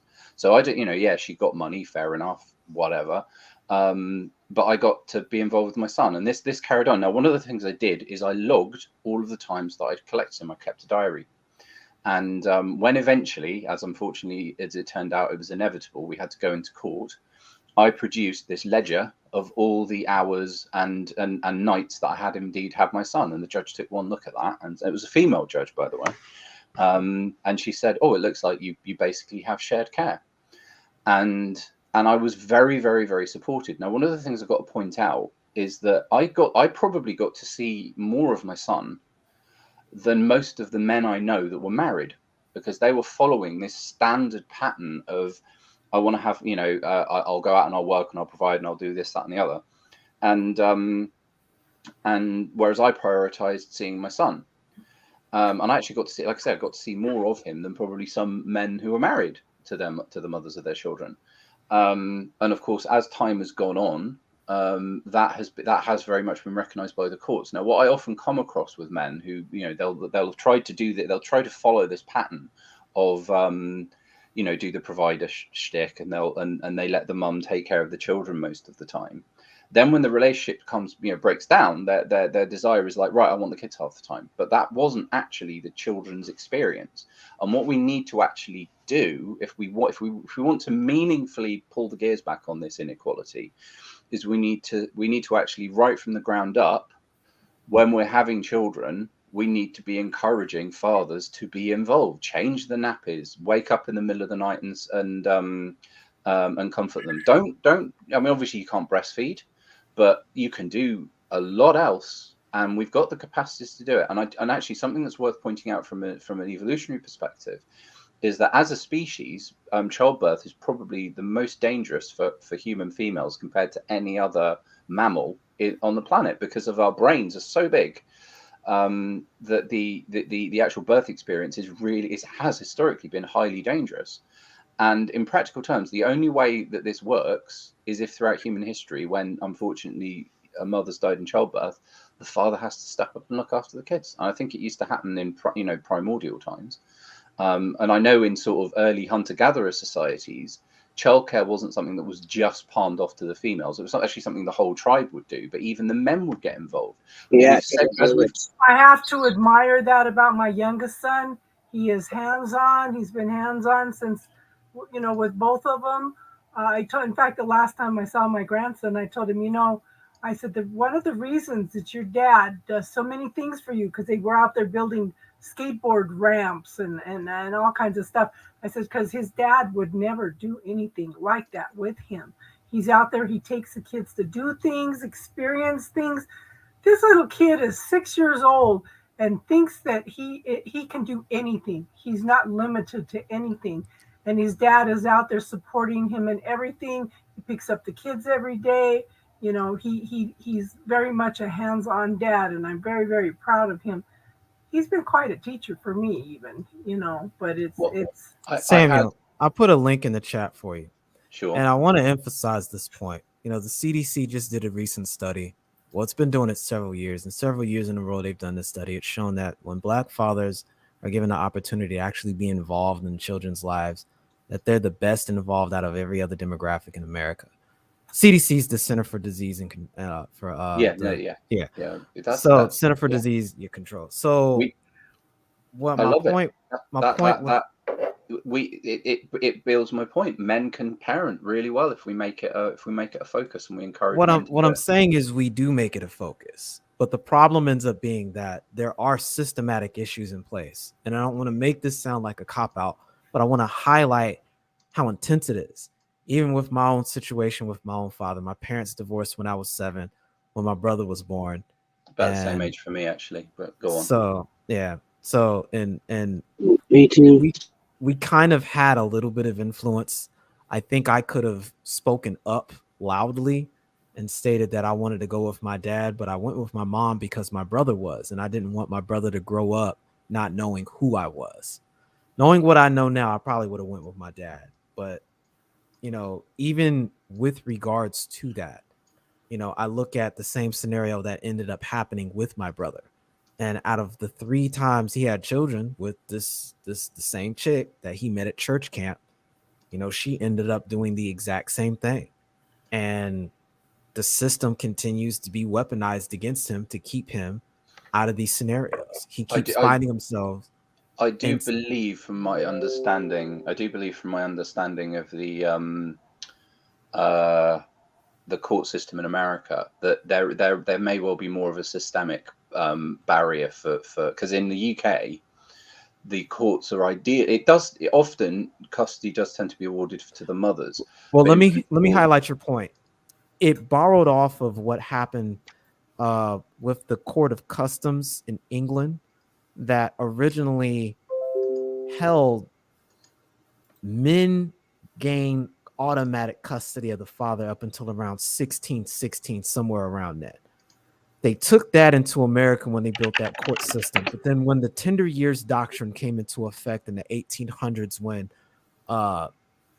child labor laws were being revisited, that's when women started getting automatic custody, and the idea of it being in the interest of the child. And so what's being pushed back against now in the more recent era is there's more of a 50-50 custody conversation being pushed out in an automatic instance versus the way it's set up now. And I think it's done on a state by state modality, because here we have to deal with federal law. And then we have to deal with state law, and the state law takes precedence over federal law unless the federal law specifically states that it can supersede states' rights, which again is some people in the South would tell you that's why we fought the Civil War. But, you know, long story short, there is more of a systematic thing here, and it does depend on your state, and that adds to the convolution of a lot of it all. And since a lot of these marriage licensing and divorce licensing and family courts can differ as far as county, so you can go from federal, state, and then county levels will have different laws for these things. It's so nuanced. It's almost impossible to know exactly unless you do all of this research ahead of time and then know that you're going to have a divorce scenario. And, you know, it's a mess here. So the only point I was making is ultimately it creates these situations where, for one reason or another, the system provides a lot of right of way and ease for the masculine element in the relationship to be compromised when it comes down to child rearing. And it intrinsically tends to create this, again, emotional debt system where the child is born in a position of a deficit and has to engage in transactional behavior to get something that should be unconditional. And it sets the context under which they form relationships with other people, which harken back to something I said before you came on earlier today about, for the majority of the relationships, being mutually parasitic, because it's the only way that people have been taught to communicate with each other with regards to that, which again has a fear modality, a fear mechanism requirement. Which so keep you out further of love and trust. Go ahead. which further propagates the division that they try to split. They keep people in these cycles.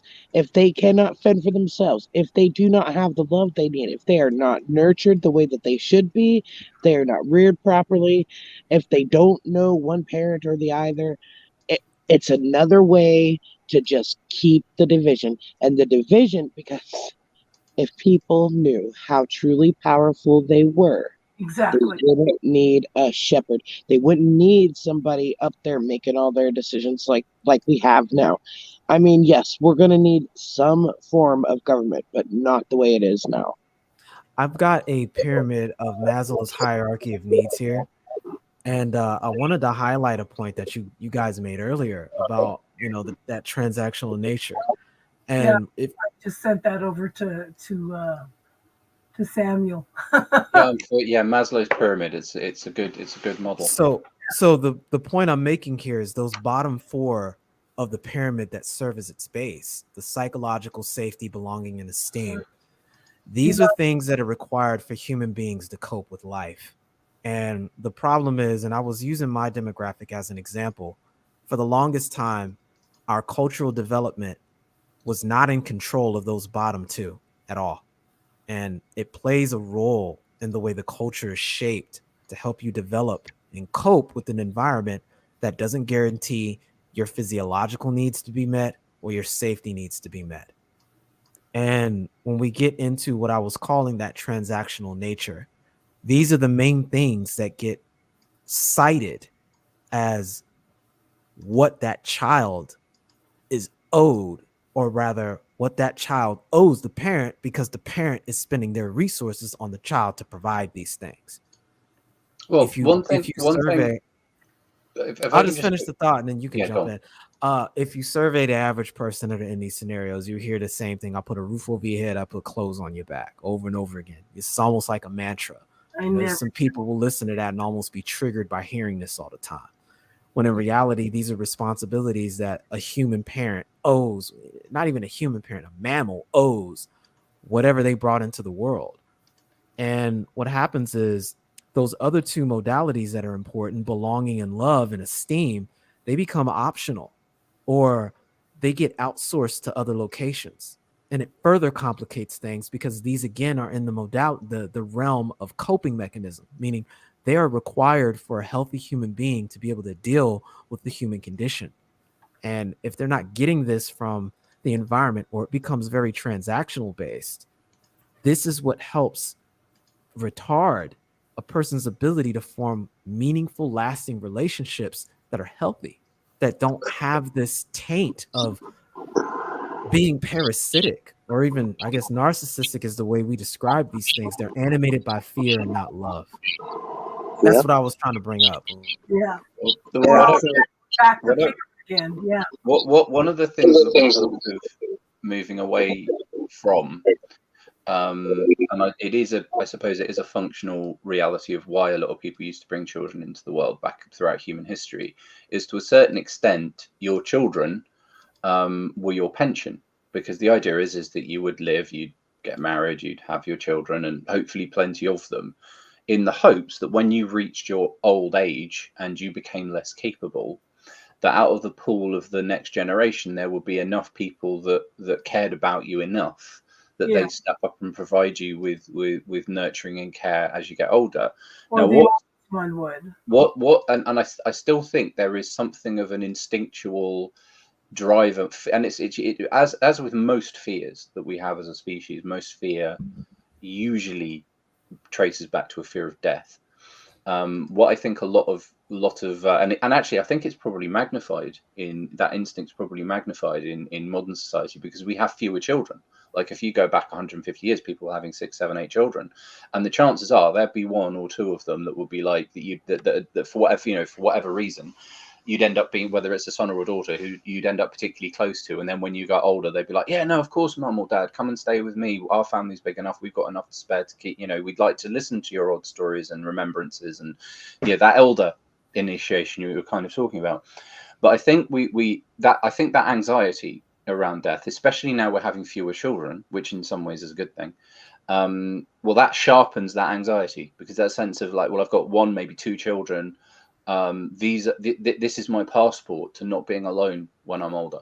This is where the phenomenon of the husband son comes from in a lot of instances. But for my demographic, there's an even darker answer and subsequent, I'm going to call it a pathology that was born from that. And remember how I mentioned how, again, the culture was created to help a group of people adapt to the environment they found themselves in. Well, if you recall, when I was breaking down how those baby farms were working, those slave breeding farms were created, what a lot of people don't know is that there was something called meritus manumissions, where depending on what you did, you can get your freedom as a slave. If you saved somebody, if you stopped a revolt, or if somebody just had a strong recommendation for you, you could do it. But there was a fourth way, rather. If a woman had around 10 to 12 children, the value of those women, of those children, could constitute enough for the loan that was put out for them on the bank that they could earn their emancipation by having more children. And I want that kind of pathology to really sink in to understand what sort of view the children can take with regards to that. And remember what I said about this sense of ownership and transactionality that takes place. I have a niece that has 12 kids, and I think it's because she doesn't want to be alone. That leads to the second part, right? Where when you interview a lot of women that are in these positions that have these kids but don't want to be in relationships, that sense of abandonment of not wanting to be alone kicks in often. And you'll hear women say this. Are any of you familiar with the poet Khalil Gibran? No, I haven't heard that before. No. He wrote this. Oh yeah, I know. Yes, Khalil. Yeah. Yes. Yeah, he wrote a very famous poem called The Prophet, which is about like an old wise man that went and stayed by a town and lived there, mostly hermeticized for a number of maybe 5-10 years. And then one day he upped and went off to go move to another place. And then all the townsfolk came out and said, oh, no, but you've been wise and you can teach us so much stuff. And he was kind of like, well, you could have asked me before now. But just before he was leaving, all of the townsfolk asked him a series of questions. There's some very popular bits, like the stuff on love and marriage are often read out at wedding ceremonies. But he does a bit on children, which is quite nice, which I'll read to you now, which I think encapsulates my attitude towards children. Yeah. And a woman who held a babe against her bosom said, speak to us of children. And he said, your children are not your children. They are the sons and daughters of life's longing for itself. They come through you, but not from you.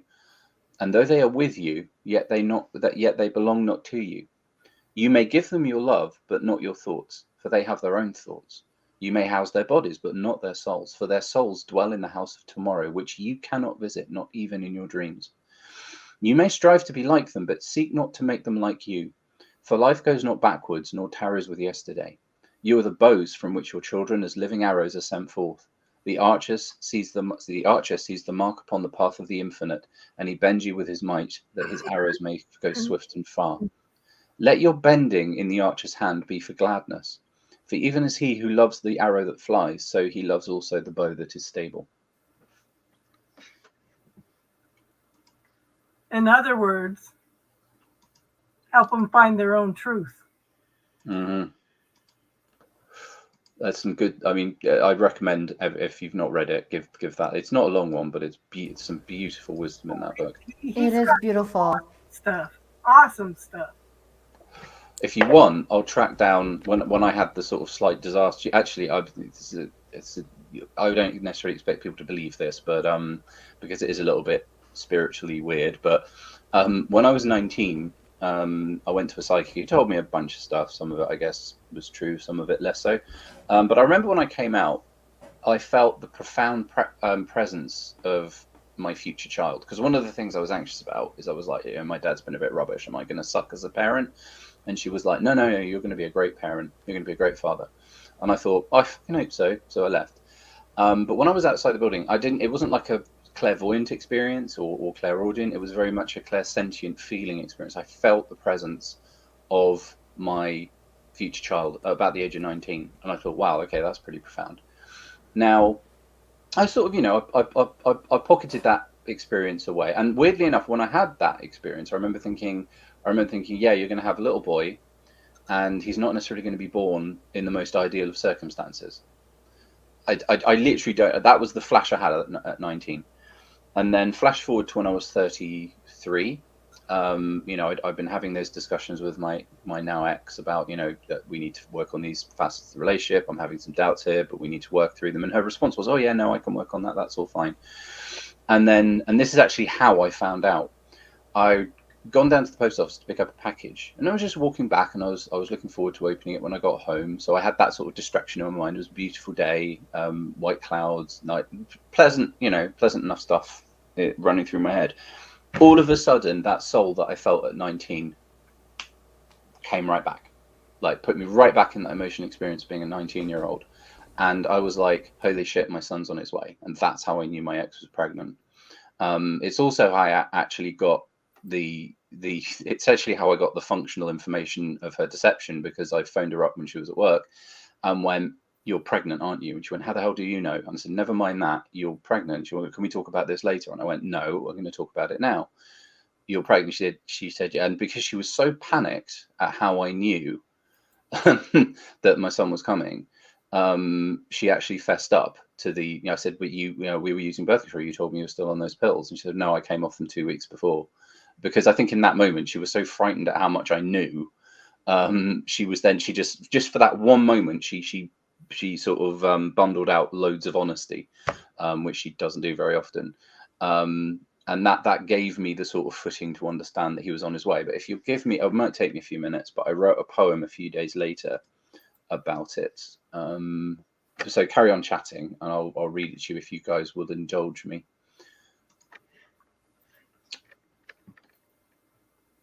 Let's have a look. I think I put it. I think that's fascinating that you were able to feel his presence before. That is so powerful and beautiful. And I am so connected to my unborn child. I know that she's coming soon. I don't know when. So it's just fascinating to hear that you have that connection. Pretty quick here, aren't you? I'm sorry. Sorry, what was it? You're getting married here pretty quick, aren't you? Yes, I'm getting married on November 11th. Yeah. Yeah, so super excited. Congratulations. Thank you. Yeah, I couldn't ask for a better partner. He is Such a Okay. beautiful soul. I found it. This is what I wrote for my son. I didn't quite. I wasn't. I mean, I had the feeling it might be a boy, but I had no complete guaranteed way of knowing. Becoming. I do not know you yet. You see, boy or girl matters not to me, but I promise to help you grow into the days I cannot know. Fed on hope, I'll watch you proud, singing with my heart out loud, watered from the spring of love, watching from the clouds above. When I'm not stood beside, in your soul my thoughts will glide. With the trials that life will bring, patient notes around will ring. In spite of all the times of sorrow, will be the strength to see tomorrow, to stand in light of better days, protected by the lighted rays. To gain all this, one simple task, to just be yourself is all I ask. In the end, you'll never rather have ever had a better father. Awesome. And that was my promise to my boy. That is so beautiful. Yeah. You know, and the fact that you wanted, that you said, you know, that conversation, that thought of, am I going to be a good dad? You know, that in itself, just that thought, I feel like that already makes you a good dad. Well, Just the fact I that mean, you're questioning it. You're like, okay, am I gonna really show up the way that I like, you know, the way that I would like to show up for my child, you know? Just Yeah. I still don't feel that I do as much as I would like to be honest. Mm. I've still got So room what do for you think improvement. that you're not doing? What's that? Yeah, I was Sorry? gonna ask the same thing. Yeah, what do you think you're not doing? Yeah. Well, I think, to be honest with you, I have had one hell of a rough few years, and in general, the stress of dealing with his mother has not been easy. Well, Um, especially with everything that's been going on lately. But how do you think you're failing him? Well, I mean, obviously, with possibly down to some of his mum hitting him and a couple of other issues, he is beginning to, he has developed some behavioural issues, which I'm working on, hoping to sort out. I just need to make, like, I suppose particularly this year, because also my dad died in May, which was he actually died the week after I got custody of my son. And I've had just so much on my plate dealing with court cases, probate, wills, and a couple of other bits and pieces as well. I just haven't had as much physical energy for him as I would like to have had. But that is obviously something that I will be endeavouring to correct going forward. Because the difficulties that I'm going through now, they're not permanent. They're not going to be there forever. Right. But Do you communicate this to him? Do you actually let him know that you wish that you were more present? Do you communicate that to him? Well, I am quite. Yeah, the thing is, when we are together, I am very present with him, and he's constantly saying, "I love you, Daddy," and I'm saying, "Oh, I love you back," and we constantly have chats. I'm encouraging you that you do, because Yeah, you'll well, be surprised. I have told him that I'm going to be turning things around for the pair of us, because he's also cognizant of how rough this year has been. But he's very glad to be with me, which is nice. It's tricky because one of the things I have to point out is that no matter how difficult his mum is he loves his mum to bits. Yes. Yeah. Absolutely, and I've got to. That's I've very actually. true. I mean, the dilemma I'm in at the moment is that he's got to try. We've got to get some sort of scenario where she can at least see. I mean, she sees him on the in phone calls several times a week. I've got to get to a point where he can see her at least at a supervised contact center. But at some point over the summer, when we were doing that, she actually tried to abduct him, which of course has meant that hasn't been able to carry on. But I need to try and get to a point where, despite her deceptions and all the rest of it, he still has her in his life to as much an amount as is safe, essentially. And it's trying to do this juggling act of working risk versus benefit and all the rest of it. Unless you move over here. Well, yeah, maybe. Pete, I mean, it is nice being in. I used to date an American, and when I was over in America, having an English accent is kind of like having a superpower. Yeah, it really is, Sammy. I have to say, I do enjoy your accent. It's kind of like just everyone will just listen, right? Everybody stops and listens to your accent. Yeah, definitely. I don't even have to be talking sense is the dangerous thing. Oh, yeah, that is true. You could be saying anything and people will be like, yeah. Well, you can have fun with it, you know? That's funny. This conversation is reminding me of some longer term goals. Like which ones? If you want. Let's to just say I definitely need to get back started on making my way to Japan. I'll just say that much. So how Oh, watashi wa America desu. how could we as light workers Watashi mo- contribute to the situation? You know, How can we support you in your dreams, Oh, Nameless? wow. I don't know I if you love can that. manifest a family out of thin air, but we'll just say, I mean, whatever's in the cards, it'll happen. Well, I mean, It's just a you matter are of talking to a acceptance. predominantly room full of women. we're your soul family. Exactly. We can call that in your we can call that into your life. And it's 1, 2, 3, 4 on the clock here. Yeah. Oh my God. Where are you? Where are you, Cece? Where are you located? Kansas land. Yeah, And I'm where? in Central. Kansas. Oh, Kansas. Okay.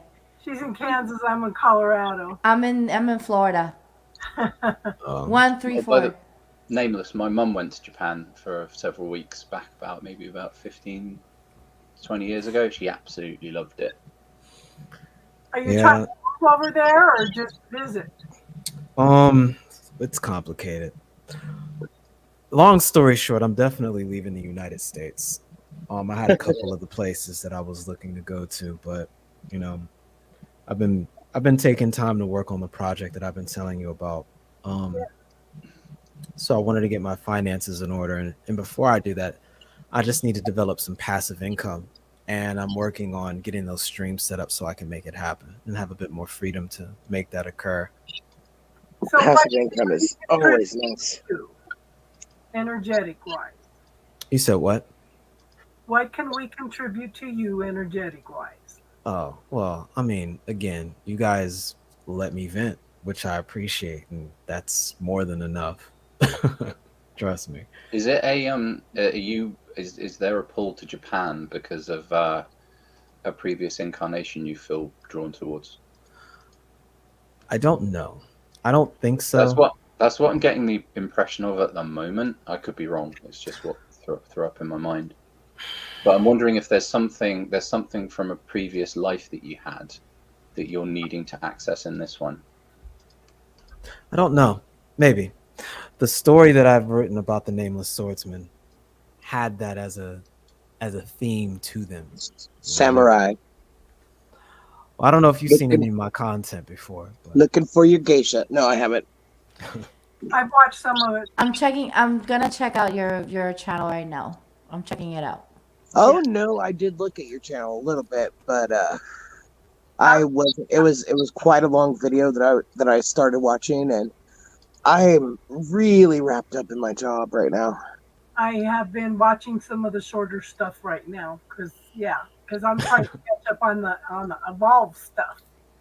I got live streams I do, and I've got shorter content. That's I've seen them. yeah, the scrolls. I was covering Dokudo, which stands for the way of walking alone. Mm-hmm. And it's the accumulated works of Miyamoto Musashi, who Is that Book of Five Rings? well, was at the very end. It was at the same time he wrote the Goren no Sho, which was dedicated to a student, and he wrote a companion piece to it called the Dokudo, Way of Walking Alone, which was supposed to serve as a set of instructions as a way of life so that he could continue to train and cultivate the Nito Nichiryu style. And so it was never really meant to be published or anything like that. They were just a set of precepts to follow and guidelines as a parting gift. Because a week after he finished the Goren no Sho in the Dokudo, he passed away. But Are you those- sure you're not the reincarnation of this person? oh, absolutely not. You never He and know. I are completely How are different you people. so Am I right? sure? My Japanese knowledge is a bit limited. Is this the guy that won a shit ton of jewels using only Yes. a bokken? Yeah, Yes. I thought it was him. He was, bokken is just for people that don't know. Like obviously, you know those beautiful samurai swords, the katanas. You were either him You would- or you were connected to him very You would- closely. Yeah, you would train with a bokken, which is a wooden version, and he got so good at it, he'd go up in fights to people with metal swords using his wooden one and still win. Nice. That was how skilled a swordsman he was. Don't limit. Don't limit. Don't say no. No. It's not possible. It is. It is. I think it is quite wise when it comes to the subject of like past incarnations, because we all take a draft of forgetfulness in between our lives, right? Yeah. So we can focus on what we're supposed to do now. And it is very, very easy for people to get sort of caught up in the glamour of, oh, I was Cleopatra, or I was this, that, and the other. I mean, it's there are tons of people in the spiritual community who who can get sort of trapped in that glamour. So I understand Nameless's kind of reticence to sort of lay claim to a previous life he didn't remember, and I think that's the wise thing to do. But if that man's work does resonate with you to some degree, well, actually, to a certain extent, the question of whether or not you were him in a past life is a moot one from the point of view of this incarnation. The important thing is if there's something that draws you to that knowledge, it's true, you're being drawn to it for a reason, and it's a wise thing to pursue for you. I'll agree with that point.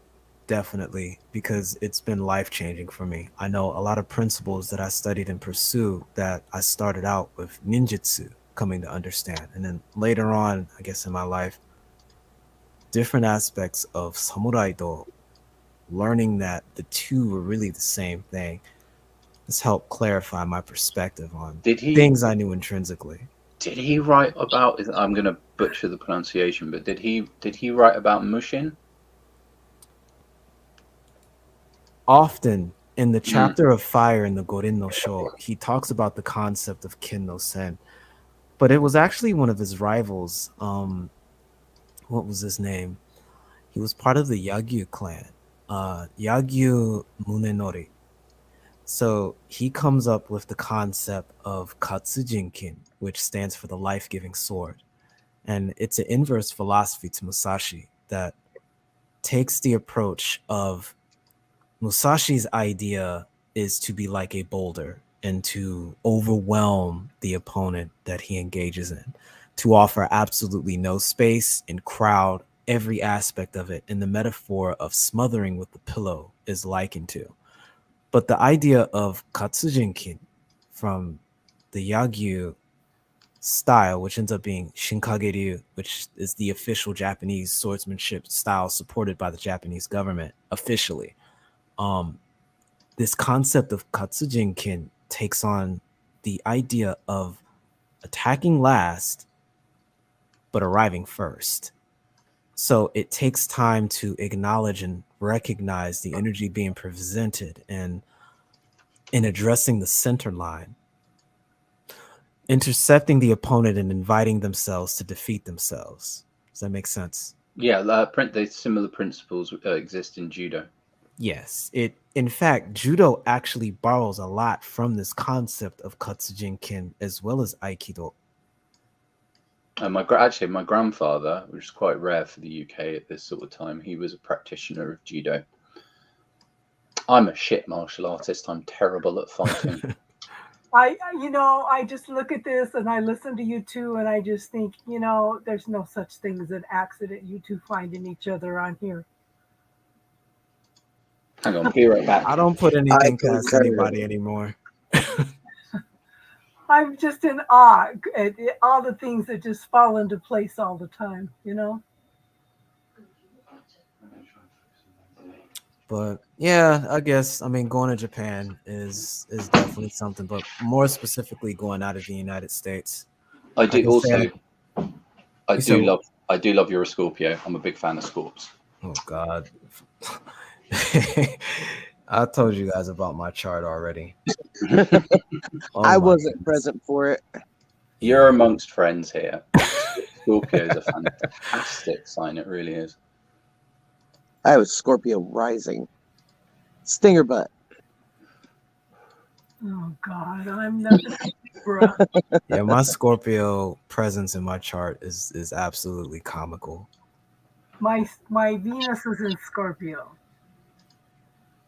Yeah, I have 5 planets in Libra and I have 3 planets in Capricorn. I've only been blessed with Scorpio and Uranus myself. And it's funny because if you look at where my Mars is in Capricorn. Because I remember telling my girlfriend one time, I said, "Oh my God, what did I do to deserve 2 Capricorn daughters?" And my friend goes, "Oh, go look at your chart. I bet you anything you've got Mars in Capricorn." Sure enough, She goes, yeah, you got things to learn from Capricorn. I've got a Yeah, Cap moon, and my son is a Capricorn. You have 5 Capricorn placements, don't you, Casey? I think I had 3. Oh, well, I knew that you had heavy Capricorn because that was your other. Yeah, I have a stellium in Capricorn and I have a stellium in Libra. Yeah. Yeah. Oh, I've got a stellum in Libra. They're cool. Me too. I have a But bunch. I usually am existing in my Leo sun rising. I have a ton of air. It's pretty much all air and water, a little bit of fire. No earth except for my Chiron. It's Taurus. Well, I had to laugh at Daisy because she's had her chart done, and this guy goes, "Boy, you've got a heck of a lot of Aries in you," and because she's a Pisces, and I kept telling her she didn't act like a Pisces, and he told her a lot of stuff, and she goes, "Really makes a lot of sense, doesn't it?" Yeah, she's pretty fiery for a Pisces. Yeah. My She was chart's oddly balanced. It's when you connect all the things and take a look at where all the placements are in the houses, my chart looks like a right triangle, which I've never seen before. Oh, have you got a trine then? okay. Mine is a left triangle, and that signifies more free will. Yeah, mine's a right triangle, the But way yours you is would more view it. faded. Which element are the points of the triangle in? Let's see. Mostly water again. I've got You 5 got- placements in Scorpio. You might have a grand water trine then. Yeah, it forms a right triangle, like it's a 90-degree angle, and most of my placements are in the 10th house apparently. Let me have a quick 10th look. house career. Right, grand trine water. Let's have a look. Water grand trine. No, because I don't have any placements in some of the other water signs. Let me see. Okay. Yeah, you can just take a look. I don't care. Hold on. Well, So what's your? My What first- are your Trines- placements? Water trines are usually good at managing their emotions. However, thanks to the trine's flowing aspect, it usually means the person feels really deeply and passionately, but is able to use their emotions productively as opposed to just being totally flooded and overwhelmed by them. So my points are in Libra, Cancer, and Capricorn. You can peep the back chat. Have fun. Yeah, my chart's hilarious. Mine's all left, and yeah, all left. And that seems to signify more free will. If it's more right triangle, that means it's more faded. Maybe because I get the impression I was some kind of Star Wars villain in a past life. I'm serious. I He's a was Sith Lord. full muhaha hitting folks with lightning and everything. Like, yeah, Okay, I went, you get force lightning. You get force lightning. He's a went bad guy. I know I went through past life regression, and I know I had some Oriental lifetimes. In one of those lifetimes, I was either a Oriental woman that raised a white child, or I was the white child that the Oriental woman married. But I saw 3 lifetimes to where I was Oriental, and I know that I've had a whole bunch of lifetimes as indigenous, American. So, and I remembered that. I cried through that whole reading. Boy, that was pretty traumatic. Yeah, I was a Star Wars villain, and I'm sticking to my story. Old Darth Maul over here. Probably. I mean, I don't know who I upset, but Okay, all right. so let me ask you. I want you to tell me a yes or a no. First thing that pops in your head, okay? Hmm, Does that planet still exist? no. Yeah. There's a couple star seeds that their planets have been destroyed, and they have come to help us not destroy ourselves. Shout out to Team Muhaha, man. Y'all need to Okay, calm Nameless. No building of any Death Stars. Okay. Nameless, do you know your human design? Give me a second. You don't. Because I have it. do. I just did your chart. Oh, okay. it's Do you so want to cool. know? Well, go ahead. Sure. Okay, so you're a generator, and your authority is your gut. So it would be your Sacral, right? sacral. Your Yeah. sacral. Your so you're a challenge solver. That's your profile. You're a 5-1, and your strategy to know that your strategy for human design is basically to follow whatever, to respond to things. So you're meant to scan certain things. So like for example, if something lights you up, then you want to make sure you follow that versus something frustrating you, right? So that's I'm a generator too, so frustration. I'm sorry. What? Casey? What is that? What we are? No, we're projectors. we're projectors. Uh-huh. Yeah, I'm generators. We are the ones that light up the world. Basically, like I'm over. we're the workers. We are the workers. Like we're the ones that when we are aligned with our Queen of Wands. with what makes us happy, we just basically just light up everything, and we can continue working until forever because we're generators. That's just what we do. Queen Yeah. of Wands. So then you know that you're on the right path if you're in satisfaction, and you know that you're in the right path when you're frustrated. Okay, and there's a bunch of different things. I can always send you this stuff, but you're non-emotional. Oh my gosh, you're like me. You're non-emotional. Cool. I'm curious. Can you take a look at mine? Sure. Yeah. Hang on. Casey and I are both Put your info. projectors. Put your info on the chat.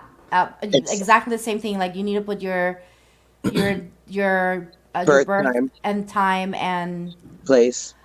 place. And I'm so fascinated by human design. It's a whole nother system that you Yeah. really need to. I just have this little thing where I just pull people's charts.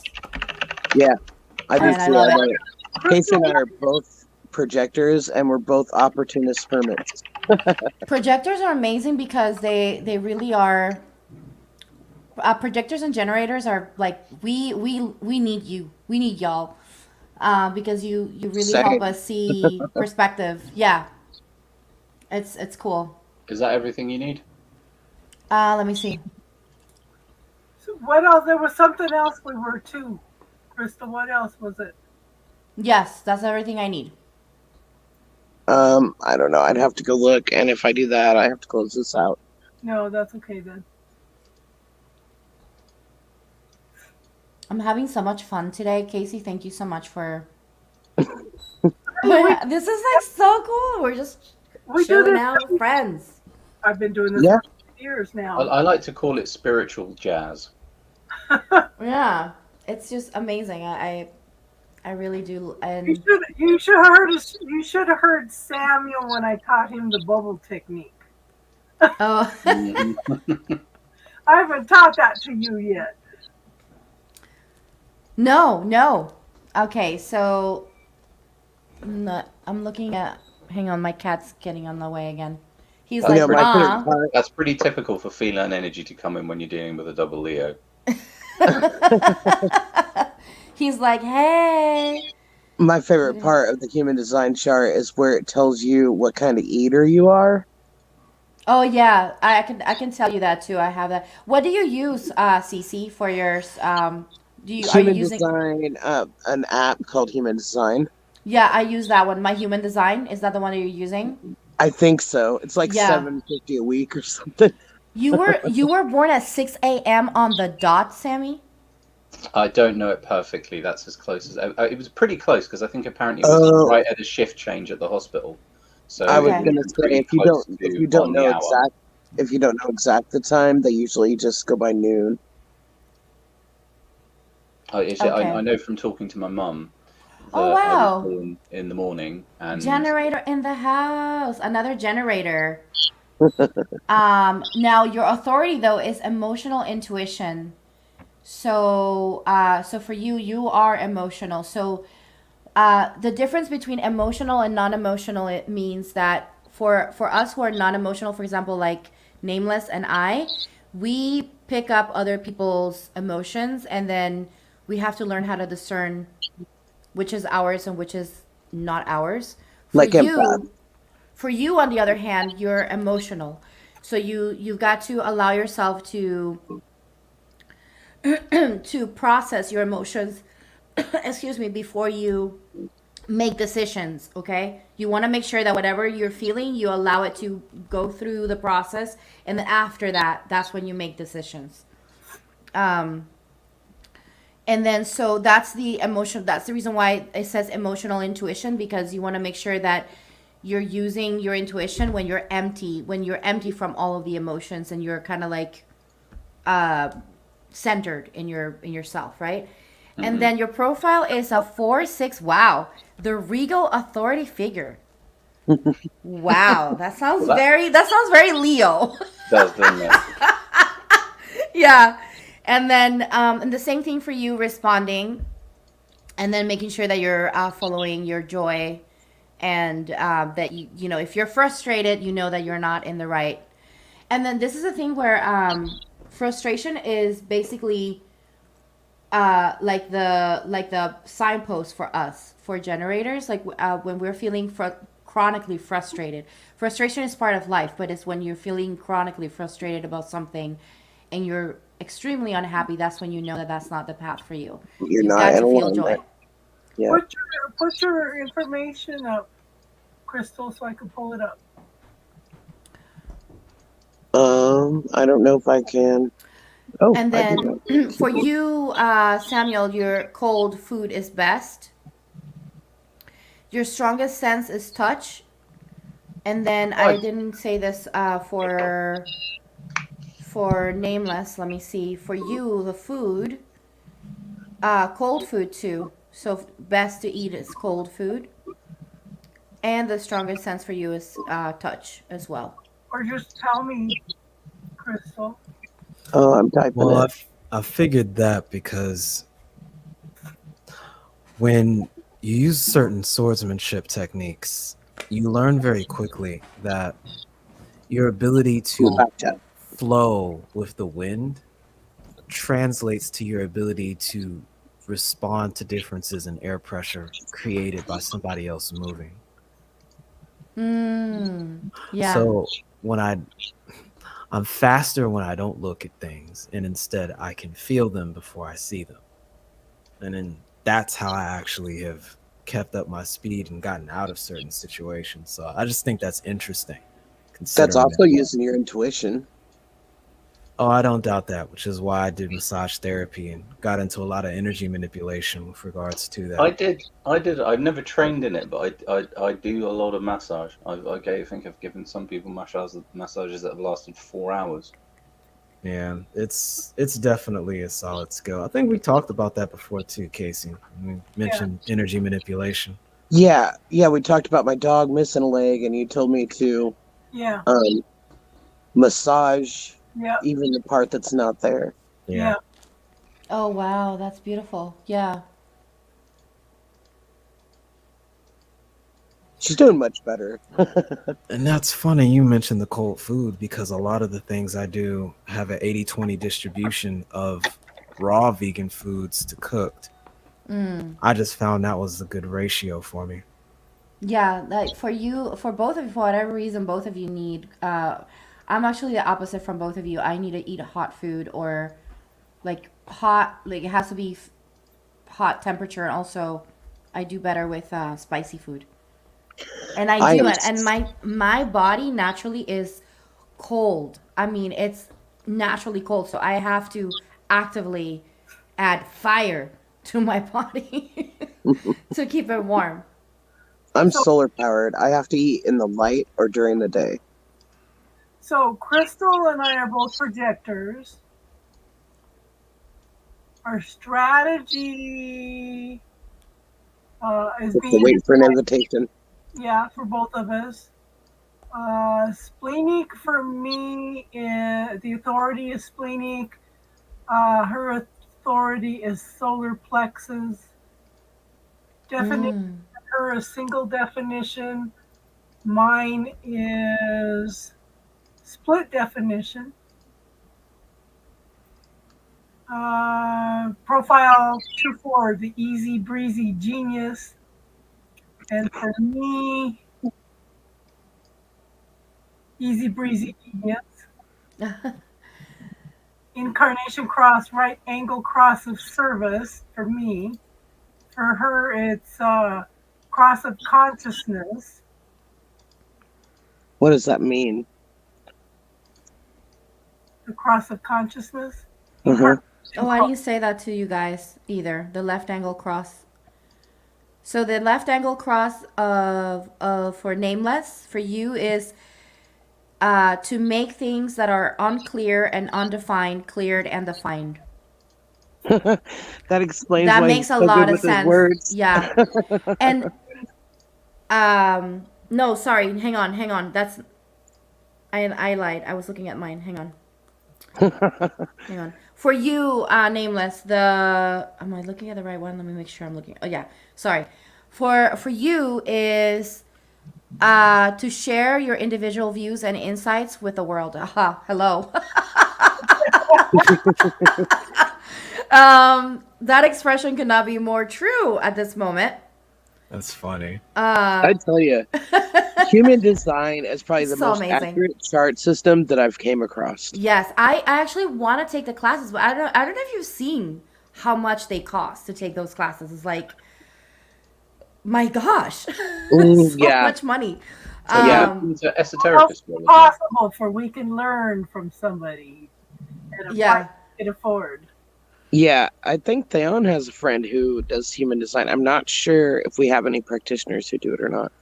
I want to incorporate this in my practice. Like I am incorporating some of it with the things that I find with this, but I want to take classes and incorporate this as part of the work that I provide, like part of the integration, helping people, especially people that come to me looking for guidance on purpose. I feel like the human design will definitely help them understand themselves better and accept themselves fully for who they are. Are you Yeah. familiar with Yeah. esoteric astrology? My environment is mountains. Could that not be more appropriate? And crystals is markets. Yeah, which I do good social settings online and communities, but I don't like the big cities. It says I would thrive in the big cities, and I don't know. I just don't. Okay, Samuel, I want to share with you the right angle cross for you because so this one says to clearly communicate your viewpoints that help improve the external world. And I feel like that's what that's what I've been experiencing with you in this conversation today. Is that? Thank you. That's where mine So- is too. That's beautiful. Crystals is right angle cross of consciousness. I also I've got Leo and Mercury as well. So you're very Leo. Very Leo. And quite Yeah. Libra. I got 3. I got a Libra stellium. And I got an Earth Grand Trine, I think. Well, See, yeah. I'm quite fortunate because I've got a lot of elemental balance in my chart, and I really like that. Human design takes a little bit of astrology. It takes I Ching. 7 It different takes, modalities. yeah, Kabbalah. yeah, and it mixes them all together, and then, Yeah. I mean, it can even tell you what kind of eater you are. Like it's super specific. Yeah, it's amazing. I'd I urge am you fascinated. to check out Alice Bailey and her esoteric astrology. Oh yeah, she's got some awesome stuff. What I particularly like about her work is, say, the Labours of Hercules, an astrological interpretation, which runs through the Labours of Hercules, and which signs they relate to. So, for example, I think Scorpio is the Linnean Hydra, and they're all very it's very rich because it's supposed to chart the journey of the soul throughout incarnations and the labors that we go through to integrate ourselves. Which one's Medusa? I'm not. Well, that isn't a Herculean labor. Hold on. Hang on. Labors of Hercules. Oh, the Cyclops, maybe. Am I confusing them all? Let me. I'll bring up the PDF a second, and I'll give you which labor correlates with each sign. So we have right. So Aries, the ram. No, give me the labor in it.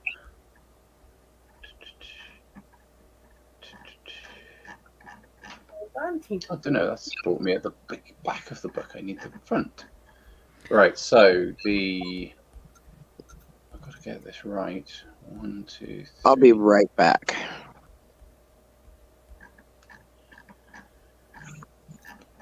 I think it's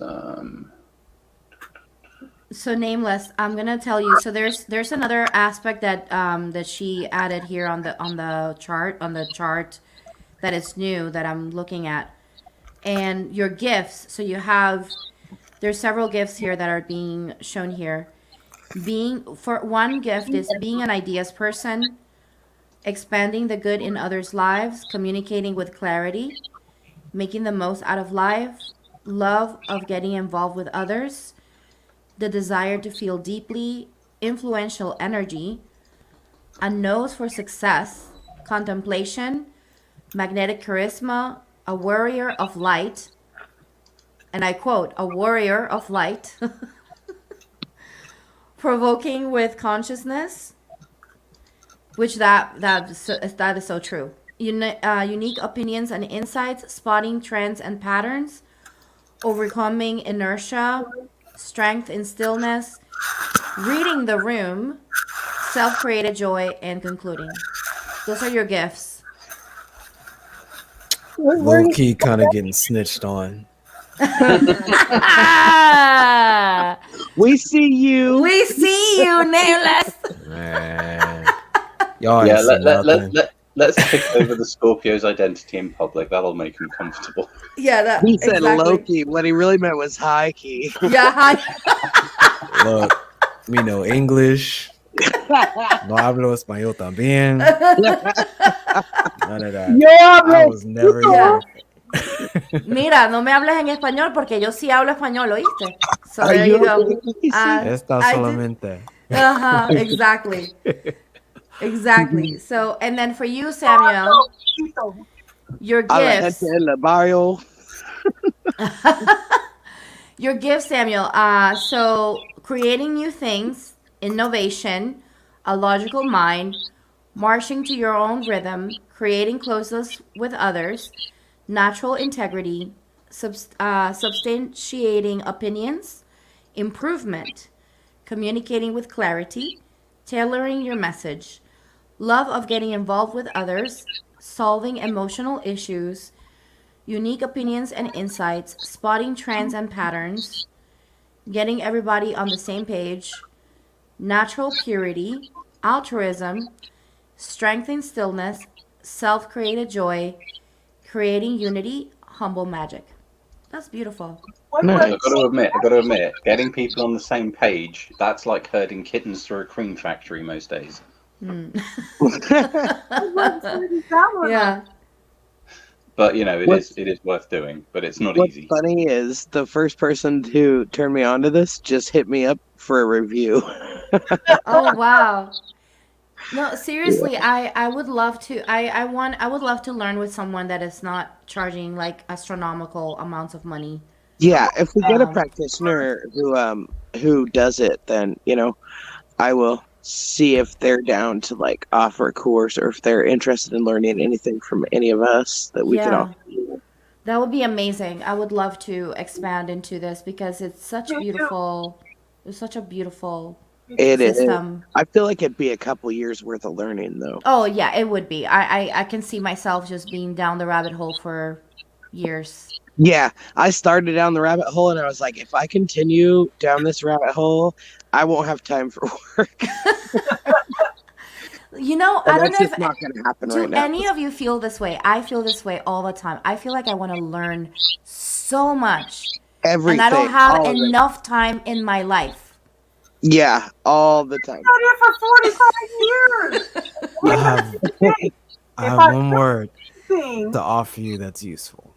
Okay. If I learned anything, it's that I don't know anything. This Audiobook. so Audiobook, yeah. you know, Followed I by like to find multitasking. YouTube channels I love that that have the idea. information I seek, and then just play it in the background while I do other stuff. Yeah, I think there's a few things. Audiobooks and multitasking while you're doing it. You'll be surprised at what you can find. So even on the way to work, That's how I learned tarot, that's watching a one bunch way. of tarot channels. Wow. I advise people follow a walking routine, at least if it's possible for you. That helps out. But that's an excellent thing to do while you're walking. You can go through some Oh of yeah, that content. Depending on what you do for work, you can get some earbuds, and just having one in will let you hear that, and you can still multitask. And you'd be surprised at how much information you can cover, especially if you try to regiment it a little bit and sort of mix it up depending on what your listening style is. or listen to it all night while you're sleeping. yeah. That I did works that with too. that works with things that you want to kind of bury in your subconscious. What I like doing is doing the binaural beats, I loved binaural beats. I use those every night. and they just help set a solid atmosphere. I think they charge the room. Well, Yeah. I tell you what, if you really want to reprogram your subconscious or put something in there, the leading method is whenever your brain is in theta state, like as soon as you wake up, or about the time you're about to go to sleep, and repeat certain mantras or listen to stuff then, because that really just jam packs it down in there for you. And do it for 21 days. I don't know what's going on with Raven. He won't leave me alone now. All right, beautiful people. As much as I love all of y'all, it's 2 a.m. I gotta go to bed. You're about to be in theta state. Put the info in there. I need to go to bed. But I enjoyed thoroughly, and I'll try to come as often as possible. This was so much fun, Casey. And Thank you for yeah, being here, Jakara. We appreciate your presence. yeah, Casey's absolutely. the So best. nice, I so would nice to love, meet I you. would start this. I would love to start one like this just for all the practitioners. I think this would be amazing for us to just. I love the idea, and so however you wanna, whatever support you need on my end, just let me know. I'm here. Just ask. I think we just need people. I've got a paid Zoom account, so we just need a time. And I'm just gonna drop my email here. Or we could all take turns So you facilitating. can reach out to me for any support or anything, or any collaboration, anything. Just Okay. Yes. just Yeah, go same. there. I think you've Okay. got my email too, so Yeah. I I'm think a it brand- should be on Trello, right? Your email? Oh yeah. Yeah. See Crystal at evolveme.com. So Oh yeah, that is true. You're in charge of that one.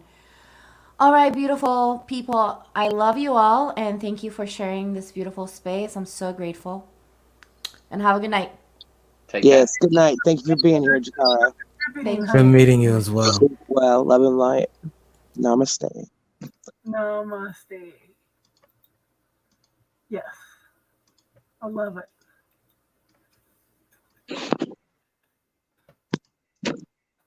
I hope no creepers watch this and then get my email and blow it up.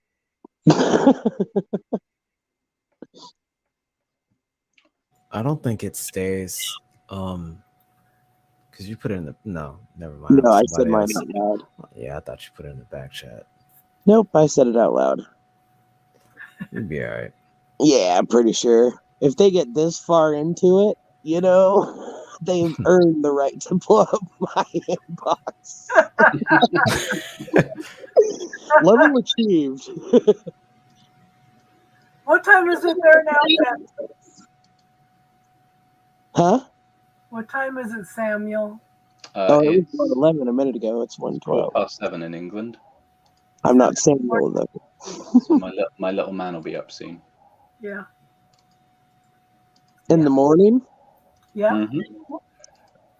I went to bed hell. I've had a long week, but I went to bed hella early and woke up at like 2, 3 in the morning and went down, had a cup of coffee, and saw that Casey was on. I thought, I'm gonna bimble on in here. Oh, name this is as well. Awesome. Nice. That's funny. So it's almost 7 in the morning there. So you're like No, 6 it's hours. quarter past 7. Oh, okay. So 7:13 to be exact. I was sort of rounding it up slightly. So 6 hours in front of us. I think so. I mean, some people in America speak to like 4 or 5 hours ahead, but Yeah, on the East Coast, I guess it'd be 5. But I'm on Central with you, Crystal. I thought you were in Texas. Yeah, Texas is Central. Texas is Central, Casey.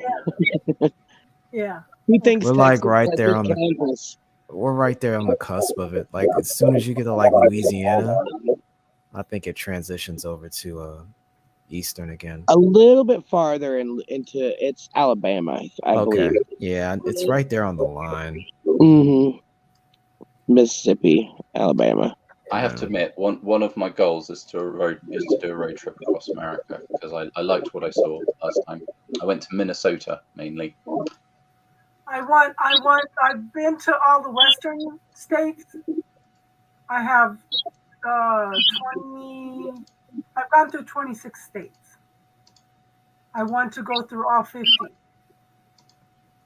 In fact, I wonder if we hadn't had COVID and everything that happened this year, I would have done it this year. I made it through 17 in 1 year when I was a teenager, traveling around. I think altogether just 20. Because 1 year when the kids were younger, we just crawled in the camper and we drove up to Yellowstone and then up through Montana and Idaho and up to Washington and Oregon and down the whole West Coast and came back through Nevada and Utah and Wait, what's that state that grows all the potatoes? Idaho. And I'd pimp. I'm just playing. If you guys haven't figured out by now, I am a goof. I believe that laughter is the best medicine. Oh, you should see her TikTok. They're ridiculous. You should see her TikTok. She's hilarious. You probably shouldn't. They're ridiculous. I'm getting recognized on TikTok because somebody actually shared they did a split screen on TikTok with one of my videos. I said, wow. Yeah, I did edit her video. Yeah. So, what do you call a wolf that meditates? What do you call what? A wolf that meditates? I don't know. A werewolf. Oh, that's right. Okay, here's one. Why did the narcissist cross the road? Because they wanted to. Because they thought it was a boundary. Oh my God, that fits. You said on a TikTok. That fits so much. Oh my God. Man, show me the lie though. How many narcissists does it take to change a light bulb? I don't know. One, they just hold the bulb and wait for the world to revolve around them. Oh my God. What is a narcissist? How does it? Truth in those though, that hurts. What is a narcissist? What does a narcissistic cow sound like? Me. That's right. So I had some ladies. There's a if you Google it, there's a website. It's a mental health website, and it's a letter from a narcissist. What it means when I say I love you. So I've got some people that have been in narcissistic relationships. When I send them to that site and they read that, the only thing I hear out of them is, "Wow, wow, wow," because it just hits everything on the nose, you know. How do narcissists save money on their electricity bills? Make somebody else pay? No, they use gaslighting. Oh my God. Oh my God. I accused my youngest daughter of gaslighting me. Oh, she didn't talk to me for a whole month, but that's exactly what she was doing to me. Oh my gosh.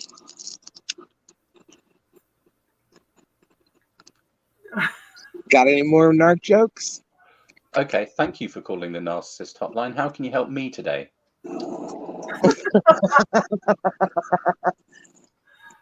Oh no. I love that. Why did the narcissist cross the road? It thought it was a boundary. Oh my God, that's so true though. Yeah. I know. I was once diagnosed as a narcissistic sociopath, but after a lot of hard work and a change in perspective, the doctor agreed I was just a sexy genius. The doctor agreed. So when I look at the Five of Swords, I call that my narcissist card because it's somebody that has to win at all costs. You know, they have to put you down in order to make it to feel good about themselves. You know, or you being hard on yourself. So, What's yeah. the difference between Fight Club and Narcissist Club? Narcissists not going to hurt themselves. You always talk about Narcissist Club. I knew that was coming. That's funny. I need more spiritual jokes. I need more jokes. Period. I don't get to laugh enough.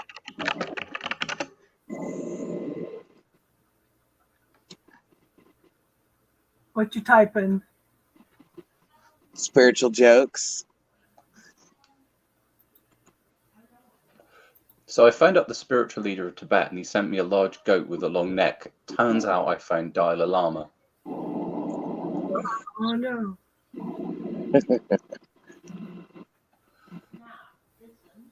I had to laugh at this. They had a TikTok video to where this UPS driver was trying to pull around and he hit a fence and about 20 fainting goats fell down and fainted and the guy was in a panic. Oh, did you hear about the psychic dwarf that escaped from prison? Yeah, he's a small, medium at large. Oh my God. Good thing Star's not here. Oh, that would get her started. There's a lot of folks playing Warcraft right now that wouldn't appreciate that one. That's funny.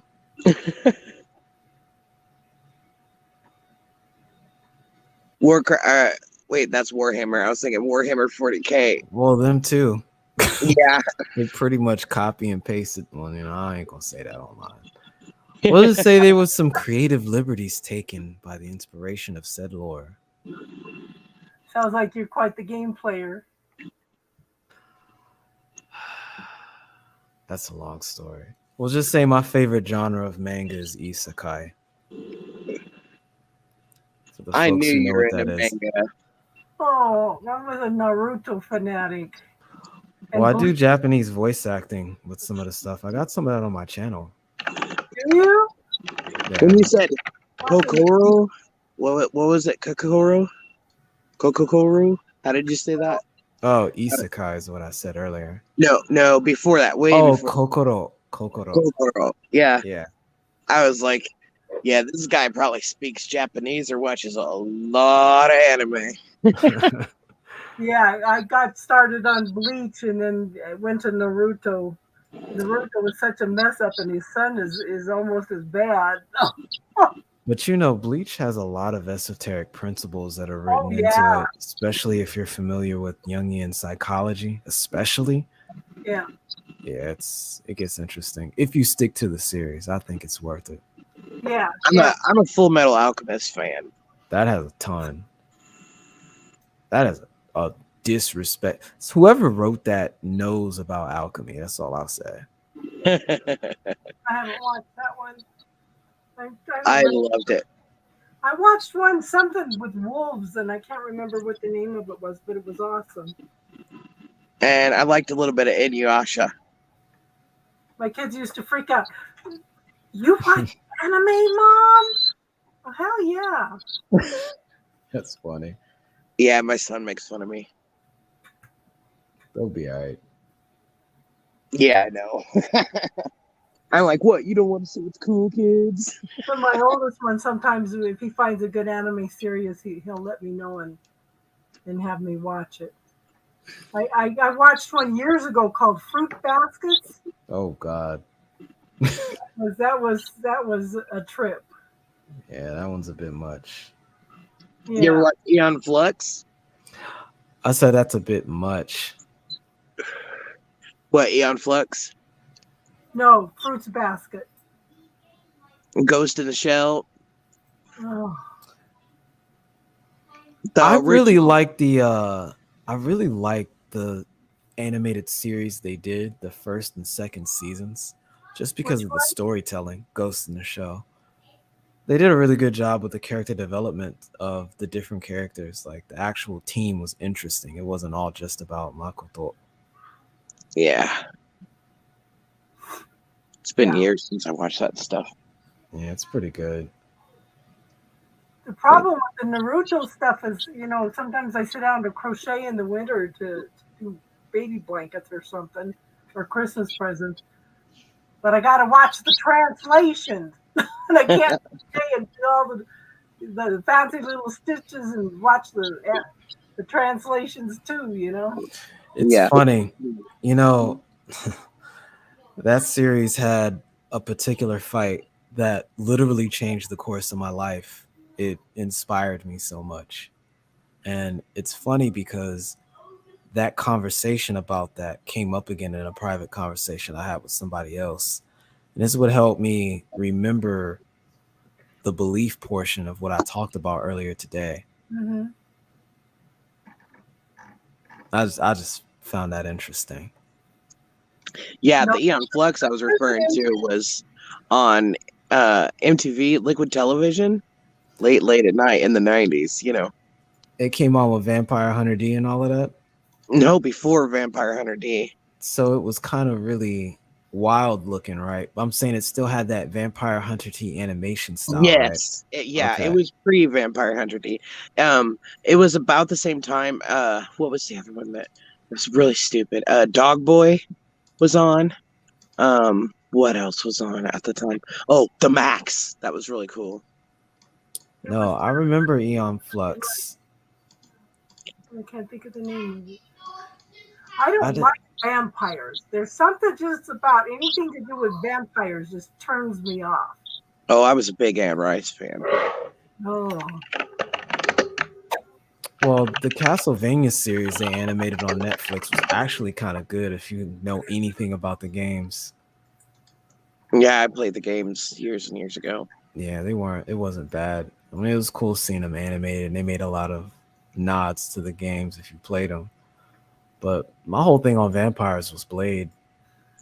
Oh yeah. Instead of watching anime or playing video games, I was doing research on spiritual stuff. I read the books, like Anne Rice, the Vampire Chronicles. So whenever they came out with the movie, it was like, oh, this is pretty good. It was okay, I mean, it was, a lot of people who read the books and then watch the movie, they're like, oh, it's not as good as the book. But I felt like, they did a pretty good job with that. Just like, what's that guy's name? Peter. He did the Lord of the Rings. He did all Tolkien's Peter Jackson. Peter Jackson. Looks like He did Lord of the Rings, and I'll hibernate for days reading those. Oh yeah, my mom, when she did try to parent, she would read to us at night, and she'd read a chapter out of The Hobbit, and we'd be like, "Oh, just one more chapter, and she was like, "If you want one more chapter, you're gonna have to learn how to read." So by the time I was in 3rd grade, I was at a college reading level. Because I wanted more than one more chapter. Yeah, I read the whole series when I was 10. And then like anything I could get science fiction, fantasy, I had my nose in it. Yeah, that's what I'm after, sci-fi and fantasy. Have you ever tried to read The Silmarillion by Tolkien? No, I've never read that one. I have a first edition of that. Huh? I have a first edition Silmarillion. Do you? Really? Did you read it? I've dipped into it because it's not really narrow. It's almost like a history book. But I've Oh got my the history gosh. of Middle Earth as well. You get points for trying. It's a similar. It is so hard to read. I've only met one person who's actually read it. I've got 2 books called The Secret Doctrine. Is Okay? that by Blavatsky? Yes. Helena Blavatsky. That's a hell of a read. Oh my God, it's so dry. I can't. I'm having trouble getting through it. And my friend gave me the books years ago. And when what's his name? I keep thinking Cash. What's his name? Crystal? Edgar Cayce? No, one of the guys that came in here from Canada. Cage. Cage. When he came in here, he was talking about how awesome it was and everything. And I kept walking him down the stairs, and that's when I was super, super sick. And I kept looking at this book, not looking at the name, keep saying, I need to read that book next. And when I finally looked at it, it was the book he kept telling us to read, The Secret Doctrine. It's like, this stuff is so dry. I having troubles getting through it. Ugh. It's like sitting and reading the Bible. To be fair, it was written a long ass time ago. Yes, it was. Now, one of the books I thought was interesting is by Henry Colton. It's on dreams, but she goes in and she explained different levels of stuff. What happened to me is I was standing on the front porch one night. We had a porch, a cement porch. It was about 3 feet tall, about 5 feet wide, and it had 3 steps down. I'm standing on top of that, talking to my daughter and her friends. Something picked me up by my ankles, threw me up in the air, and it came down and scraped all my ribs. And everybody's going, what just happened? Okay. And I didn't think nothing of it. And then I ran across You didn't think nothing of it? That's not a regular occurrence down our way, I assure you. I'm over here cackling. Lifted me up by the ankles and flung me around the place. Well, it was just Tuesday. I didn't think nothing of it. Typical Tuesday, yeah. That house was on a vortex. There was always something weird happen on there. But it was at the beginning of my spiritual path, right? So I just thought it was just something going on with the house. Then I happened to drop the book, the Henry Colton book, and it opened up to talking about the different light workers levels and the dark levels, right? There's something called continental dwellers. And when your light reaches a certain point, it becomes a threat and they attack your ankles. And a lot of people don't survive that.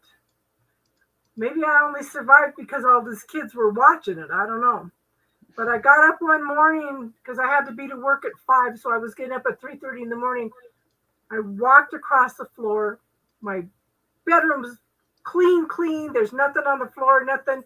Something scratched my leg and grabbed my ankles. I had to have stitches. Ouch. And I said, okay, I seem to be some kind of threat here, you know.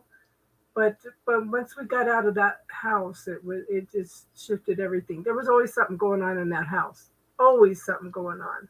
I went through a period in my late teens, early 20s, where I'd wake up with inexplicable scratch marks all over my back. Wow.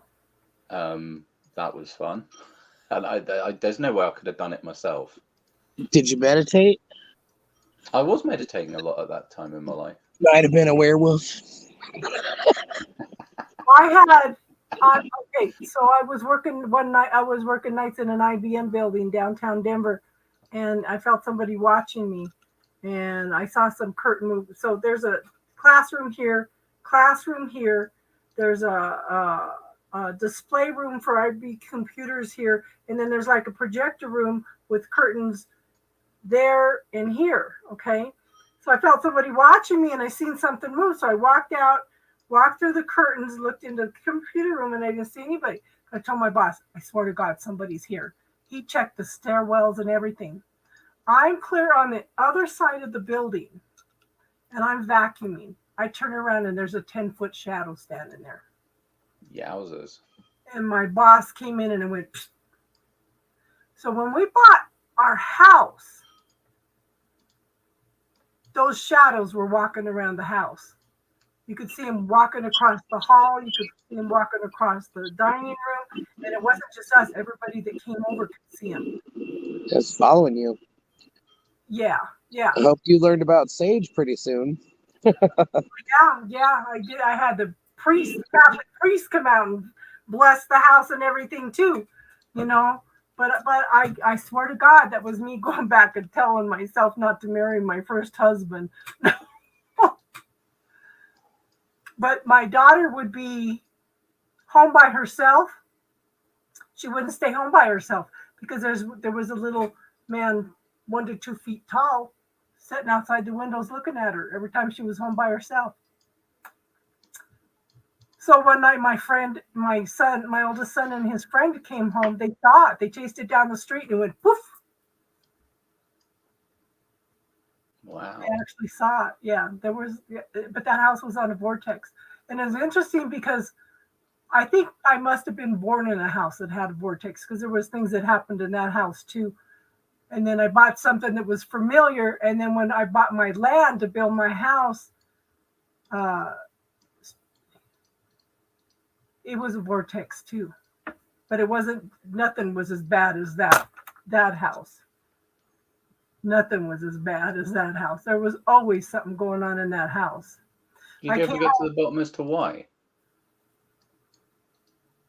I came home. I went to go to work one day. My keys were gone. Okay, this is before I had kids. I'm running around the house. I said, okay, who took my keys? I'm yelling and screaming at him, and this little voice pops in my head and says, oh, your keys are in the humidifier. So we had a box humidifier, right? I went over, tilted the humidifier over. My keys were in the bottom of the humidifier. But then that was a second set of keys that had disappeared. The first set of keys never appeared. I had to have all new set keys made, and then these ones disappeared. But whoever I was yelling at told me where they were, you know. So there was always something going on in that house. And my in-laws accused me of being a witch when they were the ones doing the witchcraft. Funny how that works, isn't it? Yeah, projecting on me. Well, folks, it has been fun Yeah. and enlightening, and I got to go to bed too. Yeah. yeah, it's been pretty great, but I still got some work to do for tomorrow. Well, I could probably just do it tomorrow, but I want Nameless. the day off. I have to have at least a day to recharge, you know. Yeah. Yeah. To Can you send me the link on Sunday to go in for because I clicked on the link thinking that it was going to pull up another page, but when we closed out the meeting today, it closed that out too. So if you can send me a link for Sunday, I would appreciate it, hon. yeah, okay, no problem. Yeah, because she said she was going to send it out, but she hasn't sent it out. So Yeah. I love that we can do this. Do what? I love that we can do this. Yeah, me too. Yeah. I'm about to go ahead and head out as well. I gotta get ready for tomorrow. I gotta do a live stream, so Yeah, you sound tired. Thank you, everybody, for being here and contributing. Take care, ladies and gents. Yes. You get ready for I this. had a blast. Take You guys have a good 15-minute night. nap. Thanks for all the knowledge and the wisdom and the Yes. Thank you. interaction. Glad it was useful. You guys have a great evening, and thanks again. You too. Well, come back Good when night. you can, okay, hon? Absolutely. Okay, everybody have a good night and namaste. Good night, love night, namaste.